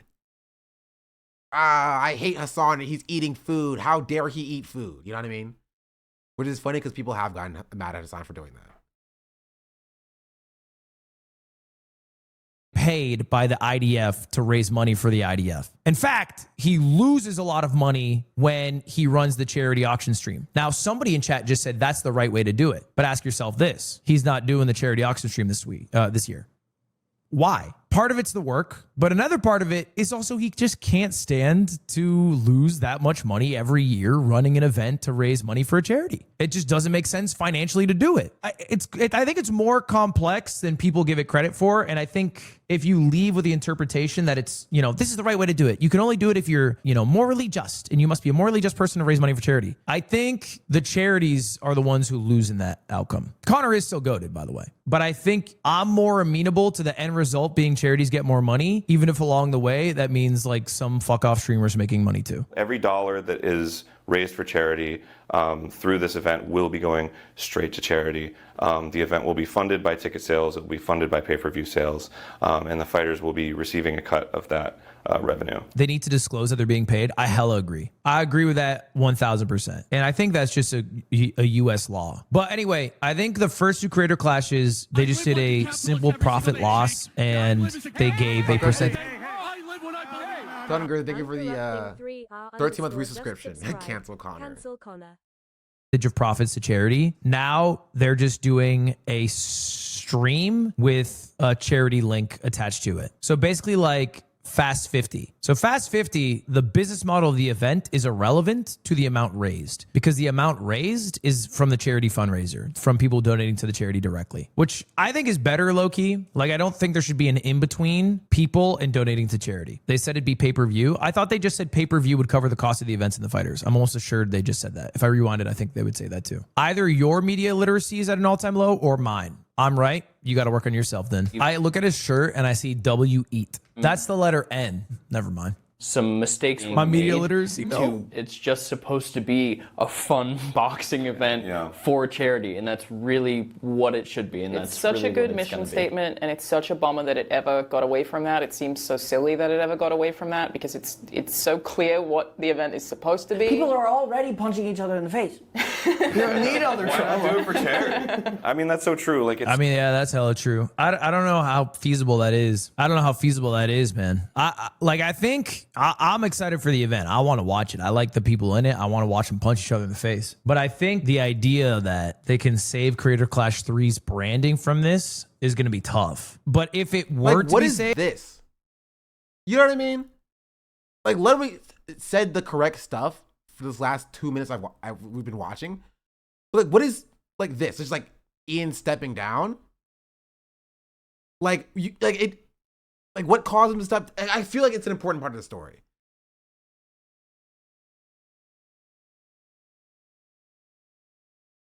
Like, I feel like it's an important part of the story.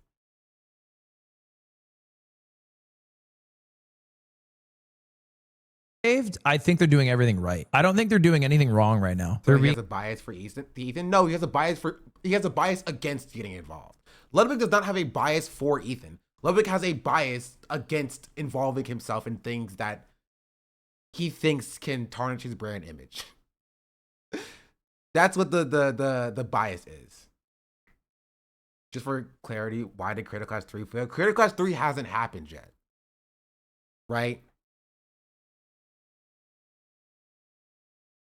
So it didn't fail. It is failing because of Ethan and others, like the right-wing Nazi people's crusade to take him down, or whatever, take down Ian and Anissa, right?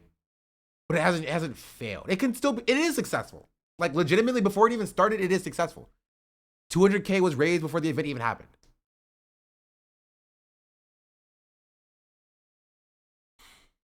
Is an event built around content creators? Why is it suddenly a problem that iDubbbz created the exact type of content he is known for making? Him making that content is the reason why people wasn't the positive to create the event. The problem is that he didn't capitulate to the pro-genocide propagandist misinformation campaign. Yes. From like Ludwig's perspective, I think Ludwig would say the problem is that he responded anyway. I've seen chatters saying that like, oh, he's the creator of the event. He should have just not said anything. It's your job and your responsibility to make your event do good. So therefore, it's your fault that Nazis are trying to tarnish your reputation. You know what I mean? And so people's response is just like, oh, just don't respond to them. Don't reply to them. Right? And they see Ian making the content cop as the genesis of this all going wrong. Right? Because they are ignorant of the harassment that Ian has faced. It's like, there's a video that I see on Twitter that circles every now and then about a it's in high school, and this white like young white girl rocks up on these two other girls. One is a hijabi Muslim, one is a black girl, and is like, you know, talking shit, you know, getting in her face, pushing her, you know, nobody's saying anything. Hits her, right? The black girl gets up, starts beating her ass, right? Just pow, pow, pow, pow, pow. Then everybody's like, no, get off of her. No, get up. No, get off of her. Stop hitting her. And the teacher gets involved and is pulling him off. Stop, stop, stop, right? Nobody got involved when the white girl was beating up you know, the Muslim little girl, but like only when the response happens, right? When the response happens, everybody's like, oh no, that's crazy. That's what's happening here. That is what's happening here, right? Ethan is like just beating people up, just going around punching people, beating people up. Radio silence. But the girl was being beaten when that happened, like a long time ago.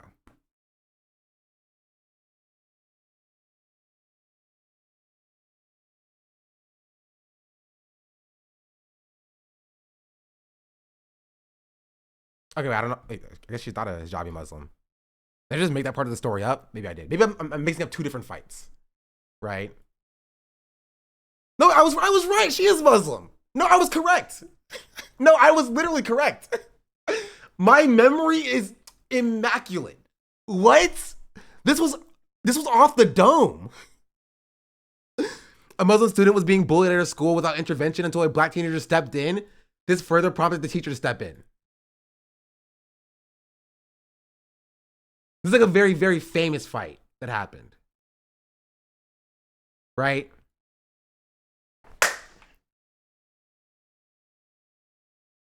I don't think I got it.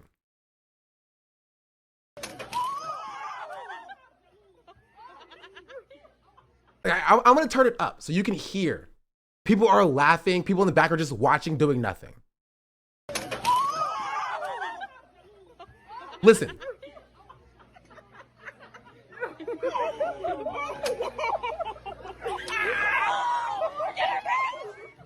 Listen, right? You hear that laughter? Watch what happens.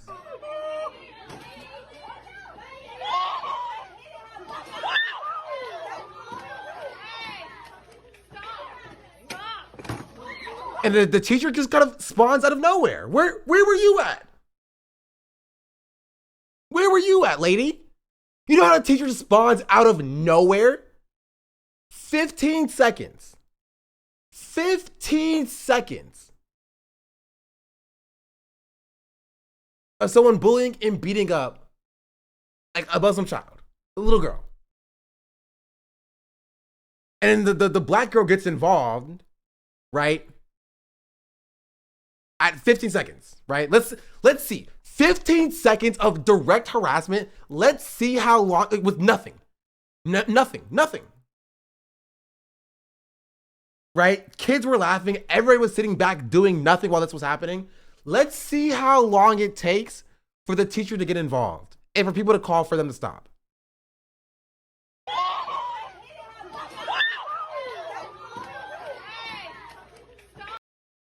Five seconds. It took 5 seconds for the teacher to get involved. Now it's not okay. Now it's an issue. Now it's a problem. Right? I'm not going to show the rest of it. It's not particularly relevant to see this white girl get beat up. Right? Also, another white girl stops, looks around the direction the teacher coming from, then keeps going. This is a great way to explain America. Right, and then you hear people calling for stopping, like, wow, that's crazy. The same people who were laughing are now gasping. Right? Are now gasping. And that is exactly what's happening here. That is exactly what's happening here. Right? Ethan is harassing people. Going out of his way to harass people. His own admission, trying to torpedo this charity event. He wants it to fail, forcing his employee, right, to pull out of it. Right? Ian responds. Not even starts to beat him up, right? This would be like if Ian just kind of got in between the two people. Ian responds. Ian responds to the harassment that Ethan is throwing his way. And now everybody's like, whoa, no, stop, don't do it, no. Look at what you did. You've now broken your charity event. You should have just let that Muslim little girl get beat up.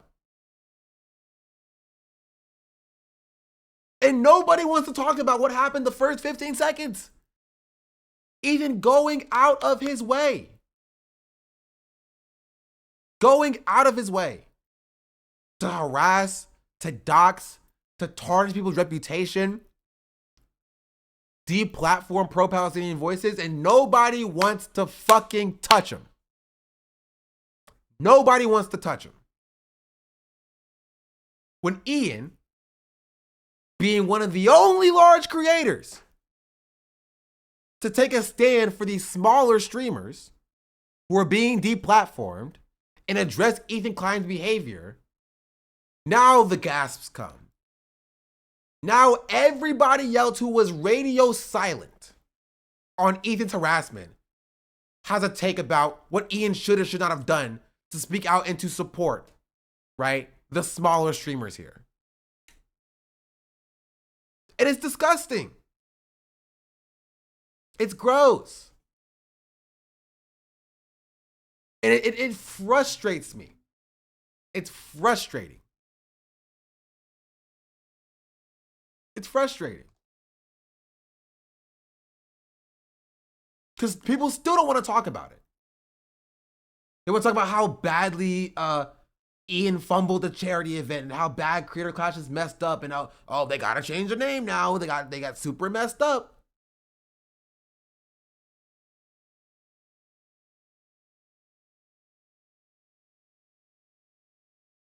instead of like, the creators who have been harassed. And to a certain extent, I understand why. To a certain extent, I understand why they don't want to be involved.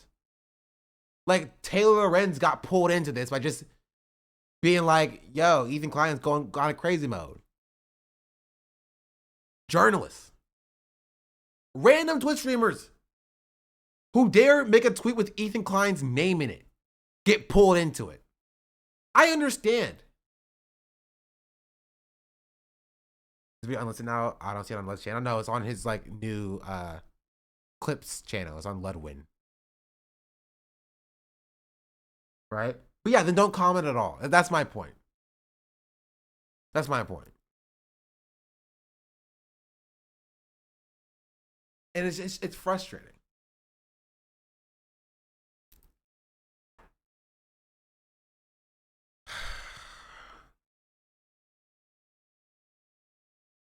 Being incredibly transparent on the financials, the situation. MAGA Mail. I think this is the MAGA Mail channel. I'm being real.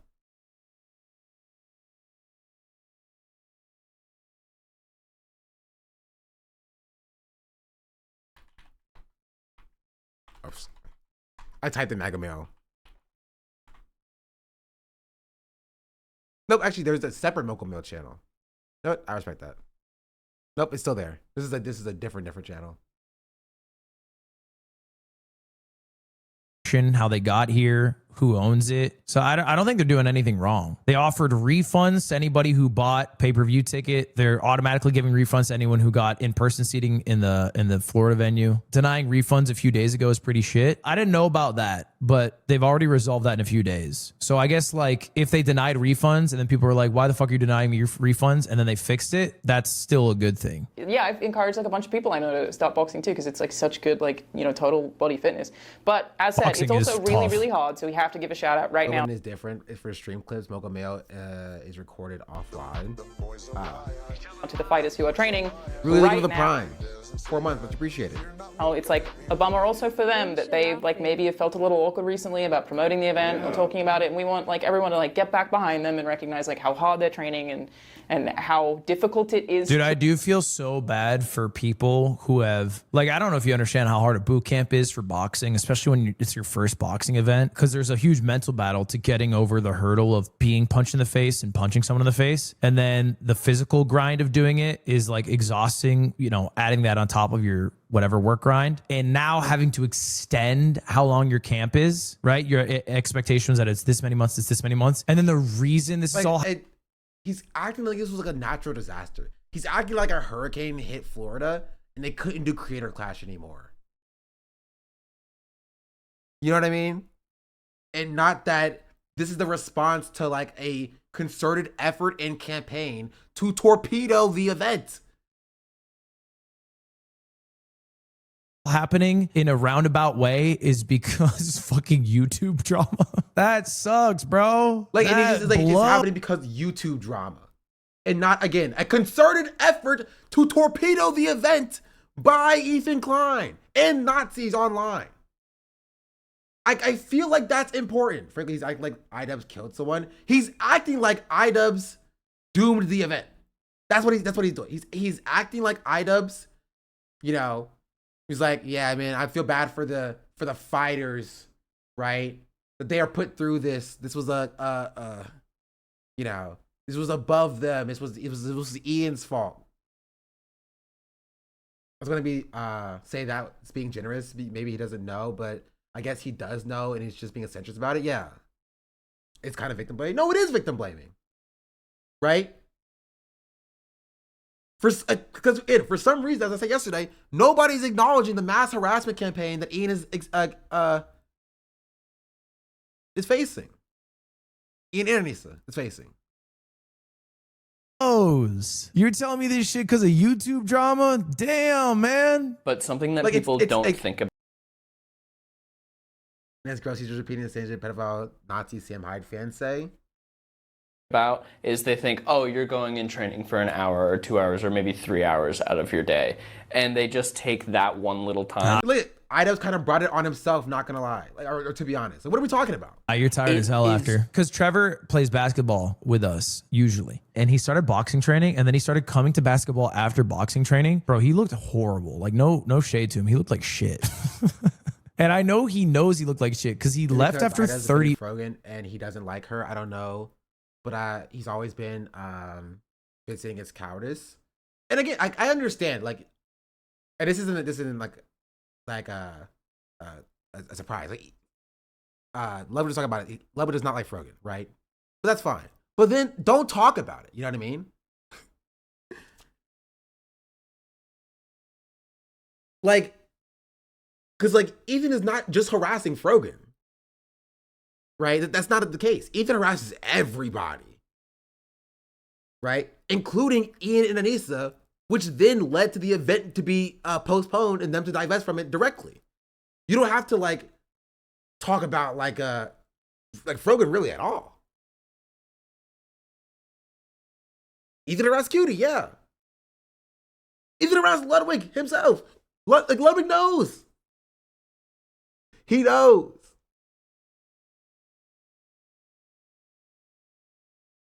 He came to play basketball, left after 30 minutes. He said, I'm tired. And then he left. And usually he's like a bright little spark of sunshine on the courts. He was just so tired, bro. Remember that time you punched me and I immediately fell to the ground and vomited? I still... First, I asked the good question. What happened to the content comp? That's a great question. I think that might be a little bit relevant.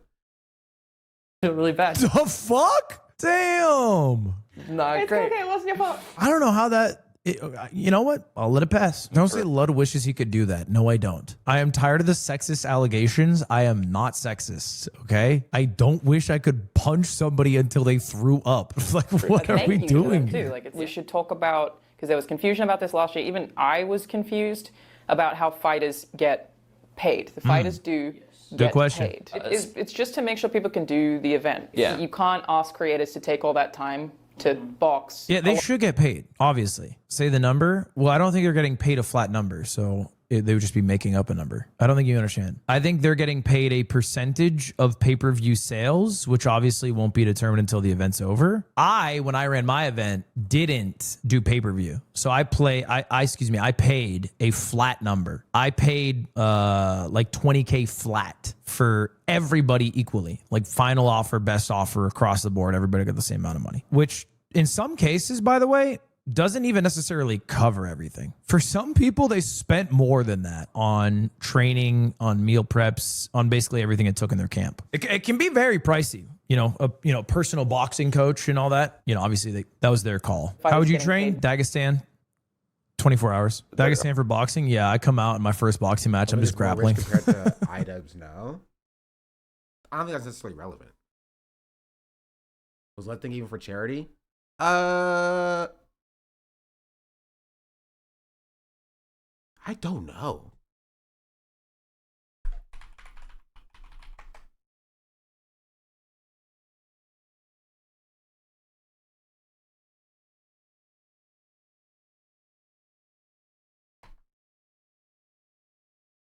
A long time ago he did. I know he does other charity events, but I don't know if this one specifically was for charity, so I'm checking.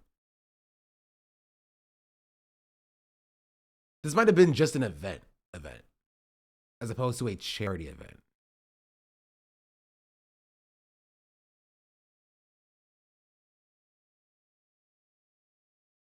He has done charity events, but I think this is just an event. I get kicked out of the fight. It's all right. Looking at Led's comment section, it is both people who wanted him to tank and the people who actually wanted to know about the harassment campaign are both calling us violent for not explaining why Ian and Nisa had to step down. What's tank? Oh, wanted it to tank. Oh, okay, I can't read. I didn't get hurt. To turn this into like a really, really positive event. Okay, it feels like really they're just winding down. Which, honestly, that's like peak Ludwig comment section. Which, you would think that it would be different nowadays, right? You would think that that at some point he would shift.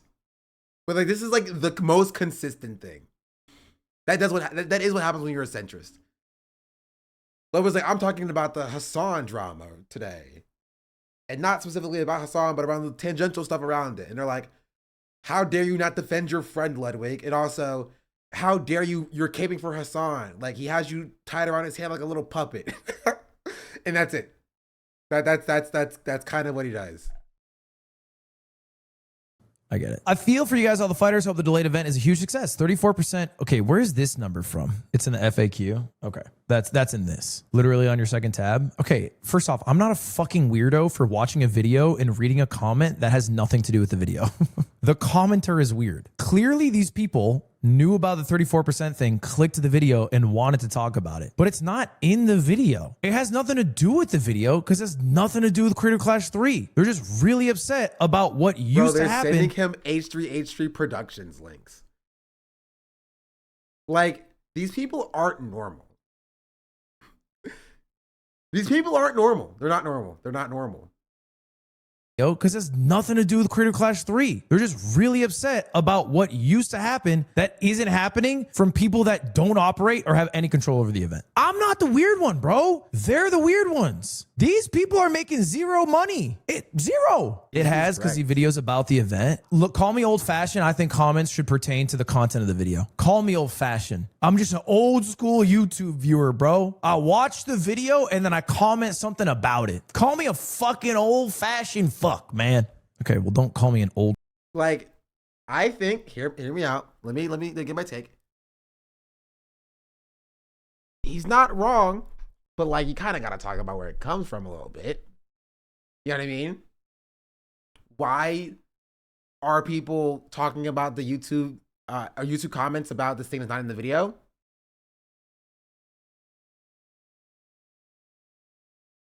I feel like that's an important conversation a little bit.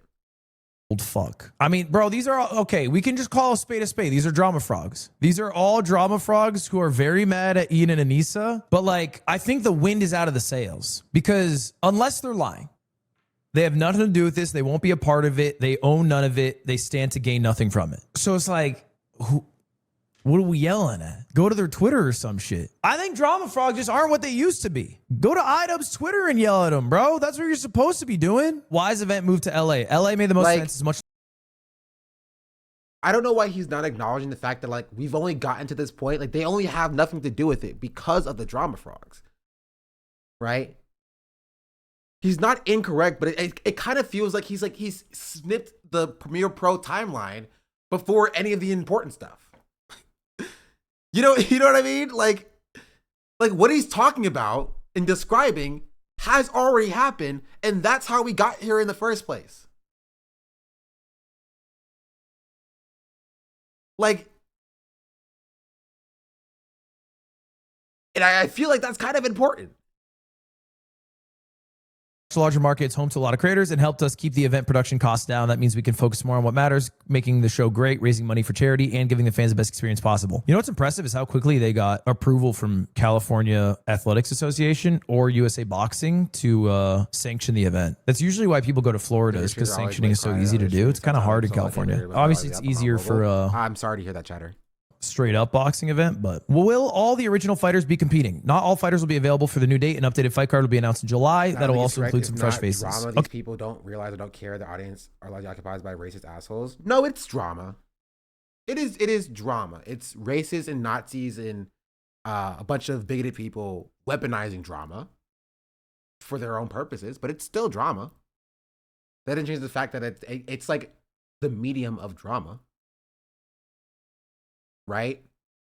Yeah, I mean, traditionally, soup is made using like some sort of broth base and some vegetables and some meats, but like you can use milk and it'd still be soup. You feel me? It's slightly different, but it doesn't change what it actually is. Doesn't change the form that it comes in. Okay, I will say one thing about this event is yes, that means cereal is soup. Thank you for coming to my TED Talk. Need so badly a title card. I feel like their title fight, it was bad and it dropped and now they can make it good. Who's in the title fight? I think it was Harley and LA Beast, but Harley that was pretty bad, honestly. You know what they should do? Will and Myth. No, they can't do Will and Myth. They can't do Will and Myth. We need a villain. And Will and Myth both occupy the hero space. They need a villain. I would never fight Myth. I would never fight either of them. Will has a fight now? Well, then drop that fight.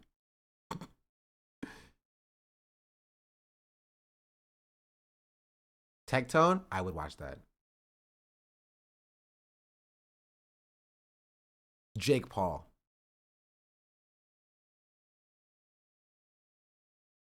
Jake Paul versus Will Neff.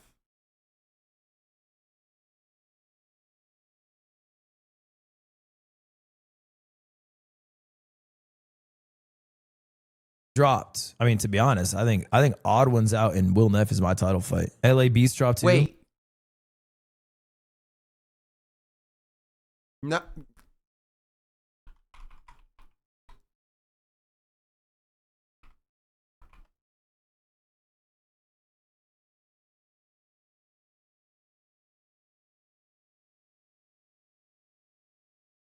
Oh, he's so dead.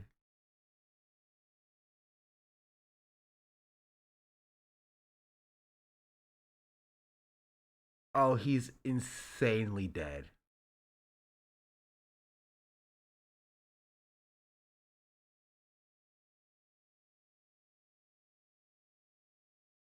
Does he have past experience? In the last Creator Clash,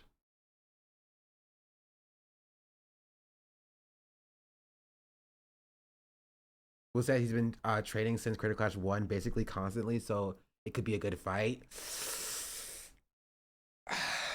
I don't know if a few years of constant training is going to get over like Will's physicality. You know what I mean? Also, yeah, Will has also been training too. He does have 2 inches on him, height-wise.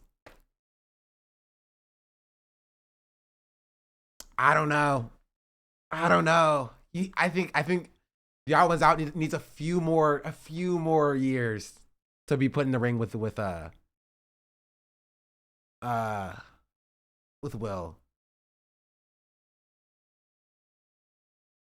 The fight I really want to see is Dad. If you scroll down,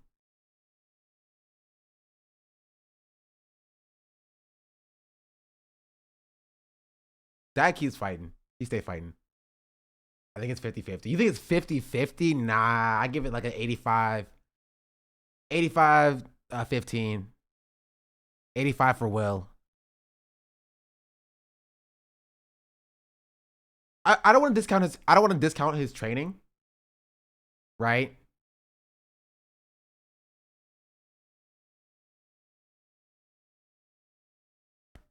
Like 85-50.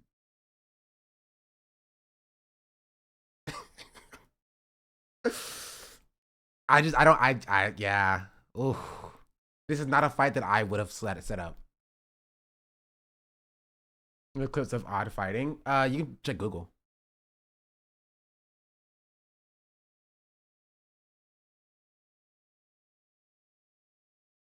But yeah, I think we've seen the rest of this already. Let's finish it off. Why not? Yeah, they need an electric title fight. Sam Hyde and Hassan can say the event. I just couldn't think of something I'd care less about. Why did Ian and Anissa step away from Creator Clash? Ian and Anissa have stepped away from Creator Clash in every capacity as stakeholders, event managers, and creatives to give event space to grow under new leadership. They chose to step down to allow CC to separate itself from the ongoing controversy, allowing us to work towards rebuilding trust and refocusing on what the event was always meant to be. Reading chat. His chat brought up Sam Hyde. Something supporting creators, entertain fans, and raise money for a good cause, allowing other partners to remain the same. Dude, low key, what about a name change? They might need a rebrand. I think that's one of my chatters in here. It's also one of Hassan's chatters. The rebrand, bro. I think allowing Harold other partners remain the same. Dude, low key, what about a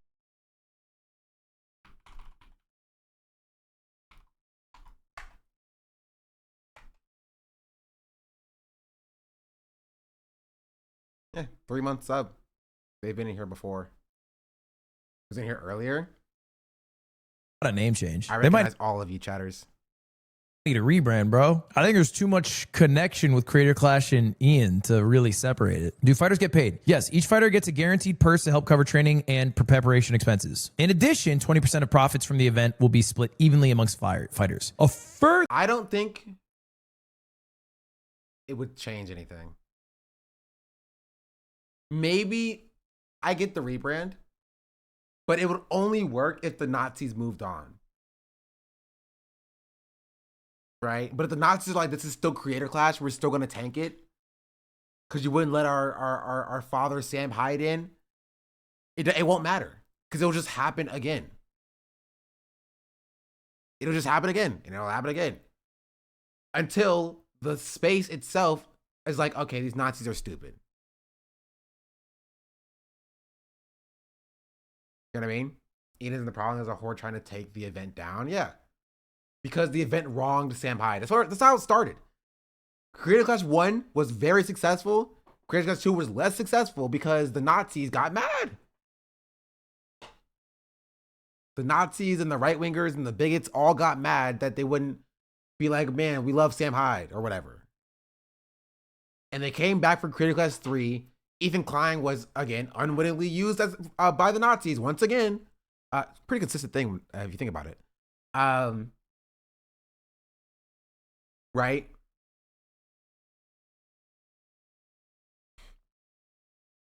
And look at where we are now.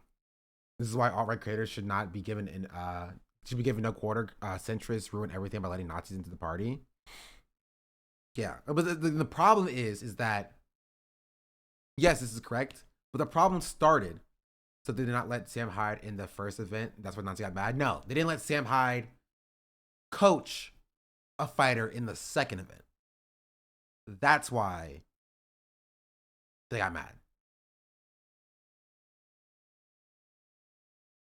Sam Hyde became a coach for Froggy Fresh or whatever for the second event, and then Ian and Nisa were like, nah, kind of doing a little bit of Nazi stuff. No, thank you. And then all the right-wingers got mad, and nobody except the drama perverts covered that, which means that the only people who talked about the event were people talking about it negatively because of the Nazi thing, right? Which means the event failed spectacularly with a number of different reasons, right? Everybody else ignored that and called it drama, right? They tanked the event. They switched the event model, came back with Creator Clash 3. Those same people who had, resentment from Creator Clash 2 because they're freaking Nazis, teamed up with a new group of people who hated Ian for different reasons, Ethan Klein, and now they're tanking Creator Clash 3.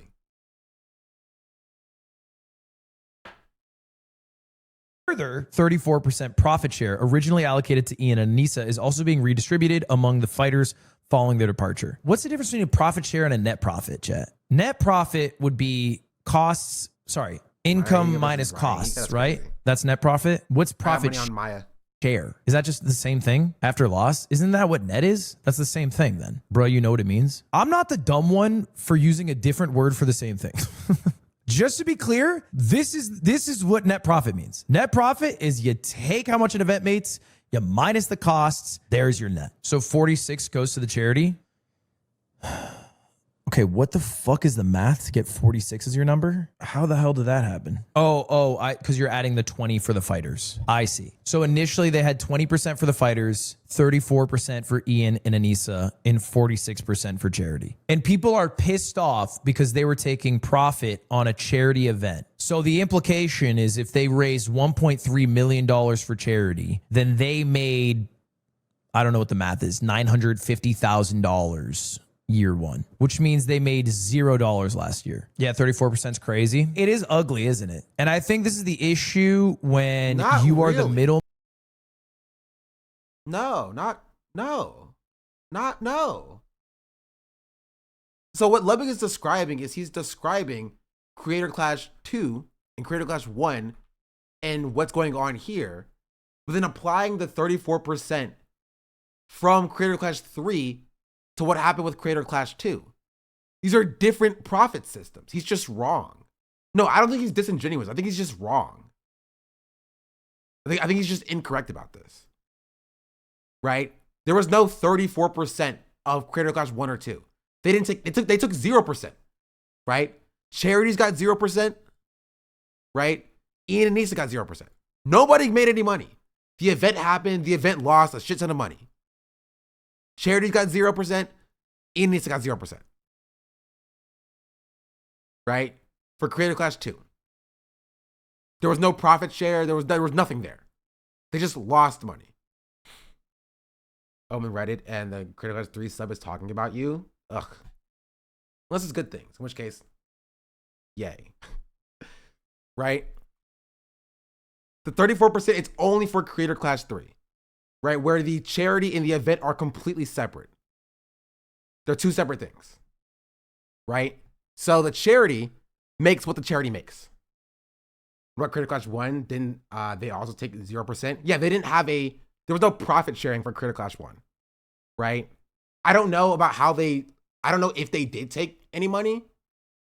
I don't know if they, I just don't know. But from what they said from the Ethan Klein clip y'all showed me here, they didn't pay themselves a salary. Right? They didn't pay themselves anything from this clip that y'all showed me. Right? But for Creator Clash 3, the 34% comes from the revenue generated, so the profits generated from the event, which is completely divested from the charity event itself. Right? And so as I drew it here, they would get 34% of this profit. 20% will be shared with the fighters on top of their purse, and then the rest I would assume goes to charity. He said they took money from the raised funds, which is wrong. Yes, that's why I said Ludwig is incorrect. He would be incorrect. There's the reason why they're doing it this way is so they're not taking anything from the charity in the first place, right? The charity fund and the event being run are completely separate. They're not the same thing. And again, I want to reiterate, you can have a problem with the 34%. You can criticize Ethan and Anissa. Like, I'm not saying that they are absolved from criticism. If you personally think that that's too much money, them taking 34% of whatever the profits are for the event, you think that's too much? It should be 10%. It should be 20%. Oh, did I say Ethan? Sorry, Ian. Right? If you think that that's too much, that's fine. I think that's entirely fair for you to say. But these are not the same bags of. These are two separate pots of money. Creator Clash 1, one pot of money. Right? If the event did well, right, the charity gets more money and the event raised more money in general. But the profits were just higher. What they did with those profits explicitly, I don't know. Whether they went into an investment for Creator Clash 2, whether they paid themselves out, whether they pay out the fighters, what happened there, don't know, is not relevant. That's not particularly important, right? Creator Clash 1. Creator Clash 2 follow the same model. The money is coming from the same bucket, right? The same bucket. The problem is that the money put into the bucket and the money going out of the bucket, there was a disparity there. There was just more money coming out the bucket than that was put in the bucket. They lost money. They didn't raise any money. And because in the first Creator Clash 1 and 2 model, the charities got paid based upon the profit raised and a percentage of that. Right?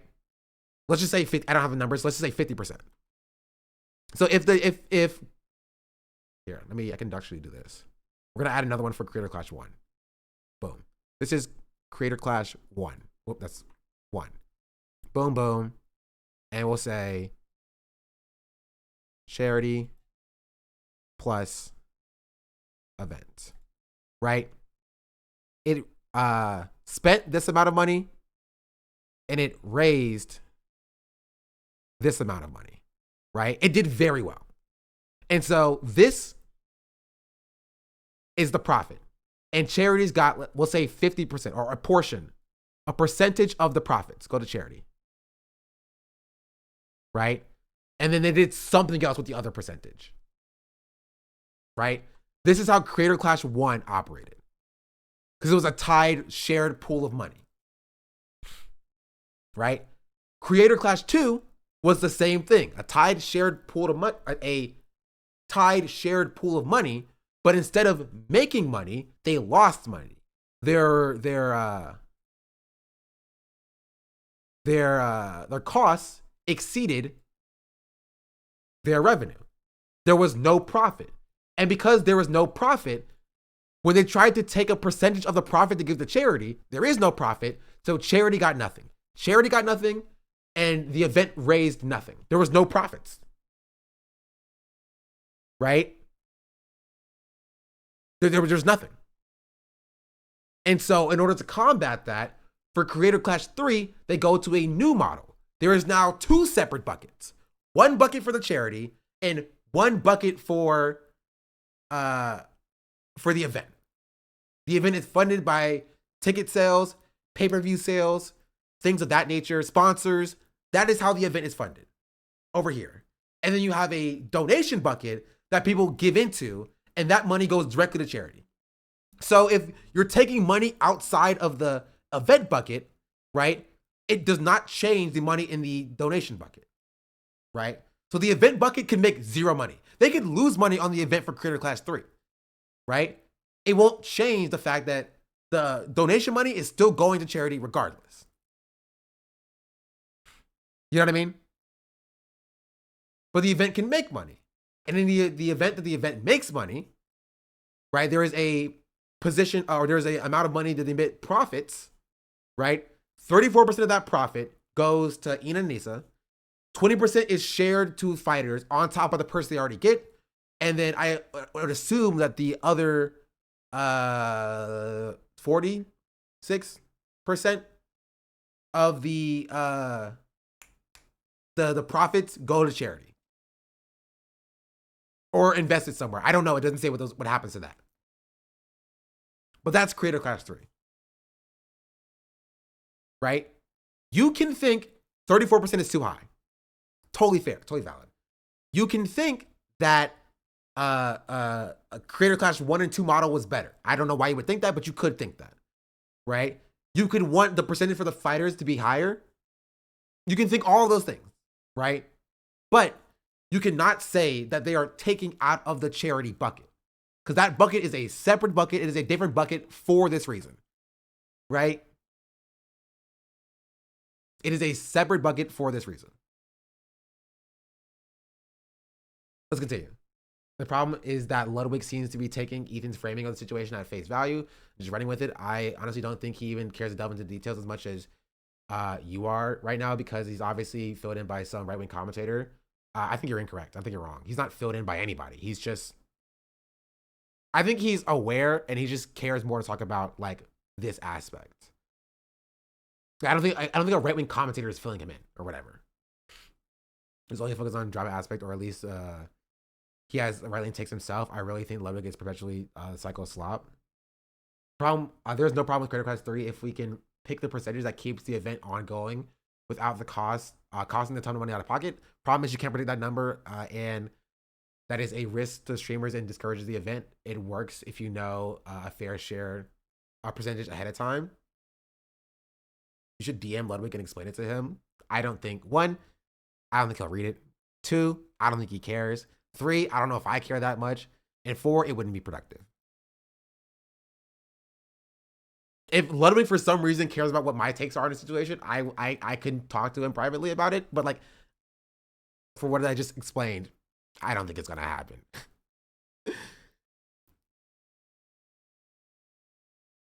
Middleman between is ugly, isn't it? And I think this is the issue when you are the middleman between viewers and charity. It's why it's a way better system to just have a Tiltify link that people donate to directly, because it's so. But that's what they have. Am I tripping? He's describing what they currently have and saying, yo, it would be better if they just did this. That's what they're talking about. They're having a Tiltify link. Unless I'm misunderstanding, unless I'm not understanding something correctly, which that could be the case.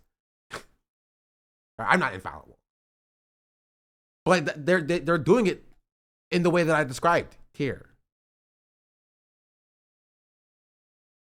Much more transparent and straightforward. I don't think I'm against the idea of somebody creating an event and making money from the event and the event also being a charity event. I'm not against that. But having to pick the percentages is weird. Yeah, and you got to be upfront. If it's going to be a charity event, you do it. The transparency is pretty huge in that. Anyway, I think that's it. Creator Clash happening October now. My advice, they got. I don't even know what he's saying here. He's saying, "Yep, you got to be transparent." Like, sure. I agree. Like, if your take is that like they should have shared the percentages they were getting up front, okay, I'm fine with that. But like, I don't understand the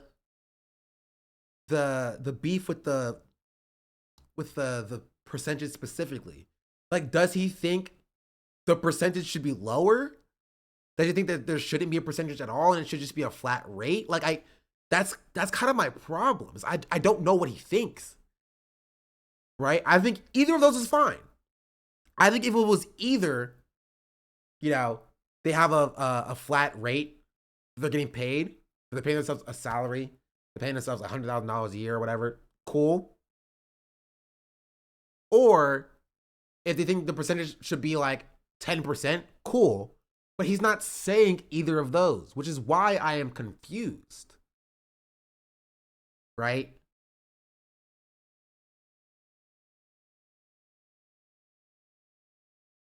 That's why I'm confused. I think he's real-time processing, which may not be super productive for a lot of chatters. Well, he processed it into a YouTube video. Percentages and the event also being a charity event. I'm not against that. But having to pick the percentages is weird. Yeah, and you got to be upfront. Like, what does he mean? Like, don't you have to pick percentages?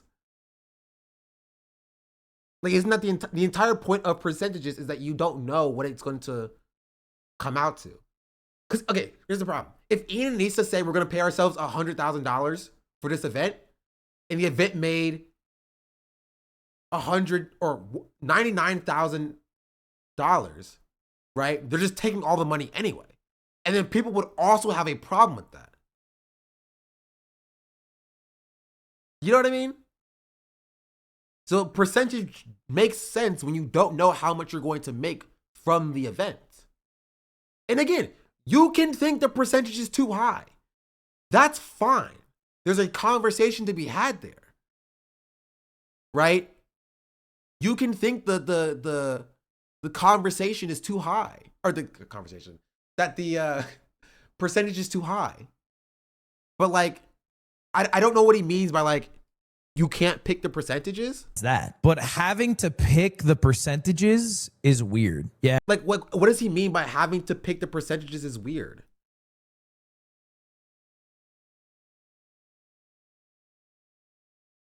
His point is if you're a billionaire and you can put on a $30,000 cost event and pick a percentage, you can take the risk. But if you're worth 1.5 million and the event costs you, you may need to absorb is $300K. That doesn't make sense. What does that mean? What does that like? They're not billionaires. So what are we talking about?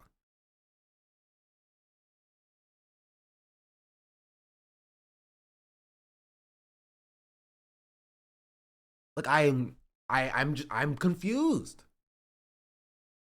And you got to be upfront. If it's going to be a charity event, you do it. The transparency is pretty huge in that. Anyway, I think that's it. Creator Clash happening October now. My advice, they got to change it. And this is the one thing that I'm like, I just genuinely don't know on. I don't know what they told people before the event happened.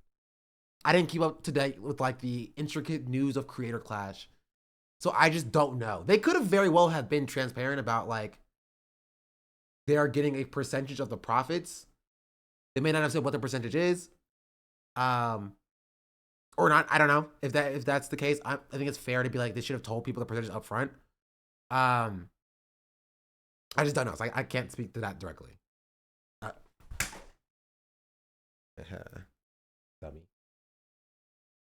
Dummy. Yeah.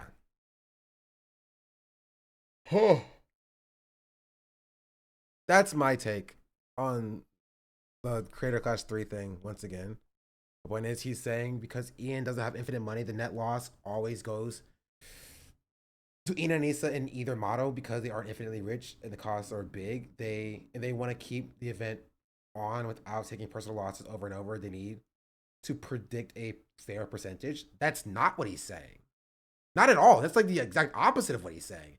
He said that it's unless you mean like he's saying weird as in like it's hard to do and not like it's bad, like not like weird bad. Is weird getting a charity event. I'm not against that, but having to pick the percentages is weird. Yeah, and you got to be upfront. If it's going to be a charity event, you do it. The transparency is pretty huge in that. Anyway, I think that's it. Having to pick the percentages is weird. I just okay. This is maybe me not being able to pick up social cues. I just don't know how he's saying it. So you could be correct, Chatter. Maybe.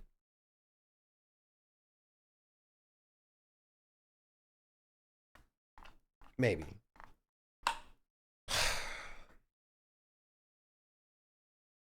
Anyway.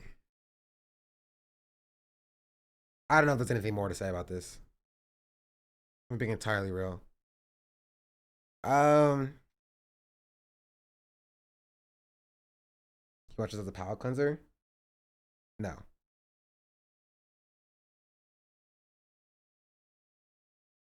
What is this about? I saw someone talk about this already. That's what I'm gonna call it, Jet. That's right. I'm calling it. Is this on in what someone call it? At DreamCon? Seen this video when I watch it again. Is like actually Bro, he's at the hotel. Dog, don't you got somewhere to be? illegal. It's illegal to have any color in the city other than gray. It is incredible. Okay. Anyway, this is what I'm gonna call it. Did a solid 5 hours.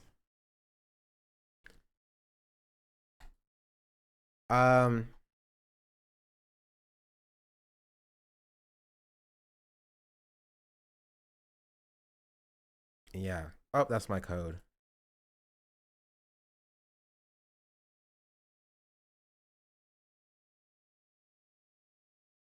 Dad, I don't have anything else to say.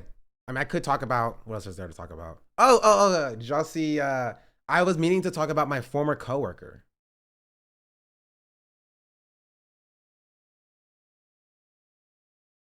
Let's see if I can find it. Oh, and popular MMOs. Okay, would y'all see this?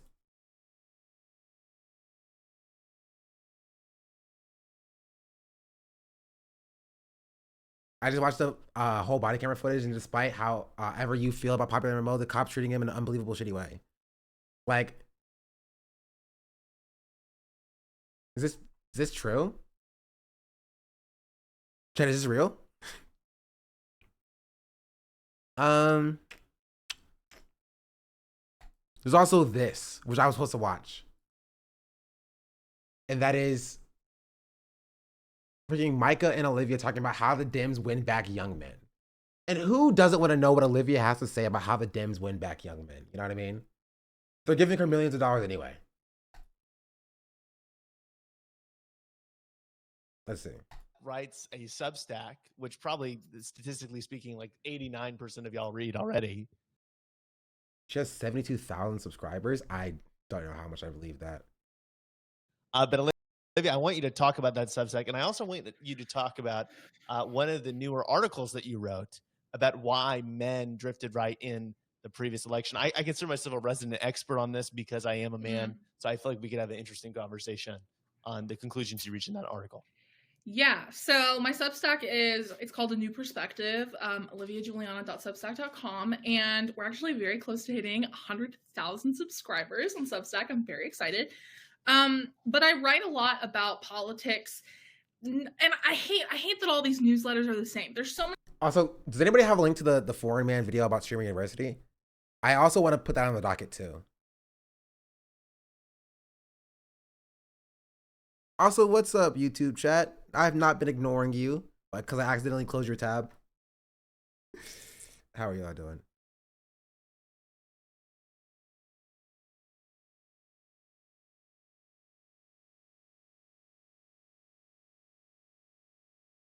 many Substacks that you get on, and they're all telling you the same stuff. I don't want to do that. I want to give you a new. Bro, she's like 22. What can she possibly have to say? What could she possibly have to say about anything that's even remotely interesting or relevant? She cheated on me, bro. Okay, this is actually way more interesting to me. We're watching this one. Watching this one. What you mean already? You've been here for 4 hours. You going around biting. You have bit more than 10. I'm not a troublemaker. Yeah, I play, but don't we all play? What if Bro, this is like trashy black TV. Just straight Real Housewives of maybe not no. Baddies. This is the Zeus TV of streaming. The Zeus TV of streaming. I told you that you didn't understand streaming university at all. This is my favorite thing about this entire event. DDG has a weird case. Why is he around? I want to big up Tyler. That's what I'm asking. That's what I'm asking. See, this is the problem. Nobody listened to me until it's too late. Also, chat, if you don't follow and subscribe to my YouTube, please do so. We are less than 90 follows away from 14K. That'd be pretty cool. I'd appreciate that. And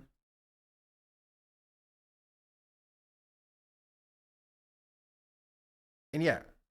Privilege for good. Move the back. Today we looking back but black at one of the greatest social experiments we have yet to realize. Did you watch the Foreign Dabo video? He has a video on Young Dabo. On today's Foreign Friday. It's a foreign man in a foreign land. My feelings. On Olay and Friends chats on YouTube. Listen. I hate to break the news to you like this, right? It's never good when you realize that creators you like don't like each other. But I don't have any beef with Olay. I will say that. I have no beef with her, right? So if she doesn't have beef with me, then we chillin'. But I don't know if she doesn't have beef with me. I'm not gonna go into it. I'm not gonna go into it. You know what I mean? I think that I'm willing to give grace. She does, you know it. Listen, people can change. Still blocked. I think she left Twitter, so I don't know if I'm still blocked.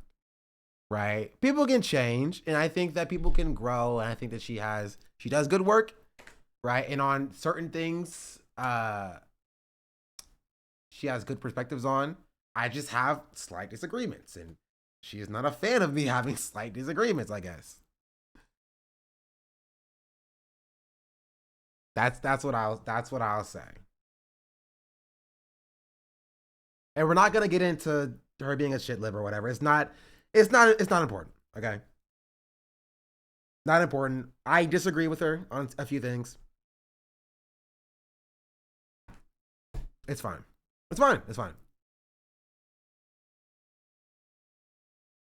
Also, Saka, you don't want to answer to that question. It's fine. It's fine. It's fine. It's fine. It's fine. It's fine. It's fine. It's fine. It's stop. Don't make me time you out. I will time you out. Jeez Louise. Just do not listen. Do not listen to what I say in the slightest. I literally just said stop talking about it, and y'all just keep going. Again, it's fine. It's fine. If I wanted to relitigate it, I could relitigate it. Yeah, I could, but I want to put that to the side. You know what I mean? I don't have any beef with her. I don't. I have a disagreement with her. Right? We had a disagreement. Right? It got a little bit strong. I've moved past it. It's in the past. Not important. It is what it is. Right? And if she's moved past it, then it's cool. We don't got to be best friends or whatever. But like, we're moving on. We're moving on, chatter. We're moving on. Chat's not very good at listening. Chat is terrible at listening. They don't listen. I'll be talking to a chatter directly and they just be like, they're not listening. We're moving on. about Streamer University are more complicated than your twice divorced uncle that still going to fraternity probates on the quest to conquest flesh. On one hand, you have what is a brilliant social experiment with majority black participants. Even register as anything other than that. Well, to be fair, I mean, she did block me, so I'm just. We are gonna move on. I just want to point out that like it ain't a me thing. You know what I mean? I'm fine with having disagreements. I'm fine with people disagreeing with what I say. That's chill. So long as they come at it with good faith and they want to have a good faith discussion. That's it. Like I disagree with like Brett like all the time. Brett comes in here, he says things, we disagree, we talk about it, and then we just move on because we have a good faith discussion. So if you're willing to do that, then we're chilling. You rubbed it into it. I rubbed nothing in, all right? I rubbed literally nothing in. Right? Nothing in. 0 things in. I very clearly said, very specifically, we should not be blaming third-party voters for Kamala losing. And I got crucified. I had a very level-headed take. But it's fine. It's fine. It's fine. It's fine. It's fine. It's fine. Fine. Chucky's pulling me back in. It's fine. We're moving on. Post-pandemic, showcasing social transgressions across gender, race, class, all under this Foucaultian panopticon of a Twitch chat. But on the other hand, you have reputation washing of abusers, misogyny, anti-blackness, and a level of negrosity that would only find itself comfortable on the Zeus network. So we're gonna look back on the good. That's exactly what I said. That's exactly what I said. Y'all are the same person. The bad and the black of Streamer University. So for the uninitiated, Kai Cenat is basically the black Mr. Beast of Twitch. In fact, that crossover isn't uncanny since Mr. Beast did this. I got 10 bands here. Kai, I want you to put this under someone's seat and give it to him. Say less. I don't know why, when, or if ever, bands should be in this nigga's lexicon. You're probably wondering why Mr. Beast is cosplaying as Ed Wunsler III from the Boondocks. Let me show you why. Hood Mr. Beast trend on TikTok? Yeah, what like you like in the gas station or you in like a Montclair coat and stuff with tattoos? Yeah.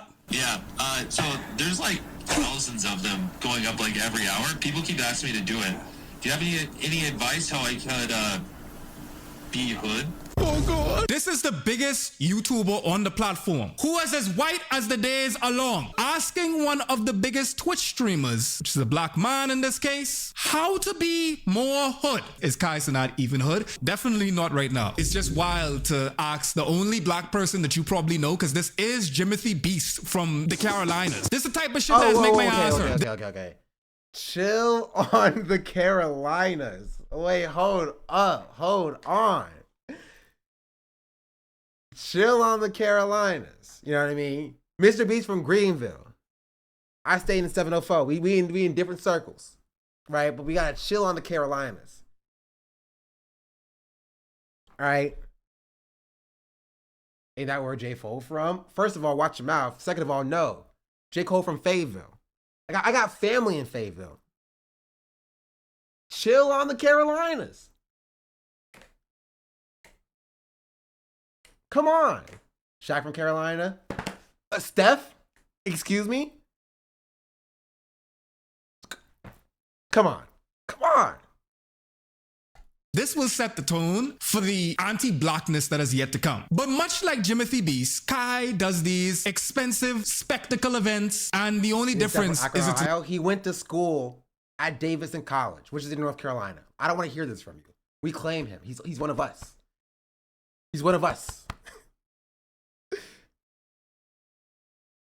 He's one of us. Live. And his latest one was Streamer University, where he rented out a university in Akron And if you know Akron, I surprised nobody gets shot. I ain't gonna lie. Oh, God. I mean, mind you, someone did get shot, but we can get to that in a second. Kai announced Streamer University, which was a full expense-paid 3-day trip to a university for like 100 people. Folks streamed themselves applying to be a student or a professor. It was a whole thing. And when he unveiled the winners on his stream, he started with, I know that! I know what that is! I heard that sound before! Trying to be, what the is good? Rob boy. Mind you now, this nigga can't see his son. This is a man in this little small PS4 screen capture who cannot see his child. What you mean that you get the AC shit? I like I'm not gonna lie, I'm hating. The Ashi Nigga Coalition needs to know I am hating. If DDG don't have no haters, I am dead. Ooh, hiss. Oh God. Ooh, hiss, tomato, tomato. We talked about DDG before, and we'll talk about him some more when we get to the bad. But I want you to really appreciate the gravity of this moment. You have Kai Cenat, arguably the largest platform on Twitch right now. Streamer University will probably be the largest event on the platform. DDG has a weird case. Why is he around? DDG has a pending court case. Alleged abuse towards his baby mother, Halle Bailey. We're on the heels of Halle bounding DDG by the piece just mere weeks ago. Sponsors pulling out way better than me. I have a weak pullout. Of course, he desperately wanted to win. Kai handed him exactly that by making him a professor. One thing is missing that DDG and Kai have been IRL friends for super long, and Kai will pull him out because he's a good friend. If you're friends with abusers and you're going to let abuse happen because he's your friend, like that's not a great thing. Note the dynamic, an authority dynamic. Professor student, but he's also the first to be named. You debuting this whole thing with abuse. Professor, let me see that. will be in Streamer University. Now look, I know what this. I already know. He sent me 100. I'm gonna send him half back, just half back, just half. That is happening right now, involving him. But chat, I want to go ahead and say that you feel me.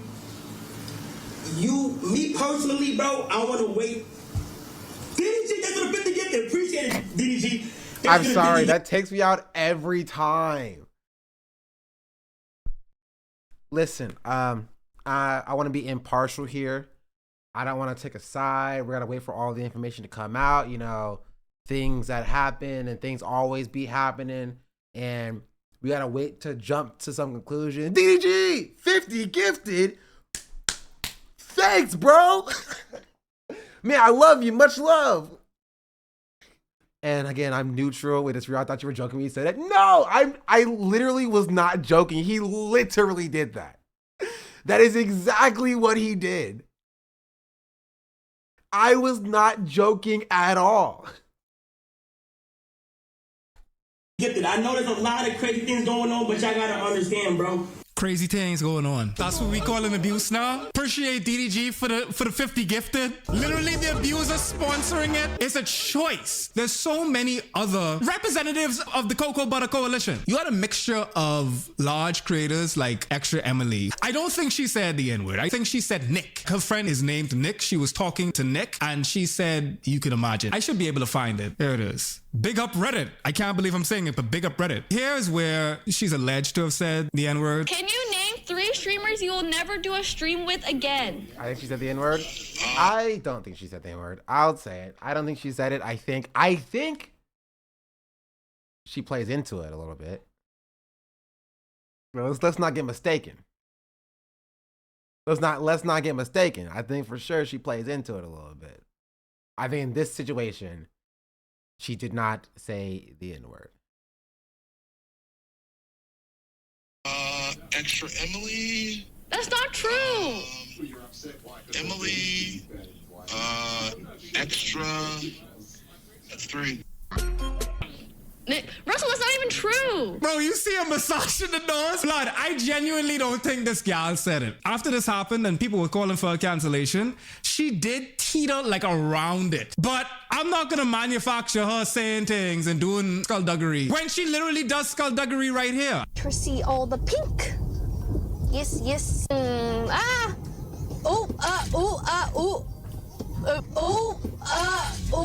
Just right through the red light is kind of crazy. Okay, keep going. Okay, I'm stopping. Okay, we're good. Okay, no problem. That happens all the time. In You get my first Austin, impression of in her? Austin, you know, like Honestly, it's just Emily. She needs to go to prison. Okay, that's a bit. Okay, chill out. Chill out a little bit. Like, I agree, jail time. Okay, I won't go that far. I won't go that far. Emily does this thing where she'll teeter on the edge of doing stuff like this for the content. Like, her personality is very aloof, but like, I'm not saying she ran the red light on purpose, but like, she'll like do things for the content, and sometimes her for the content mindset just goes a little bit too far. You know? Just a little bit too far. the stoplights here are really long. Hi, so Emily. usually I just go past. Sure, he just said, oops. Why would you On say one that? hand, I feel for the Asian community after she did this because the xenophobia afterwards was wild. There was so many clips of the Asian woman from Family Guy merging into lanes. You know what I'm saying? Like where like the Asian woman was merging into lanes and they were just like, okay, well, good luck to everybody. I'm about to merge into this lane without indicating. Those was going around. They were selling like hotcakes. But on the other hand, all Emily did to atone for running a red light on stream and then talking to her stream right afterwards, mind you. Like, you see how she just talking? You shouldn't be streaming live and driving anyway. This gal go follow this up by doing driving lessons on Scream. She is one of the least problematic streamers, and that's saying something, fam. Actually, Emily was like one of the only non-black. I told you, content brained, just insanely content brained. Folks at Streaming University, which I applaud. I see people making noise about there wasn't enough diversity, there was only niggas. Y'all can miss me with that. It was a blackety black streaming event that wasn't even branded as such. And to do that in today's climate, kudos to Kai for that. One of the great things about this event. And while we on it, we about to talk about some more good things. This is my favorite thing about this entire event. I thank Kai, and I also just want to help, I just want to thank everyone else that was helping here, from the people who served us our food in the cafeteria, cleaned up after us, the production crews that were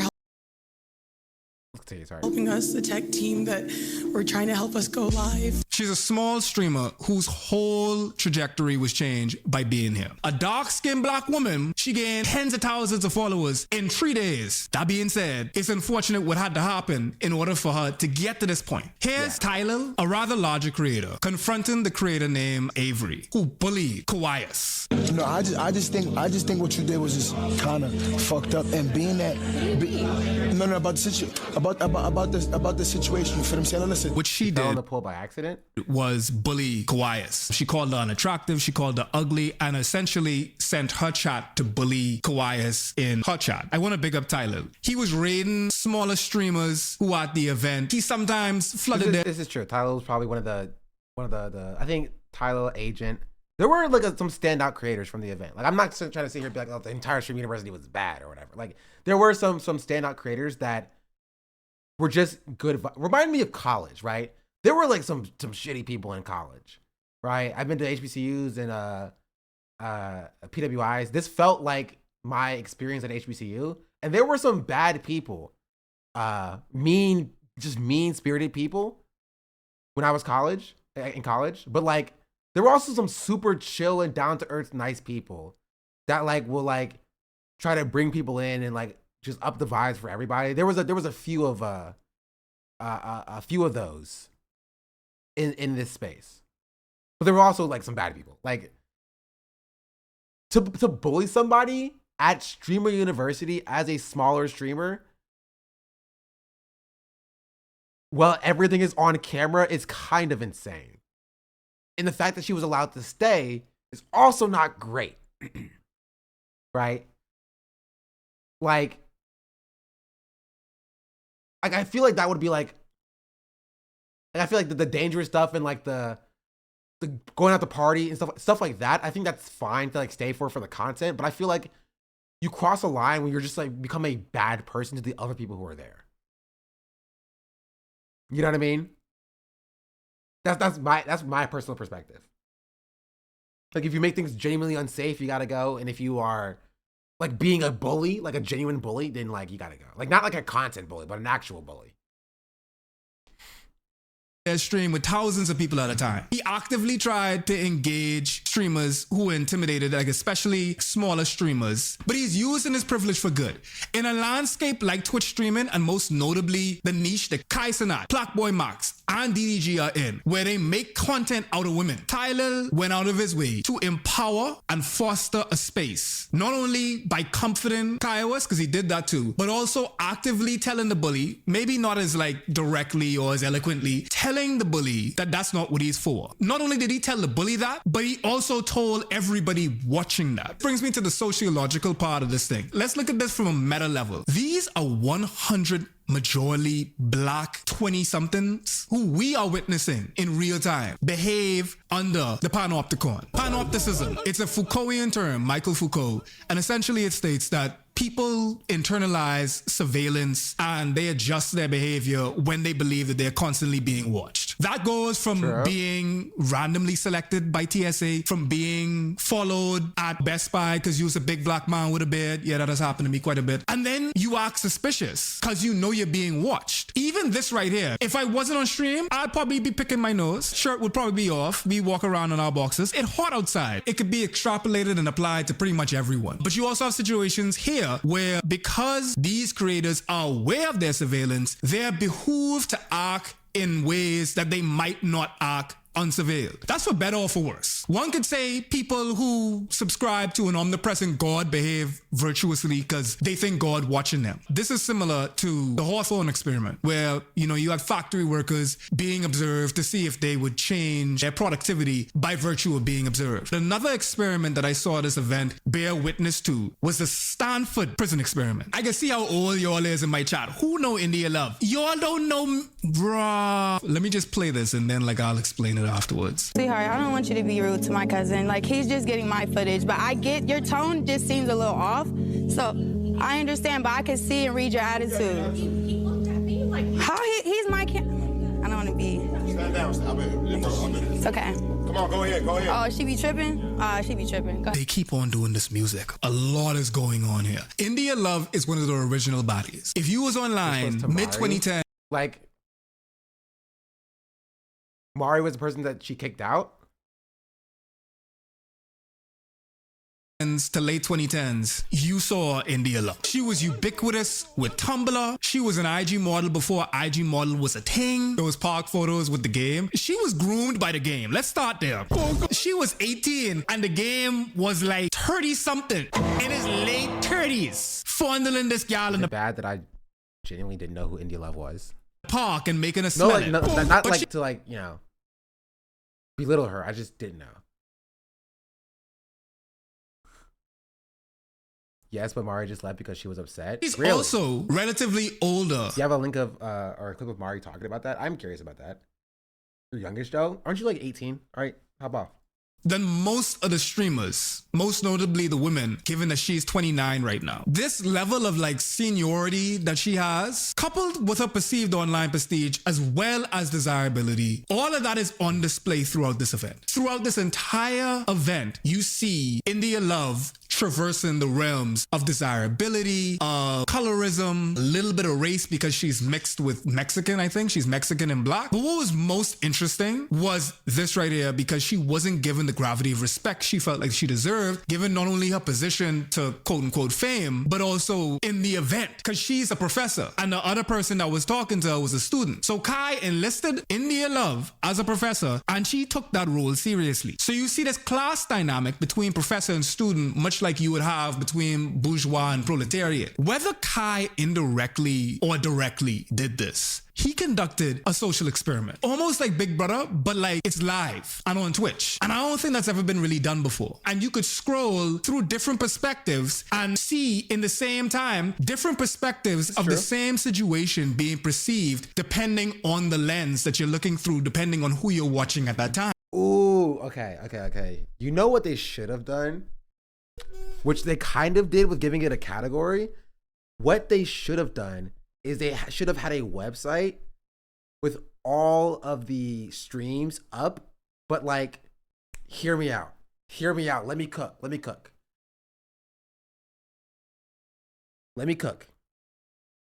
You take the GPS data of every phone, right? In phones, or given like a separate, like, you know, separate device pack. Phones that are in proximity to one another, that are live, or creators that are in proximity to one another, are grouped together on a website, right?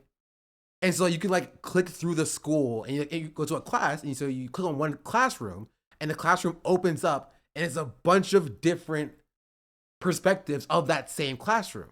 And when creators go out their day, they split up, those different perspectives splits up. So you have 3 people, you have like 3 people together. You can click on that cluster of 3 people and see what they're doing. And when one person walks away, it splits away. And so you can follow that one creator if you want to. And then when they join a different cluster, they kind of bring in all the other viewpoints around for that cluster. You know what I mean?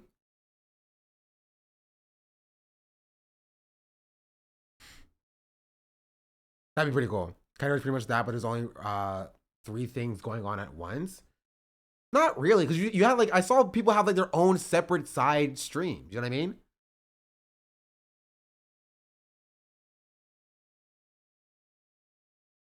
Like it was kind of that, but it wasn't like aggregated in that way. And so you have to like know what you were looking for. Like, okay, I'm gonna go watch this person. I'm gonna watch this person, right? And so the problem with that is that like bigger creators still kind of siphon and pull the numbers up towards them. But in what I'm describing, theoretically, you should like on this the thing that I'm talking about, and maybe you could even integrate it into like stream together. And so when creators become in proximity to each other, stream together automatically starts.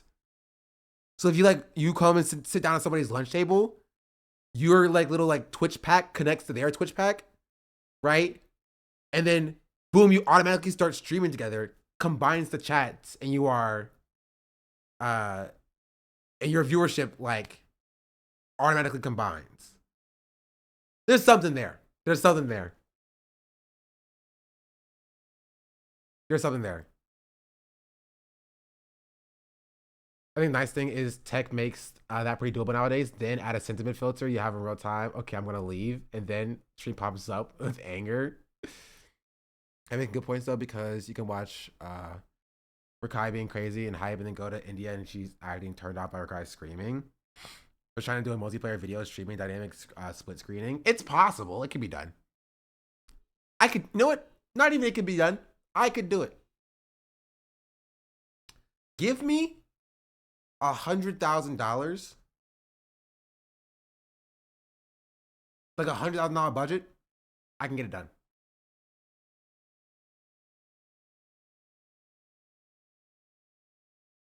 I could. And it was niggas as hell. Like, this was nigga core, uncompromisingly black. This was just brilliant. And speaking of brilliance, if you're talking about brilliance in this thing, you gotta talk about Agent 00. Agent is a part of AMP. Agent made the only proper class at Streamer University. And it's obvious that he's angling to be a streamer guru at some point. This man gave a streamer economics class and did full transparency breakdowns of his P&Ls. Yeah. So, wow. This is what the revenue looked like for January on Twitch. You can tell it's a marathon because I have As black creators in particular, the only bargaining power that we have is collective bargaining power. For a black creator, one of the most prominent black creators in the streaming space, to visibly show his revenue, screenshots of his revenue, seriously at this event, what it does for the rest of creators is People in agents' bracket could then begin to argue sponsor rates and see the discrepancy and then make arguments as to why. Say, well, hold on, I pulling in the same numbers as agent, then I should also be able to do it. These sponsors, these big brands, these big corporations, they are invested in you not knowing how much you're worth. Because not even just that, right? And they don't know how to negotiate. You're not understanding, Cheddar. Like, when we're talking about dynamics for like the way Black people move in the creator space, it's not as simple as learn how to negotiate, right? It's not, because companies, and this has been consistent, especially about like on TikTok, will pay white creators with the same following, right? The same following, less money than Black creators. And you can only negotiate what you, I love you put yourself a note, show Twitch numbers in this presentation. Right? But it's like you only negotiate what you know. And a lot of the white creators, once they attach themselves to like the management and talent agencies and they get representation, which it's so difficult for Black people to get, then they know the inside baseball for how much they should be asking for. Like, I've dealt with like creator payments and how much creators get paid. At this point, he's saying that you should or you shouldn't show your income. He's saying you should. He's saying agent showing the income is a good thing because it shows Black creators what they should be asking for. A big problem that I have is I don't know what I should be asking for when people approach me for sponsorships. I have people who ask me to do partnerships and sponsorships. I don't know what I'm worth, right? That's kind of the issue. And so knowing what you should be asking for as a Black creator is half the battle to knowing what you bring to the table. Streamers should form a union who can negotiate for them. That people who say this just don't understand how unions work. That's not a union. We're talking about forming a like cooperative management company. There's no union. Streamers aren't employees. They will not be covered under the NLA.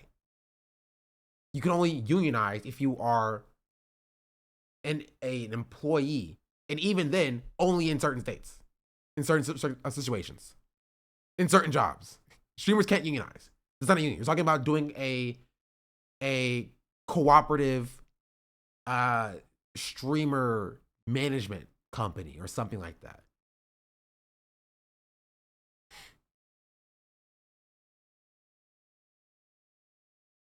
Then you could exploit you. So they are invested in breaking up unions. Black creators in particular do not get paid anywhere near where they're supposed to. A member model that pays for access to legal services, that's not a union. Not like specifically. Like, not like with the definition of what a union is, right? You're talking about streamers coming together and making a company to perform these roles. It's something that a union can do. I mean, but that's not a union. A union is a very specific legal term, right? That's what I'm saying. Is that it's not a union. Unions do that thing. They negotiate on behalf of the workers the same way that management companies also do. Laws can be changed though. Good luck to you, Chatter. Good luck to you, Chatter. I endeavor to see you change the National Labor Relations Act to include independent contractors. Let's see how far you get with that endeavor.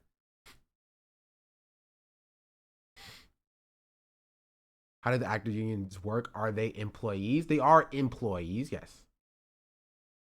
They're like, actors are employed, which means they can unionize. Contractors cannot unionize because they are not employed. That is a very specific carve out in the NLRA. You can Google this. Because streamers get paid from contracts, like they are contractors with Twitch or YouTube or whatever. They are very clearly and categorically not employees, which means they cannot unionize. Right?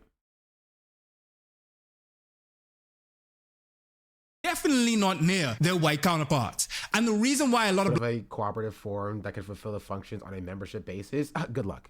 black creators don't notice is because a lot of black creators, especially because like those makeup girlies, them girlies that going on the trips, the PR package, you know them, they have to showcase a lifestyle and they're bought into the bit so much that they have to perform that they getting the type of pay that they deserve or that they being paid well when they might not even be paid well. I be talking to Bahamian creators and literally they just have to pay to get their PR packages sent here because we don't have like a direct line where PR brands, Lancome and Fenty and all the rest of them, they can't send shit directly here. They have to get a courier to bring it over from Miami or somewhere else.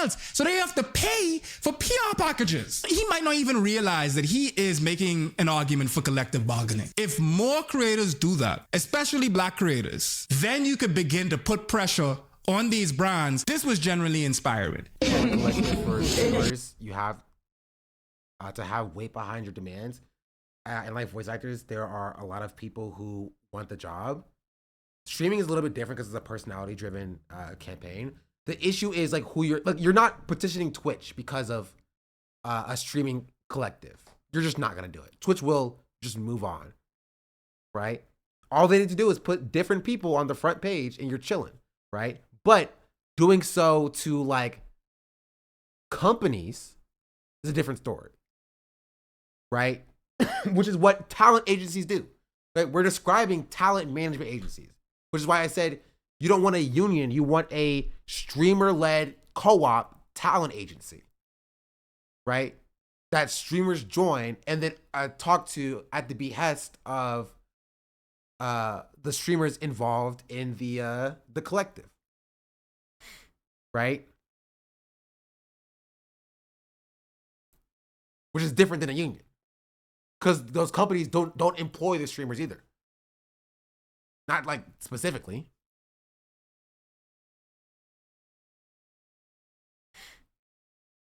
Until not negotiating other private contracts in the space might be useful. Maybe. Right? But again, it costs money to do upfront starting that. And a lot of streamers just don't do that. Yeah. It's also not easy. Yeah. And I still lost money. Crazy.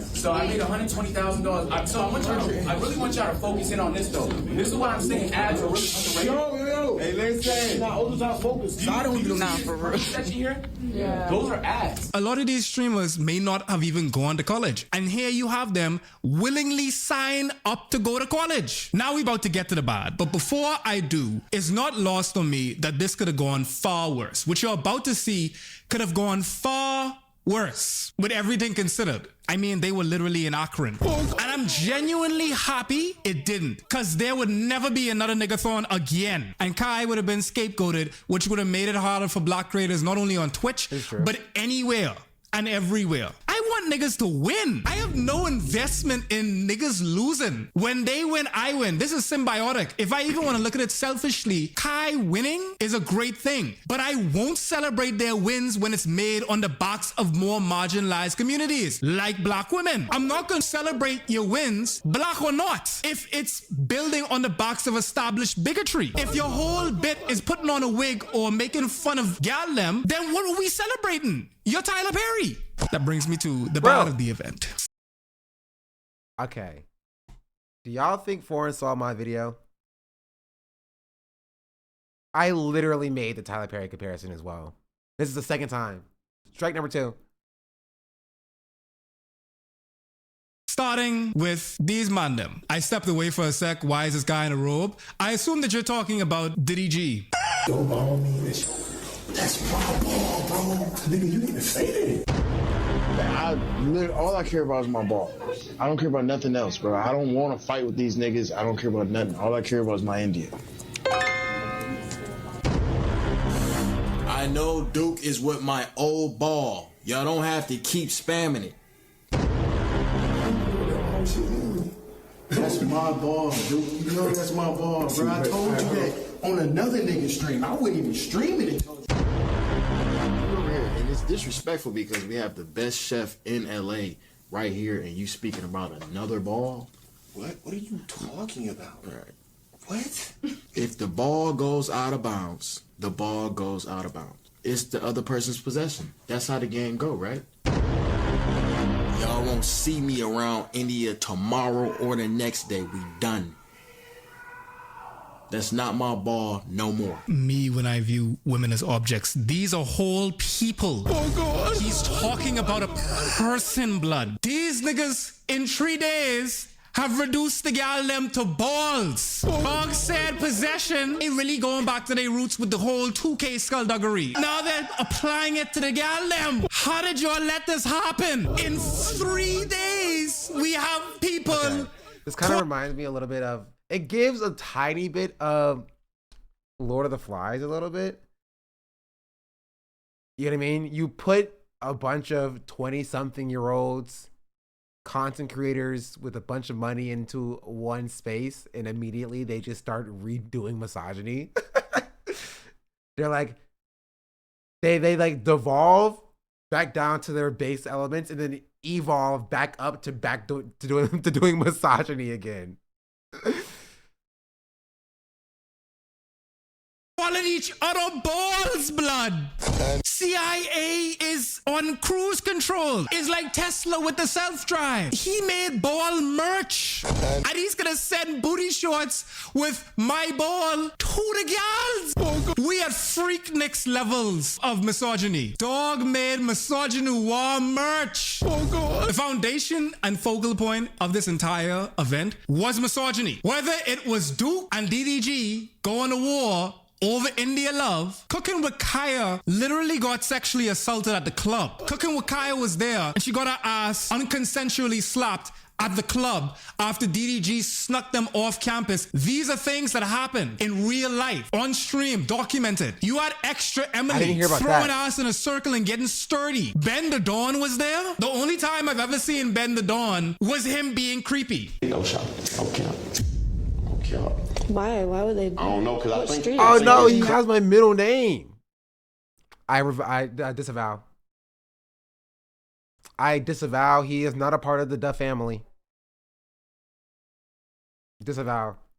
Suffering a little bit at the bottom. Remember your shit just used to fall? Oh my God, Ben. I'm trying to help you out. I'm letting you know. I don't think I need to know. That your shit got a little cuff now? I don't know what that means, and I don't want to know. A cuff Don't went define at it. the bottom of it when it cuff up under there. The little. Ew. Y'all so sleep on Emily for real. I don't have a problem with him being 33. I just have a problem with the fact that nigga just saying these things unprovoked to these gals on live. And that goes back to Stream University. This whole event was based on women. You're back. Okay. You're back. This is the chatter that I banned and then I unbanned. I think they were saying this exact same thing. Nothing epitomizes the I fact knew it. I recognize chatters too easily. Than the fact that this is the biggest thing to come out of this event. Calling women balls. That will go on in lexicons for far too long. It's never that deep until... I mean, no, it is that deep right now. A gal literally got sexually assaulted at the friggin' event. Your language permits the environment and cultivates the environment that you live in. If you could dehumanize someone by calling them an object, you can treat them I like an appreciate object. you for watching. This is why you're unbanned. Now you're welcome back. That's the reason why we have a problem being called nigger by white people. If you can call us a nigger, you can do anything. They gone from calling gals out their name, calling them huz, to literally calling them balls. It's literally objectifying women by reducing them to basketball. It's an object played in a game. I can't make this shit up. And the misogyny started before the event. The rollout to this event was a whole hate campaign on a black female streamer. It all started here. And I have very complicated feelings about the... Okay. I saw this. I didn't talk about it, but I did see like a tweet being like, I guess her name's Zoe. Zoe crashes out about not being picked for Streamer University. Or it's like, I think I saw that. Tidy situation, and we're gonna go through. But here Zoe is breaking down in tears after Kai rejected her Streamer University application. I did not get into the Streamer University Yes, I applied for the Streamer University. I know I troll and I play a lot, but it's just my personality, you know? I'm a real person, and I mean well behind all people. Even people that hurt me, I give chance after chance, and that's in all my relationships, my friendships, everything. This is kind of misleading though. Zoe was actually acting wrong, but the hate towards her was too much. I mean, I'll look at it and come to a conclusion. Like, and I wish people saw all of the good in me. I don't understand why I'm outcasted. Like, I think it's fair to be disappointed about not getting a streaming university, even if you think that her reasoning is invalid, even if you think that, like, you know, oh, you're not entitled to be in or whatever. Like, you know, I don't think you will, like, as a streamer, sign up to be the target of a harassment campaign just because you are live. If she says something that I think, like, you know, deserves critique or whatever, then I'll say that. But, like, if this is all it is, right, then you know, it's kind of crazy.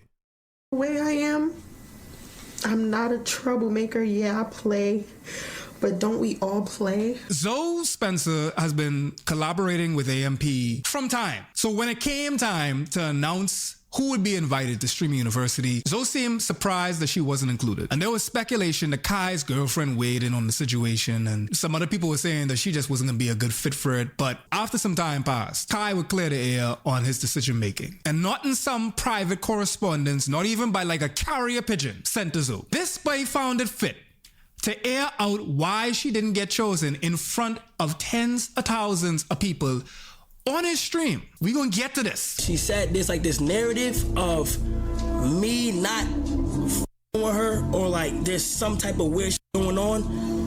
It started here, September 24th. Whoever is clipping these niggas and putting this stock music underneath these clips, first up against the wall. When the revolution starts, proletariat takes over, y'all niggas the first up against the wall. In Atlanta, I ain't never say nothing, and I ain't gonna lie, I'm not holding this against you. You're literally holding against her life. That's the reason why she ain't in the thing. You said that's true. He's like, I'm not holding it against you, but this is why you didn't make it. This is the reason why, and then proceeded to say, I'm not holding it against you. I'm not Bro, putting it past why does you. this keep flipping back horizontally? Do they just go into the editing software, cut the video up a bunch, and just said flip horizontally, skip, flip horizontally, skip? What are we talking about? Why does that keep happening? I'm not holding it against you. I'm not putting it past you because I know who you are as a person. September 24th, Drewski show. I never got to tell you how that shit made me feel. You have a direct line to the woman. You could have messaged this gal on iMessage, Insta DMs, X DMs, Whisper on Twitch. You had so many different ways to communicate how you felt to this person, the way that you're communicating how you felt to tens of thousands of children. Because of who you are and how your humor and like how you are as a person, nigga, I dead ass for the first time. And my bad I didn't get to like talk about it with you, but like felt secondhand embarrassed, like felt embarrassed. He's talking about when he actually just pull it up. Get up, Kai, because you talking to me crazy. Shut the fuck up. Move the fuck back. You know, I don't even think I could show this. As someone that literally fights, Zoe Spencer just did put this nigga in a rear naked choke. I know that they have like a very aggressive banter thing going back and forth. Regardless, I don't care what happened. There's no reason for a person to go and put someone in a rear naked choke unless it's a sanctioned fight or you're defending yourself. Kai and Zoe are friends. They even collaborators. But even as professionals in the same space, I would imagine one would have the courtesy to let me know personally, if not when the incident happened, when this thing happened, at least after you see me balling on stream, that's the reason why you didn't have me in the event. But he decided to make it drama. And that's true. right? Should she have put this man in a chokehold? No. Honestly, probably not. No, she should not have put this man in a chokehold, right? But if you felt some sort of way about it, right? Like you gotta let this person know, right? And you can't be mad if out in the future, right? And you use that as justification to slight them in some way, why they would feel some type of way about that, right? But also, he let DDG come. So obviously it's not the violent tendencies. It's obviously not the violent tendencies that you wanted to keep out of the streamer university. Allegedly.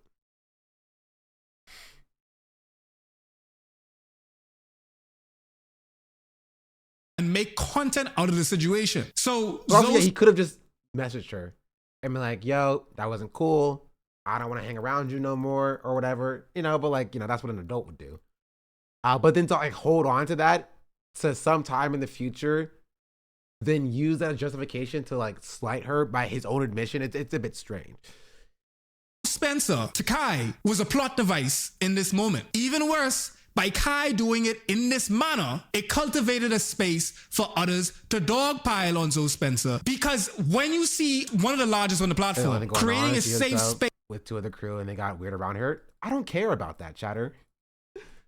Like I'm sorry if you get mad that like if it was like non-consensual or something, that's a different story. But like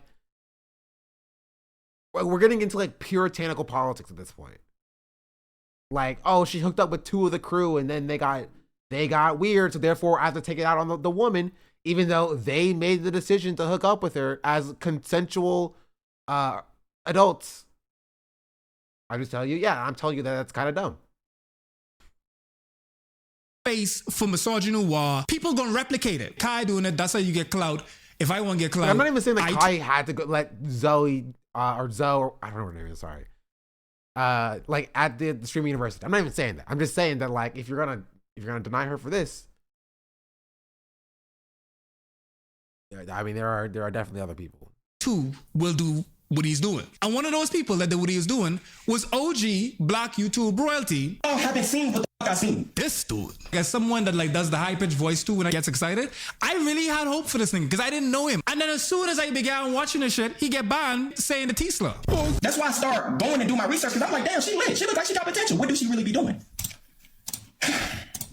Bro, this is why I called you this is why I said you the type of female that'll bite a nigga dick. I'm gonna start with Duke Dennis. We all know Duke Dennis is a chill nigga. I done seen so many clips with girls just thirsty as hell for this nigga dude. A chill nigga. He don't really do anything wrong. You going around biting niggas. You have bit more than 10 niggas. This bitch a zombie. Bro, Zoe Platt the dick eater. She's a zombie, bro. So Illuminati called Zoe out her name after learning about her from Kai Cenat's stream. Zoe saw that stream live, and because this is all happening live, she crashed out because Illuminati called out her name. And this is the problem, right? And this is like black women are never afforded the same level. Again, not to defend Zoe Spencer biting Duke Dennis's hand or whatever, but like the type of stuff that I saw at Streamer University was essentially this. This is the same content. You can't pearl clutch at her doing this and then cheer on the stuff that happened at Streamer University. This is the content. This is the content. Like, and if it makes you uncomfortable, that's fine. Like, you are allowed to be uncomfortable by it. But like, let's not sit here and act like what she's doing is like so different than like what's going on in these spaces in general. Hence, Illuminati took it upon himself to say goodbye to Zoe. He then does what is essentially a whole hate campaign on Zoe Spencer. You's a grown man, Black YouTube OG royalty, and you putting out hate campaigns to a girl that just started streaming and about 10 years junior to you. You squash the beef them with DDG. You squash the beef them with all of the other man them so that you could get close to the man them. So you could ally yourself to the man them. And how do you bond with the said man them? By being misogynoirous. So you say, hey, I know we had our differences before DDG, but let's bond over the fact that we just hate y'all them. The same big body activity. They don't have no smoke for man them. There's be bullying the gal them. I can't rate you from that. Every male she streamed with, she has to make him feel uncomfortable.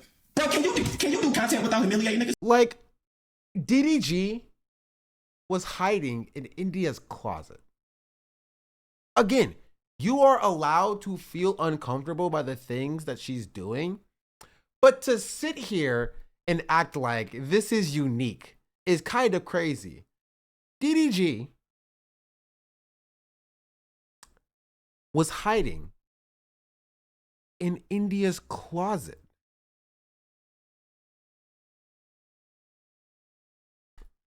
Seriously, can you? I honestly think you deserve a chance in the streamer university. You have to kill your image. You got to get rid of that plant energy. Do content with a man without making him feel uncomfortable. She bit the nigga dude. Why would you do that? Why? Look how uncomfortable he is. Why? We see that. Your personality, this masculine ass, fake ass energy. This is why you're not in the streamer university. Zoe shouldn't be biting niggas. Zoe shouldn't be putting her mouth on niggas if they didn't consent to that. Zoe shouldn't be twerking on niggas without their consent. I'm not gonna show that video because that is literally SA. Shorty assaulting niggas physically and sexually on stream. And she's obviously been doing it for quite a while. They have pictorial evidence of this. And that's all bad, you know, right? And again, if she's not going to streamer university, that's fair. That's chill. Conversation to be had. But again, DDG was there. You feel me? You feel me? Like, we gotta be consistent about this. About the double standard here. There is an inherent misogyny of her getting away with this because the only way Zoe could bite and twerk on niggas unconsensually is because we have collectively agreed that we don't see women as being capable of harm. And that's sexist. A woman is capable of doing harm like anyone else. There's a reality where Zoe is held accountable for this, and we have a much needed conversation about the imbalance in the way how we take this seriously. But that's nullified when you have a whole good old boys club collectively deciding to warrant your ruin. Why did you bite him? Why? Bro, listen. She bites everybody. We just seen him with Mulatto. They was going crazy, or Lotto, whatever the fuck his name is. They was going crazy. Good vibes, good energy. But when she come around, she has to do the most humiliating shit, and she makes everybody feel uncomfortable. Bro, listen. She checked out she biting everybody she come across. Remember I told you, she emasculate every fucking man that she live streams with. How is that emasculation? I just don't get it. I don't know, like, how does that emasculate you? And I want y'all to really, like, peep the fact that, like, the language, emasculation, masculine energy, that's how you know that these niggas talking to the same audience that Andrew Tate and the rest of the red pill man them be talking to. That means something to them. When they hear emasculate, when they hear a gal in a masculine energy, they know that they talking to the same people that was watching Sneeko and Andrew Tate, who is also on trial right now, is the same people. Illuminati, DDG, Plaque Boy, Kai, and all them watching. We is like section off the incel red pill niggas, MGTOW niggas. We is section them off in their own little small community, and we say that, you know, we shouldn't care about them. They dead, they dying off. Andrew Tate in jail. Sneeko can't perform in particular places. They cucking and all this other stuff. But if you look closely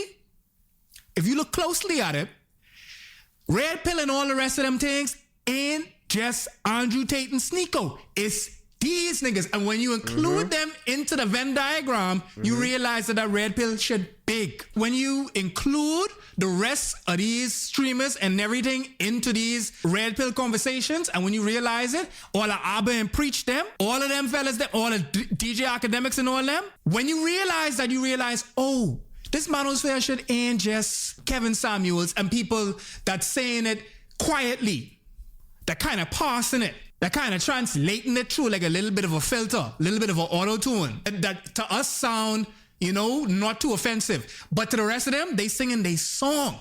That's the red pill. And all of this is happening on a platform and in a society where misogynoir is the mode. Misogynoir is mainstream.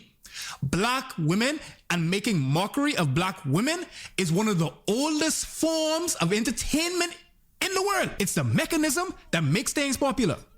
Whether it's Tyler Perry, whether it's Eddie Murphy, because they on the silver screen, or if it's DDG and Freaky Frost them on the small screen. I could campaign. Why Zoe ain't... Oh, the Stinky. Oh, I missed it.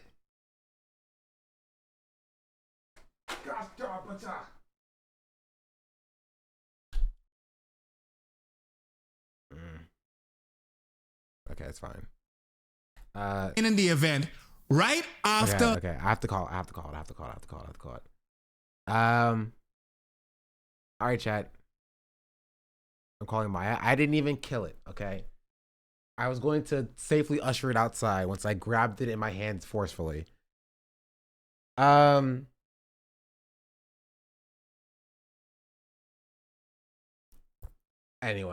All right, I have to go. I'm tired. I have to use the bathroom. I need to get food.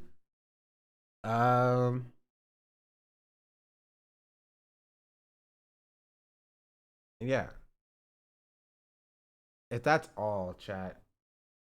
The video's good though. We'll finish it tomorrow.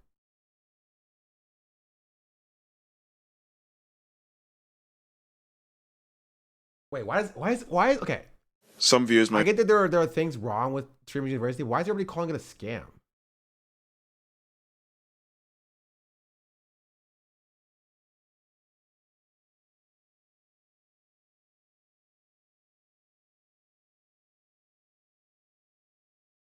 I don't think it's a scam. Obviously it was a content experience. It wasn't an actual school.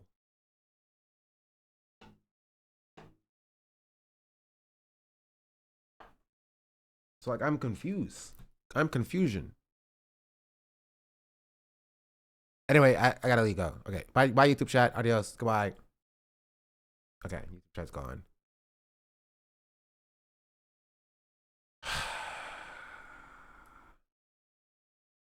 And now I'm a little bit tired.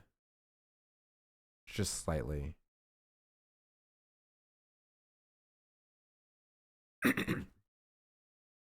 Yeah, I wish I got a ticket to DreamCon. Unfortunate that I didn't. Unfortunate, but that's okay.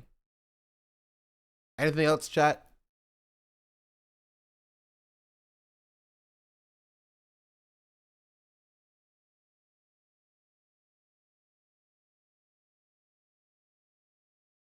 Also, y'all see a bunch of people from Stream University got COVID? Did y'all see that? I saw that.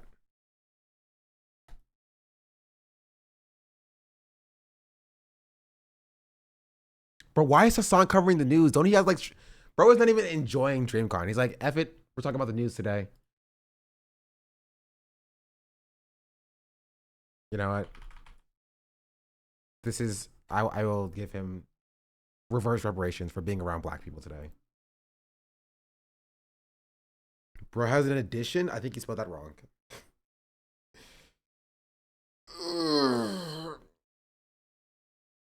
All right. Bye, chat.